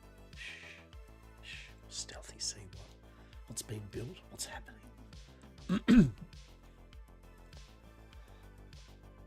Oh, I've got to be careful because I balked my back up again a bit. Alright. Welcome to Cryptid's Paradise. We do love it. It's a paradise. Oh, I don't know. I don't know why I went. Oh, it's like the things changed. I don't know. I think they have. I don't know whether that was there. Was it? Maybe it wasn't. I don't know. Be quiet. We're hunting, right? Just have a quick cozy look. We got a cute little kind of picnic table there happening. Okay, don't worry about it. We're just gonna just move over here this way. I didn't say anything. Shit. Just get stuck. Why is there a gate there? My God, what are we planting? What's happening down here? What do we got happening down here? We've got tomatoes. We've got wheat. Okay. We've got frog birds. Amazing. No. We got jukebox, yeah, we got that. Okay, very cool. Like it. Look at that cute little freaking pod potato person. They don't know you're there. Be quiet. Shh, exactly right. It's still a mess. You got to watch out for these decorators and builders, right? Because they it's like if you start showing things off before they're ready for it and that, they're still no. Just look, I'm playing with ideas. You're not meant to look at this. Look at that. Oh my God, Winky, I love it. We love it. It's the cuck plushies. Love it. Love it. We do love the cuck plushies. The plushies of Judgment, right? That's the Judgment plushies, right? You must before one even entertains such things, you must first present oneself to the Judgment plushies to see if you're team worthy.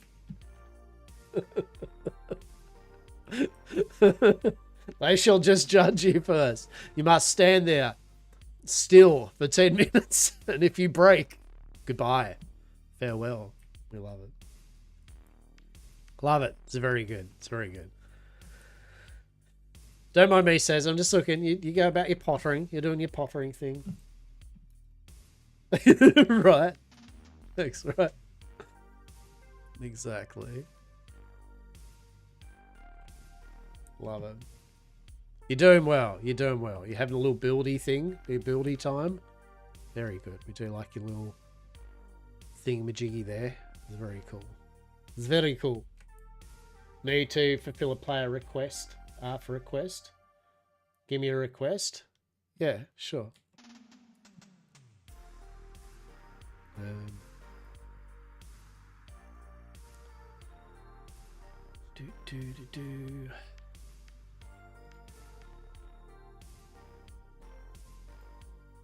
All right.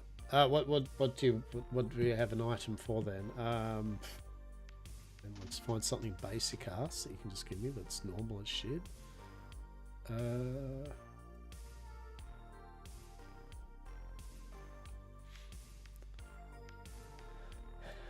There. I require 20 sapwood.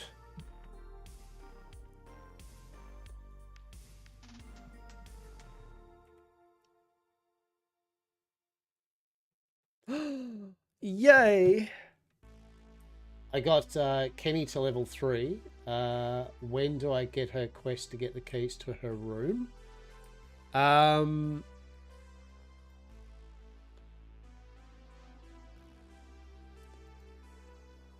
So you've got her to rank 3? Yeah, no worries at all, man. You've got her to rank 3. You'll get it. You'll get it at rank.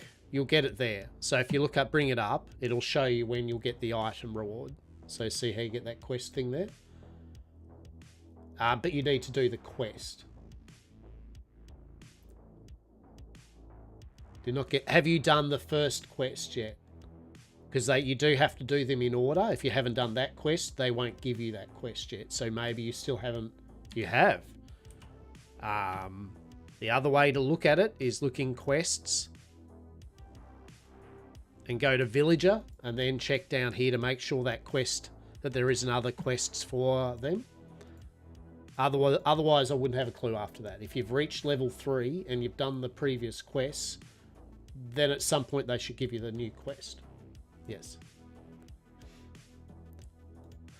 Unless they've already given you the key. Yeah. Saz has been mega productive. We're going to let Saz continue to be mega productive. We're not going to interfere with the Saz's productivity. We're just having a quick gander. Says, talk to the villager or the male, but I have no mail, and I talk to the villager. Yeah, I don't know then, Wisdom. I mean, I know a tiny bit about enough things, but yeah, all I know usually is the only things I've found is, yeah, that's all I can think of. Because all I know is that you have to do the quest before the next quests are given. You have to do them in order. Where are you, Zeki?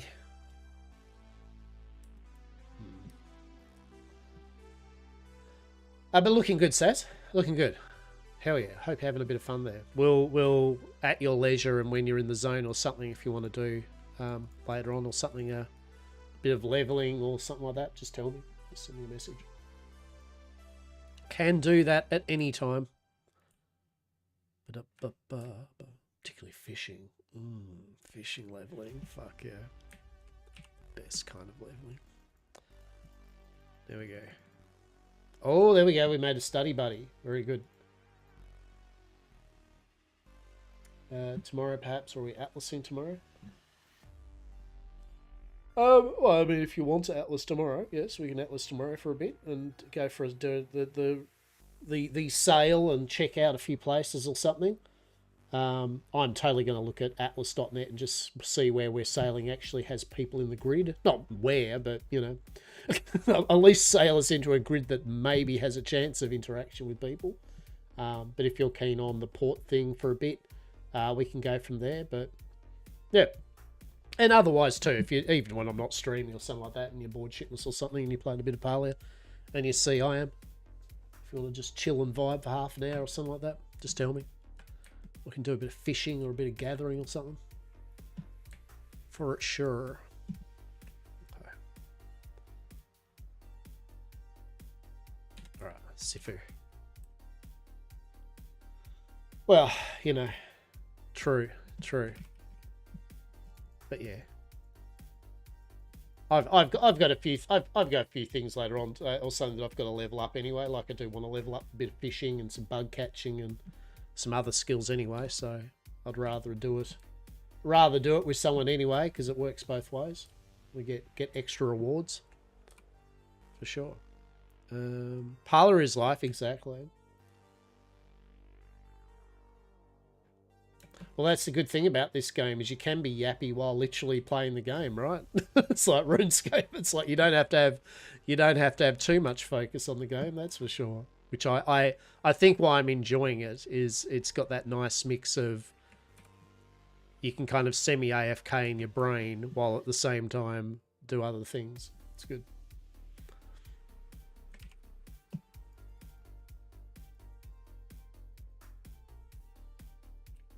Got to find Zeki though. We're going to get Tish to be our Shep. Just because I don't honestly care. It's fine. I've heard in the scheme of things, whoever you get to be your Shep, it doesn't really matter, right? Like, it's not like game breaking or anything who you choose. It's more just to progress the main. It's more of a soft hurdle to get you to do a lot of stuff before progressing the quest line, right? So, yeah. Where is Kenny? But yeah. Blissen, baby. Blissen, baby. Hell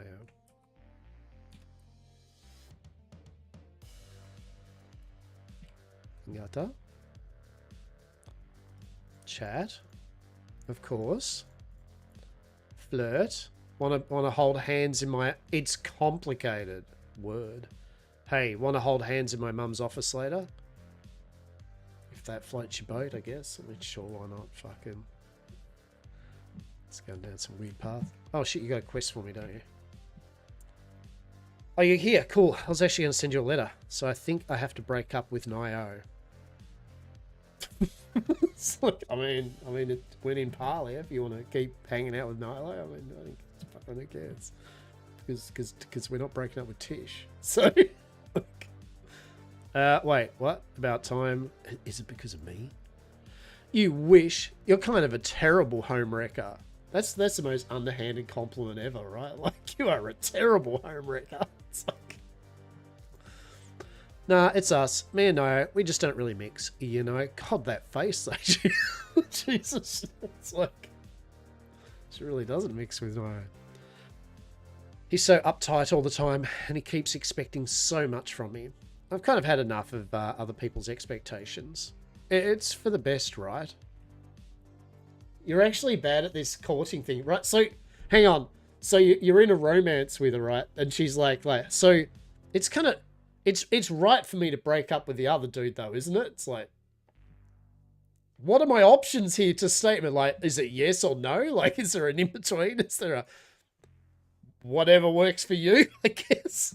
Like, what the fuck? I think I think you two make a cute couple. Yeah.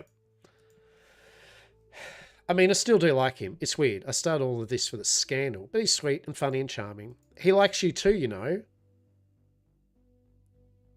I feel Parlia if they had been given an 18 plus and they were on was it Nuktaku?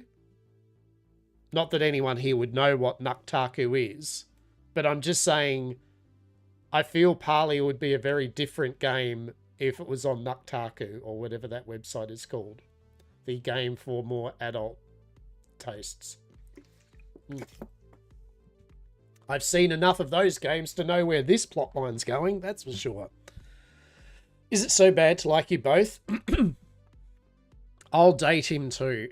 I'd rather have you to myself. I mean, look, fuck it. It's for the interest of Parlia. Wait, real? It's just like... I didn't expect this conversation to be going like that. I thought you were meant to be like me. Huh. I guess I never considered that. I thought all of you humans were like totally monogamous. You might be a good influence on him. Maybe together we can get him to chill out. It's worth a shot. And if it fails, I can just break up with him then. Exactly. Man, I feel so much better. Thanks, Locke. You're a genius. Indeed. Anyway, gonna go see Tish. She's fine. Hell yeah. Parlia 18 plus edition. Let's fucking go. Hell yeah.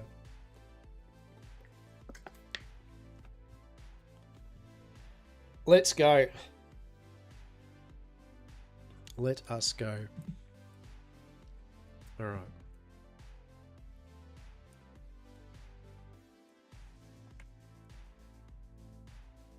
I want her to myself. I mean, that's fair. That's why there is the option. That is why there is option in conversation. I mean, I'll be real here. I'm not really invested nor care about the implications of romancing the video game character, but we all know Tish is a dish. And I mean, realistically here, if we can get a combination of Ken, Tish, and the witch in the woods, I mean, realistically, that would be the dream setup, in my opinion. I'd be okay with that. And Nio would be like, what about me? And it's like, look, it's not you. It is you, Nio. You are not a witch, Tish the dish, or Ken. So it kind of is you. I'm sorry, Nio. Like truly. And anyway, why would you go Nio when you could have Ashura? Look at him. Ashura's like a bear.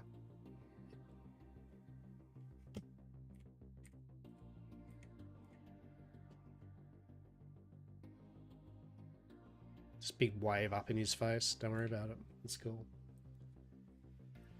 All right. And don't forget the robots either. I'm just saying. Zeki, though, no. Like, we're not... We're okay with a no Zeki approach. No Zeki run, right? I wonder if there's data how many people date Zeki. Can you even date Zeki? I mean... No, you can't actually, can you? Because you can only... Who can you romance? You can romance... Let's have a look.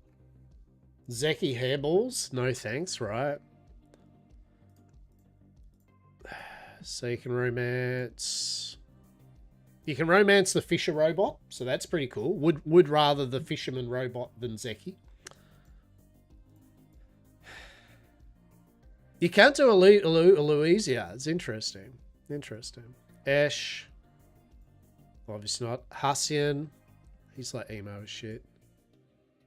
Heckler. Hadari. Against that kind of like mining kind of daddy type thing, right? Yeah, of course you can do Gel. Gina. Yeah. Kenyatta. So do we need to do the quest? We do. Oh. Nio. Reth. Sabira. I mean, yeah, of course Sabira too, yeah. I mean, to be real talk, Sabira Tamale combo, that'd also be pretty sweet. Like that I feel that's like the new version of Tish and Ken. Right? I feel they're the upgraded versions of Tish and Ken as a couple, right? That would be the thruple from hell. 100%, 10 out of 10. Thankfully not Tao. That's good. I'm glad they didn't make you romance Tao. Tish, of course, and yes, you can't romance Zeki. Oh no. What a tragedy. You can't romance Zeki. Oh, alas. Boo-hoo. Reth, what you up to? Stuff, mate. Stuff and things. Alright. Do I have music playing? I do have music playing. Hell yeah. Okay. What was I trying to achieve? I actually needed to find Zeki. Oh, for God's sake, Zeki's asleep. What is a romantic gift? Tadpoles. A box of chocolates. You can give them either a box of chocolates from Zeki's store. You buy them. Teach me your ways, young Jedi. Fuck yeah. Oh, I like it when someone calls me a young Jedi. That's good. Yeah, buy a box of chocolates from Zeki's store here. Yeah. Box of chocolates, 200 coins. Romantic gift. You can also give them a the flower, the iris or whatever it is, you know, this. You can also give them a Sundrop Lily, but you know, I don't know if that changes anything, whether it's better to give them the box of chocolates, but the box of chocolates is the definite romantic gift. Yep. Unless they hate chocolate, in which case you're stuffed, basically, right? Yeah. Yeah.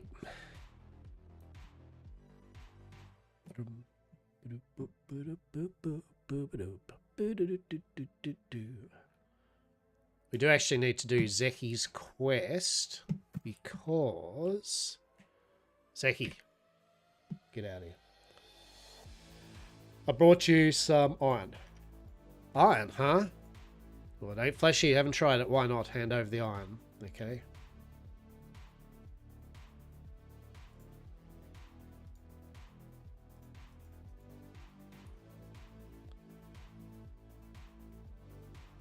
Did you just take all the iron bar? Oh my god.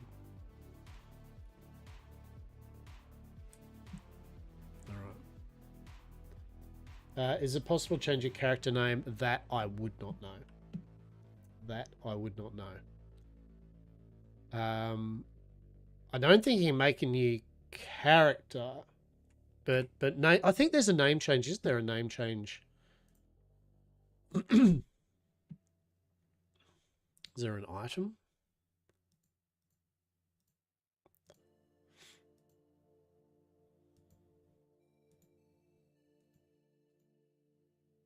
Yeah, I don't know. I won't even pretend to like be.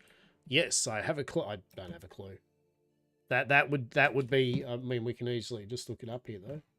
Boy, that's all right. Alia name change. Can I change my name? You can do it, I think, by logging into your Parlia account. Or contacting Parlia support. But that's apparently it. Yep, yep. Yeah. Yeah. Oh my, 3:15. What are we all having for dinner or lunch or breakfast? I'm gonna have for dinner tonight. I don't actually have a fucking clue. I don't really know. I've got some rump. Yeah, actually, that's what I'm gonna have. I've got some rump steak in the fridge, so I might actually cook up some rump steak with a nice little gravy and some mashed potatoes. That's it. Some mashed potatoes, butter, rump steak, bit of sauce. Chicken wraps in tortillas. Oh, yum, yum, yum. How delightful. No garlic butter. You say that. You know what I just realized? I bought a nice tub of actual garlic butter. Like, it's really nice garlic butter that you can spread. Yeah. So basically, I got it so you could make your own garlic bread. Just get a nice fresh roll, cut her up, yeah, and then just slather in the garlic butter. And then put her in the oven. So I'm glad you just reminded me, because I do have garlic butter and I can actually put that over the steak. So yeah, cheers, mate. Well done. Appreciate it. That's excellent.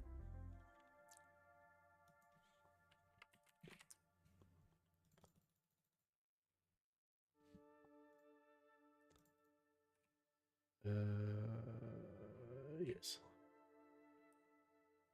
Hell yeah. Did we get a mailbox thing? What's that? So get this. I'm like 99% sure crime's afoot in Kilmer Valley, and I was thinking, who would make a better partner than you? Stop by sometime and I'll catch you up on the latest. Hell yeah, you will. Hell yeah.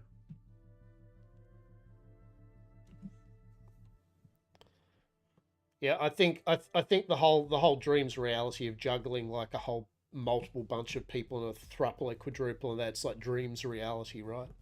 Dreams, it all goes swimmingly. Reality, just more human beings to be like annoyed with each other. It's like a dreams reality, that's for sure. At least games like Parley, you can live out your fantasy without the bullshit, right?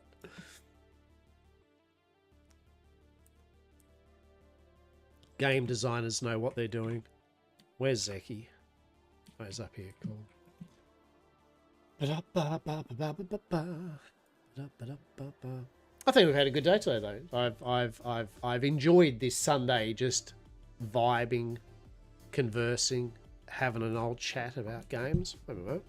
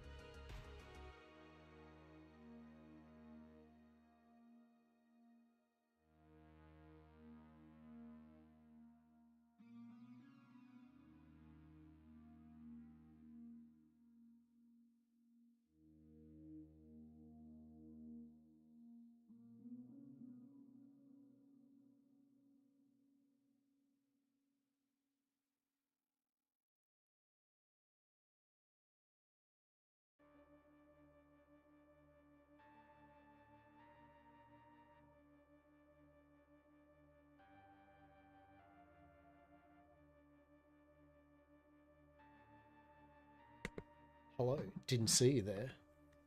My name's Lockabar. Hello. We just fed the Charlie cat. The Charlie cat has been fed. Yes. This is good. Zeki is now on the move. Shit. Alright. But yeah. So yeah, no, I mean today's been really good. I actually enjoy I mean this is I mean real talk, this is a type of vibe that I enjoy a lot when I'm streaming. It's just talking and vibing away, right? It's good. It's good.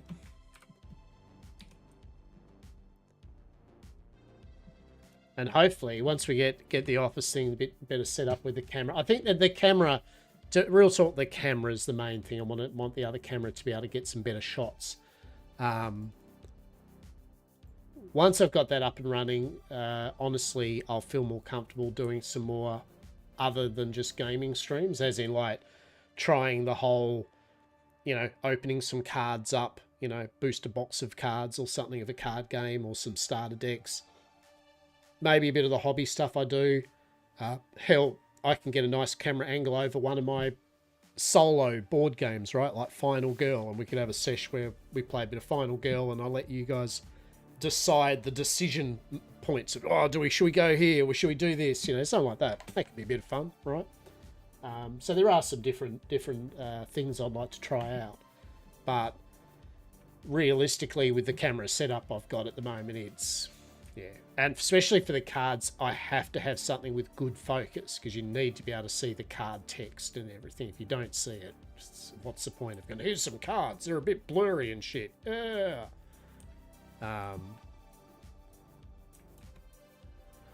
Wait to hear back. Well, what am I waiting to hear back from? Wait, what?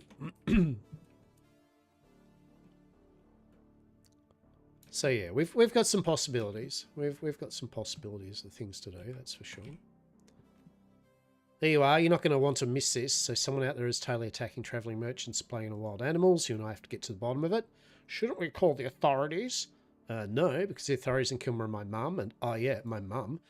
Anyway, get this. I was studying with Chani and this guy bursts in all messed up and like begging for help. It looks like he's been mauled by a Shadowvac or something. We stabilize. Oh my god, Kenyatta, for God's sake.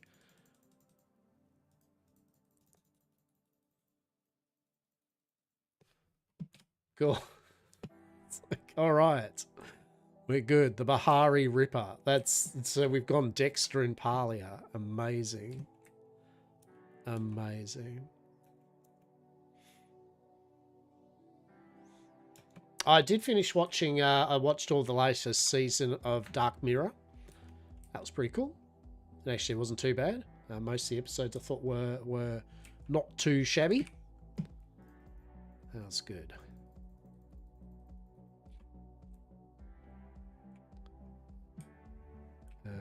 One of the episodes, if you've watched Dark Mirror's last season or something, that's the Callister or whatever, the Star Trek-y type episode, there's a new episode with that going on. That was pretty cool. Was pretty cool. So if you are a Dark Mirror enjoyer and you haven't seen it, do so. All the existential nightmare of using technology. Real. Who doesn't like a bit of oh no, we entered Sabira's room. We actually just want to chat with her. Once you got the key, the good thing is you can just chat to him, right, and do this. So you don't have to go through a loading. Basically, you don't have to go through a loading screen, right?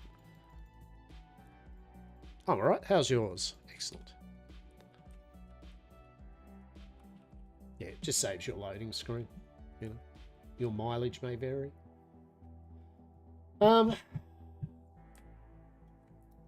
Yeah. Yeah, that rump steak does sound good. That's a good fucking idea. 10 out of 10. 10 out of 10. I think, Jay, we need to go up the stairs for his quest. Yeah. Oh. My God, this is an extravagant room, Jail. I like it. This is good. This is good. All right. Kenyatta's dress for the Bahare ball. You've outdone yourself. I mean, look, it could use a little more edge. You're right. Let me see what I can add. What would you think of some piranha teeth around the neckline? That would look rather daring. I think Kenyatta would love it with her ball dress with piranha teeth around it, right? Fuck yeah. Hell yeah. You told him to do teeth? How dare. How dare you? How dare you? I don't think there was an option to not do teeth, is there? Was it? Did I just accidentally just... Is there an option to do... I suppose, yeah, would you be expecting anything, right? Yeah, I suppose the option is like to something with a bit more teeth edge or not, I suppose. So, yeah. No, look, I don't expect anything, all right? Expect nothing, ergo, yes. Zeki. What am I waiting on for Zeki? Magical mystery. Wait for Zeki to hear back on his... I'd go the ball wearing bones. Of course you would. And you know what? That'd be fucking amazing. Hell yeah. Let's face it. You doing an update or something, like you doing a stream. It's like, hey guys. So basically today's stream that I'm going to a ball dressed in bones. Like honestly, like that would be a stream to fucking to kick back with, for sure. The fanciest of balls, right? Fanciest of balls. Hell yeah. So you all like get all proms and shit. We just get levers dinners. So that's it. Americans get the cool shit. Fucking prom. We get levers dinner, right? It's like just because we're bloody leaving school, right? the names in the event, mate. Bloody levers dinner was not all that. No. Yeah. I'm coloured by American movies about proms, eh? I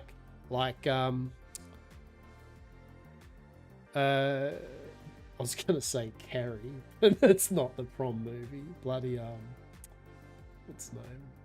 You know, blood everywhere.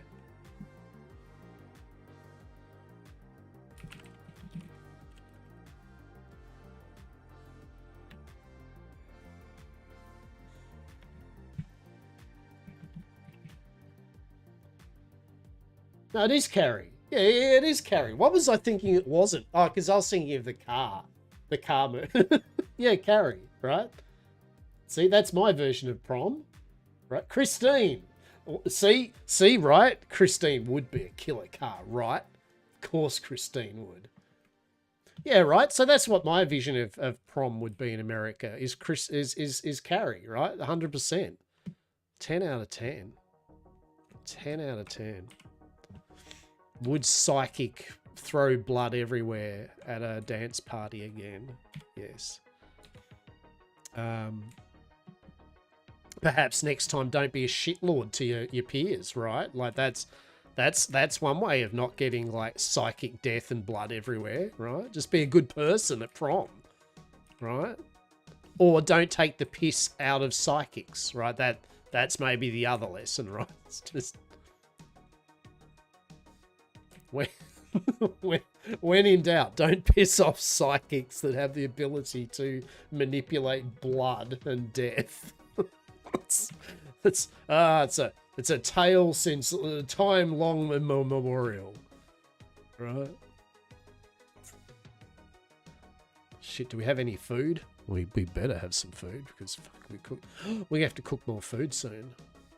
My God, running out of food.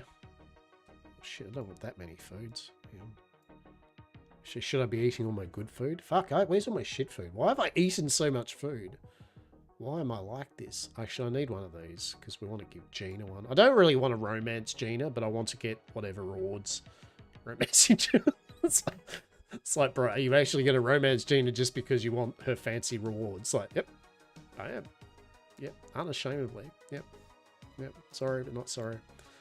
We gotta need these decos and shit right somehow, yeah? This is just what we gotta do. Hell yeah. Don't date guys who has a car that's in love with him, right? Well, that'll teach the guy for like, kind of like convincing his car with that. I'm only dating her for the benefits. Rude, to be honest. I mean, look.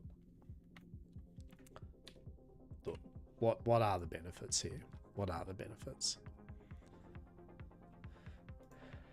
What do we get? Oh, Gina, you're hiding up your benefits. You're making us dabble in the romance before you get to see before we get to see the goods, Gina. What the hell? What's it's fair play, right? Pony up at least something before seeing shit. What do you think that is? Is that it's going to be a decoration of something that looks like a box? I don't know. We'll find out. Team Constellation, we've got to give one to all of them, except for... Because we are going to give one to every single one you can romance, just to get their rewards, right?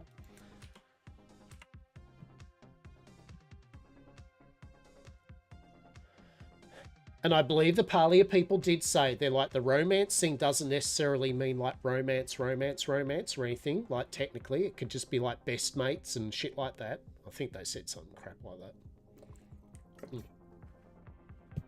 So it was all like open into the interpretation of the player, which you've got to have open to the interpretation of the player in an open-ended game like this, right?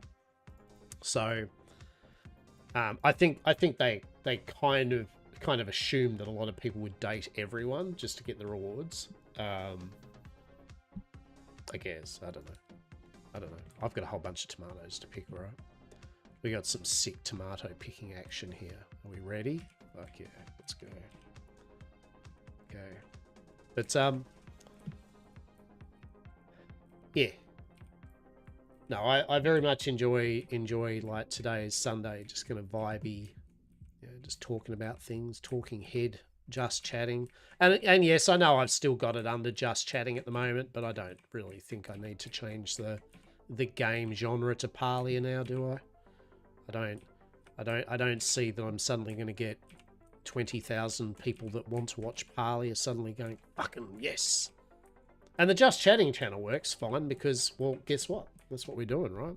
We are pretty much just chatting. It just so happens that Parlia is the backdrop to said chatting justly.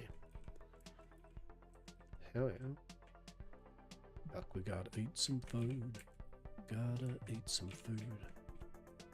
Do. Beautiful. Cool. But yeah, so what do we got on this week? So tomorrow, TM, perhaps, we will do a little saily type thing on the Atlasy. See how our mileage will go on that. And then I would say this week or sometime some Enshrouded. Do some Enshrouded there. And bits and bobs. I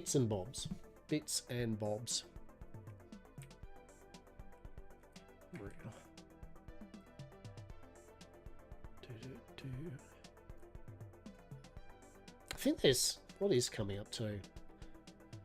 I think that there's always some other game or some release or something that's happening soon, Tim, right? Like, I'm sure just around the corner there's always a new thing that I'm like, oh yeah, that thing's going to be popping.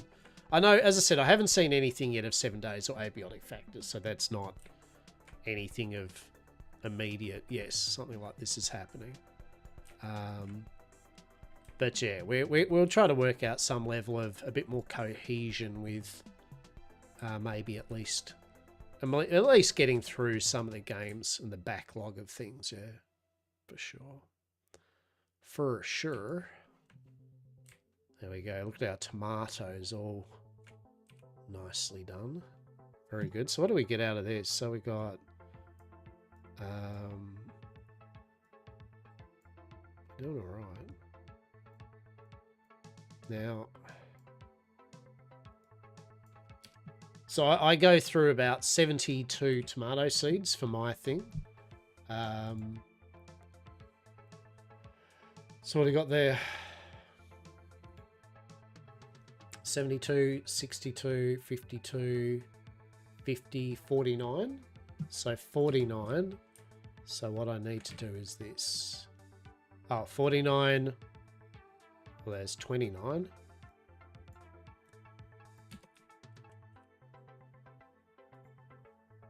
There's 9 left. Oh, look at that. I've actually done all the seed work already.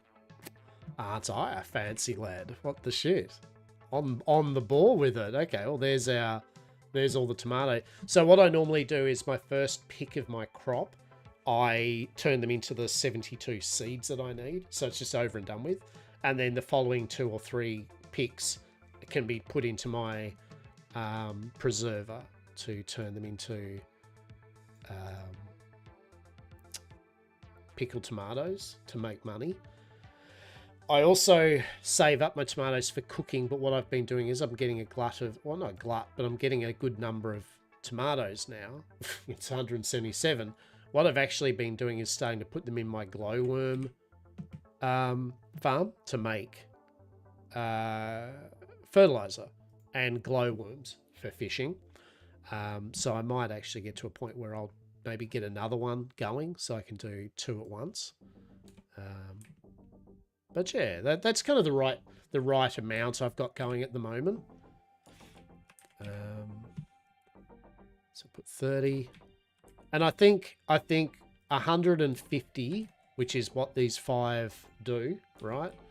I think it ends up being around about 8,500 gold or something I make from doing that. So that's 13, 14, 24, 25, 26, 27, 28, 29, 30. So that way I've got them going for a full cycle. I'll have 30, my 150 made when it's done. I mean, bear in mind, it takes half an hour to do it. So, I mean, what are we looking at? 2 an hour. 5, 10. It's 15 hours. It's roughly 15 hours to, I don't know why I said roughly, because it is exactly 15. It's not roughly. It's 15 hours to do a full 30. Right. So realistically, I'm making like 8,500 gold out of that a day. Yeah. It's not as much as you can make and all this from various bits and pieces. I could make more preservers, but I'm still limited by the amount of tomatoes I'm making, right? Like, I mean, yes, I could do another batch of maybe 5, which you might do, but yeah. Sorry, one moment.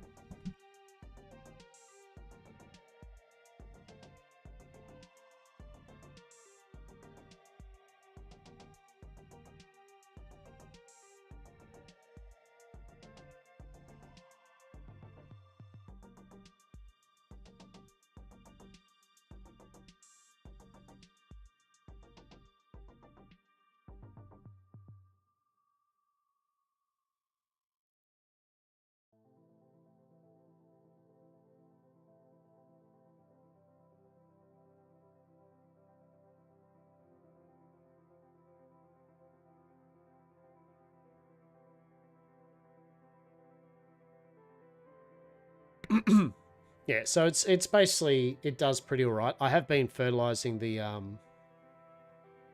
my crops there, yeah. So I have been getting extra amount. I don't see there's a reason why I shouldn't, right? Especially once you start getting a glowworm farm up where you get your fertilizer.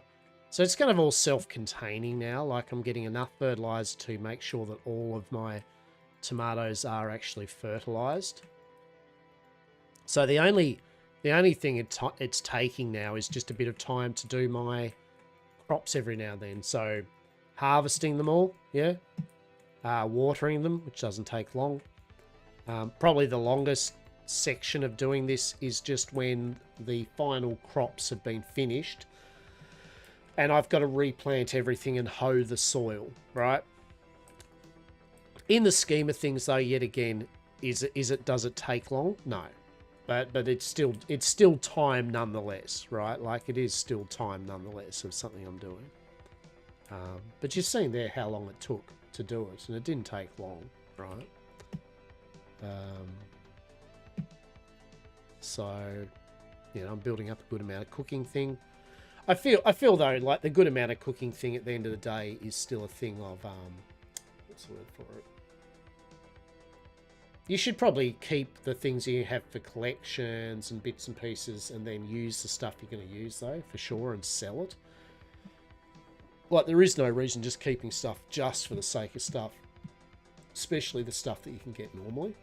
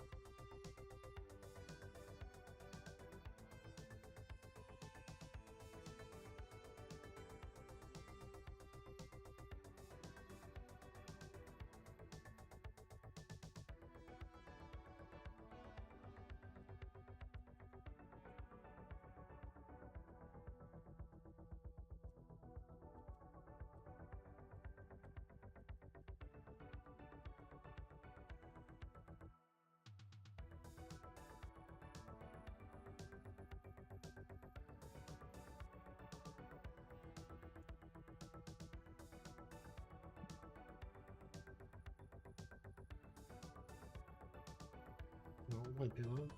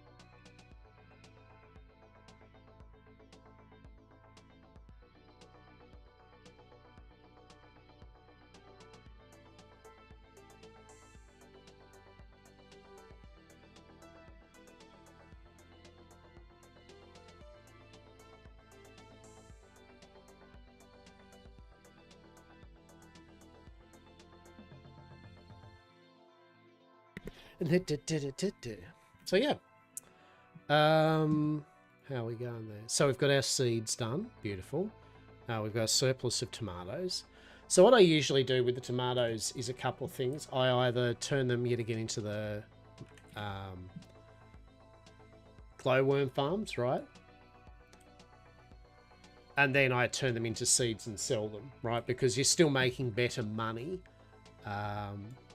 doing the seeds. So, I mean, what you get, 20, 40, you get 46. 46 for... well, how does it go?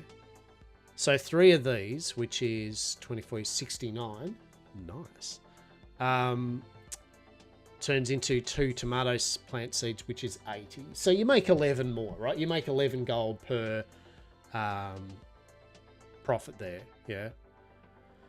So 80, 10, 20. See, it's 160 gold, is it? There's 160 gold per one of these. It's not huge. It's not mega bucks or anything, but it's still money, right? At the moment, to be honest, I keep the tomatoes for cooking mainly, and my worm farm. So, yeah. What I do like is that this game allows you to just make money however the shit you want. Whatever sparks joy, whatever way you do things, you can do it, right? So, yeah.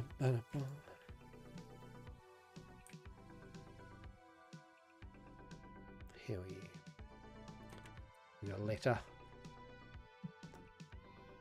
Dear Locke, Eureka, your pal Zeki is per miracle. Magical rays, bring something glowy by the shop and we'll talk. Don't try to bring me those glowworms. Those things don't patch. I need something higher up the food chain. Find a glowing bug or fish. Oh, shit. Glow? So, fish? What does he want? A glowing fish? What glowing fish does he want?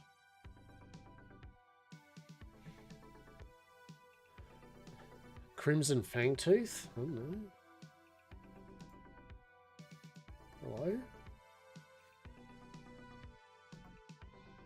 There is bugs. There is a paper lantern bug. That's got to be it, right? Yeah. All right. Let us go and see. Oh, but no, I've had a good day today. It's good. I hope you all have had. Unable to connect. This is bullshit.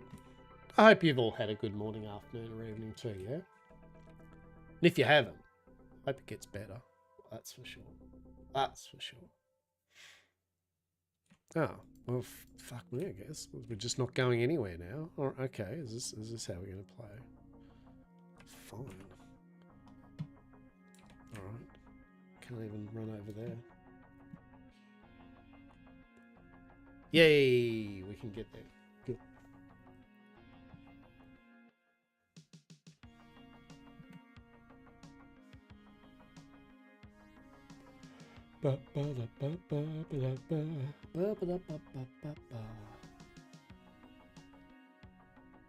Space bum.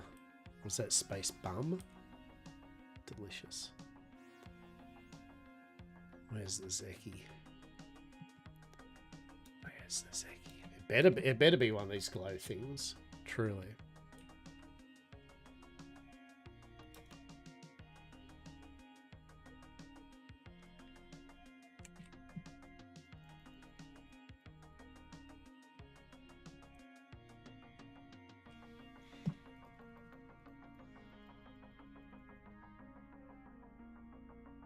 I am looking for a rare bug. Okay.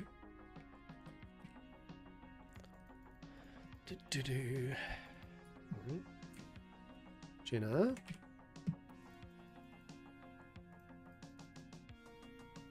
There you go. Am I dragging this for me? Really? Yeah, sure is. Okay. Ah, bless. Yeah, like I'm totally not also dating Tish and Kenyatta and probably everyone. Guess I'll show my hoe bag and I'm fine with this. Alright, okay, good. We've begun the journey of whatever. Now we can see what her sweet rewards are. I like the fact that it's like me, one Kenyatta's just sitting there just staring at us over there like, oh, I see how it is it? It's not just Nio. Oh, interesting. What does Gina have? What's that good shit? Let's have a look. We get... Oh, okay. So basically the romancing, what you actually get is pretty much a picture of them. There you go. Which is cool, right? You want all the pictures of them all, right? 10 out of 10. Good stuff. Right. Zeki. Where is the Zek monster?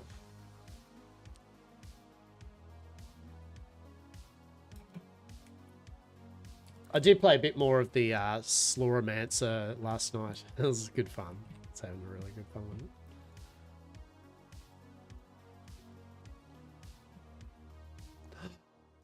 We have Zeki's key now. Hell yeah. Wait, so was it Tish? Yeah, it's Tish. Because I wanted Tish to be the ship. Fuck are you, Tish? What's happening? Where have you gone? Ah, Tish is in there with Jill. Okay. Alright. Tish.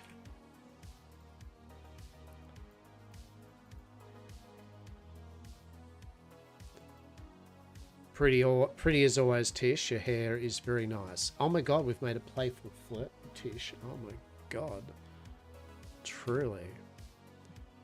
Tish, do I need to do... Wait, what's that? What's happening up there? Do I have to do something? I don't know. Oh, hang on. Can I find a ship? No. Wait, Tish. What quest do we need for Tish? Journal. Make him sing. Alright, help Tish spy on Zeki in order to free Reth from the Grimalkin cartel. There's some dark shit happening here in this town, right? Like, truly, there's... right? Like, Reth's up in debt with the Grimalkin, like, cartel, right? And Tish is trying to get him free from it. Like, holy shit. Right? Amazing.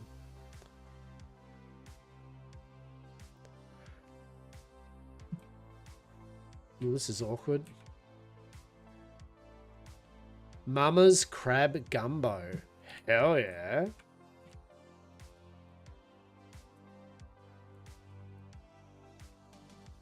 Hide in the planter.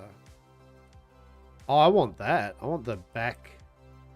I mean, I'd kind of like... That'd be cool, right? Having an aquarium behind your bed. But also every time, wouldn't you just be thinking at any time when you go to bed one night, you're just going to wake up with glass and water and fish all over you, right? Like... It's like the idea of having... Like, I'm not keen on having big paintings or shelves or shit above my head in bed, right? Like, I'm not a team have objects above where I sleep. Call me skeptical about things, but I just feel I've seen enough Final Destination to know where that shit goes, right? Right.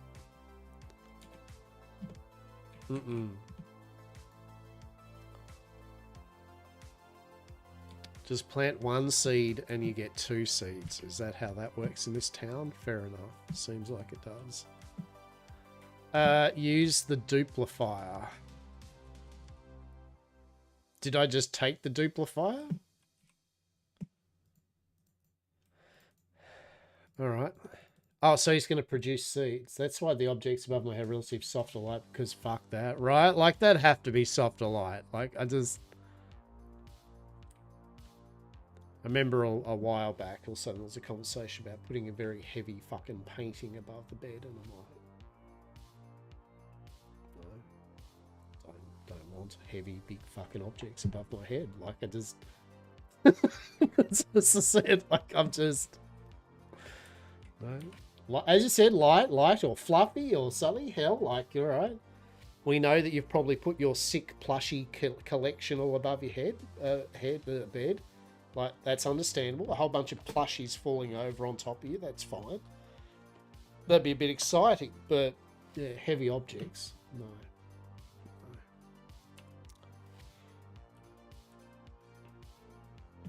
Find a ship. Hang on. Make them... Oh, oh shit, we might be able to do this tonight. Good. Those are scattered all over. 10 out of 10. 10 out of 10.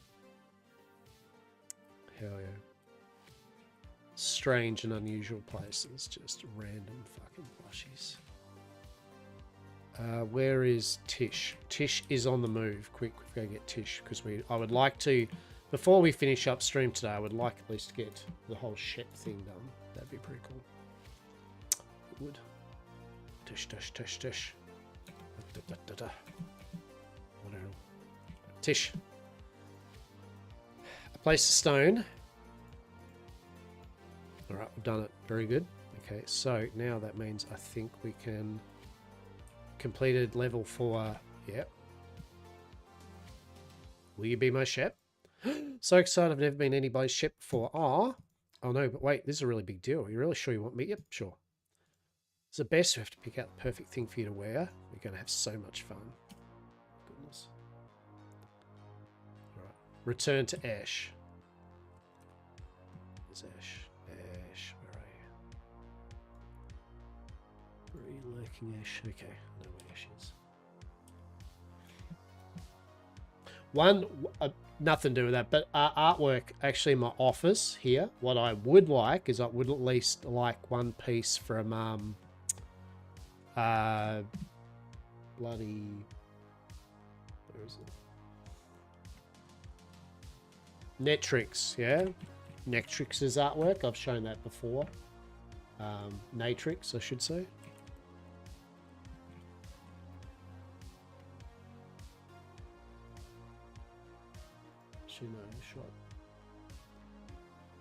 I'm a big fan.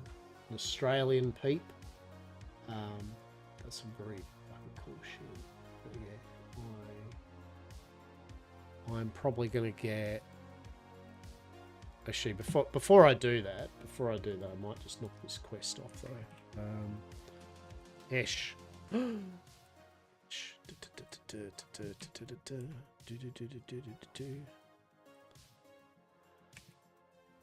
All right. Unlike most people, chat. What letter? I found my ship, and you chose Tish. Yes, I might have guessed. She seemed quite fond of you. Wow. Very well. I need to make proper arrangements. Once you're ready, I will send you a letter. Be sure not to miss it. My generosity only extends so far. Hell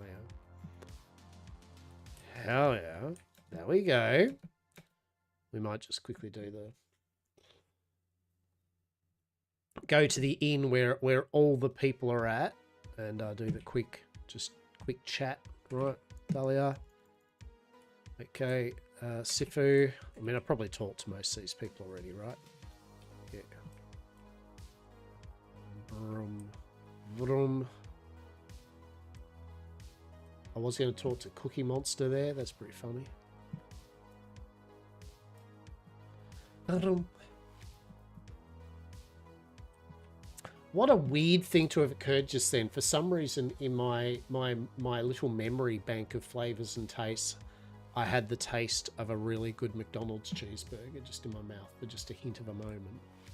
Truly happened. Like, and a good one. Like, you know what I'm talking about? Like for those that know, that just the exquisite cheeseburger, the right amount of cheese to burger that's freshly cooked. Oh my god, who's this fucking person? Wait, do this. Exactly.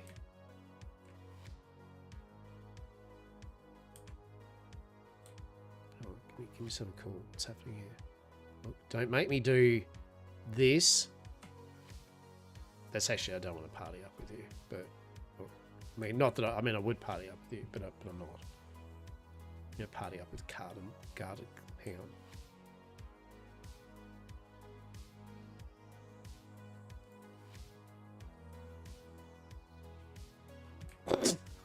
I don't know what that means. Like, you're welcome.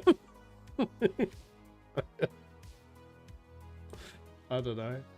Probably just ruined some parley social etiquette there, right? Then, oh my god, did you really just see? Did they just go? You wood sticker me? Like what? Did they not see we were discussing flowwood trees? The emote just ran away, just like in full life. Hi. Love it. A little birdie told me that you and Tish are an item. Is that true? We're figuring things out. I knew it. Regardless, I'm thrilled for the two of you. I just stopped by to inform you the duty you have to Tish now that you are courting. Shit. This is her brother, isn't it? Isn't Jill her brother? All right. Lay it on me. I'm always trying to improve. As Tish's potential beloved, or whatever you chose to call it, I'm not into labels. Unless they're designer. Word. It is your job to take care of her emotional well-being. And as her self-appointed oh, it's just the best friend. Oh shit, is this a best friend thing? Oh look, let's be real here. Half the time you cannot keep track of who is who, right? It's just like... right. Okay, so is Jill the best friend? Is Jill like... Well, now I've got to have a conversation with you, good sir, in regards to your, perchance, dating of my said best friend. Shit. Oh, shit. Alright, I can tell you. Okay. She won't even talk to me about it. You need to march right up to her, find out what's wrong, and report back to me, or else suffer the consequences, which will take the form of a strongly worded letter.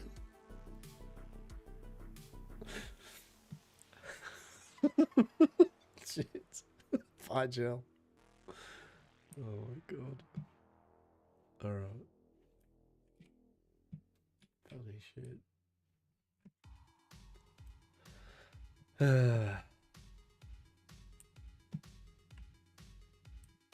Alright, all our plants are done. Oh shit, what do we get here? A fancy chest. A fancy chest given to you by Tish. Oh shit. The fanciest of Tish chests. Oh my goodness. Look, I will keep it alongside my whatever's happening here. But I like whatever's happening here. This makes me happy, this whatever's happening. Right, this is good. Although, I do need to move you though. Can we put you on the chest? Oh, that would have been amazing. I'm just going to put you about here. Sweet. Alright. So I don't like you there. Hang on. What if I get you about there? And if we get you looking over that way? Yeah! Mint. Alright.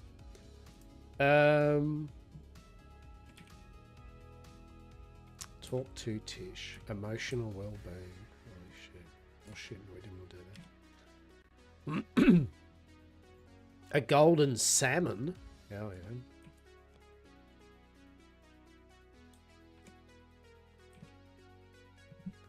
Hell yeah.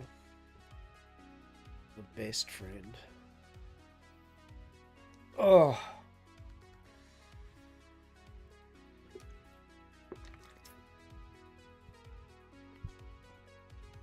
Look at that. I'm happy with that armchair, Dodge umbrella, bloody blushing piece of log. Why is it blushing? Oh, now, now that I put the little potato thing on there, that's actually pretty, that's excellent. That's why it's blushing, is it? Aw.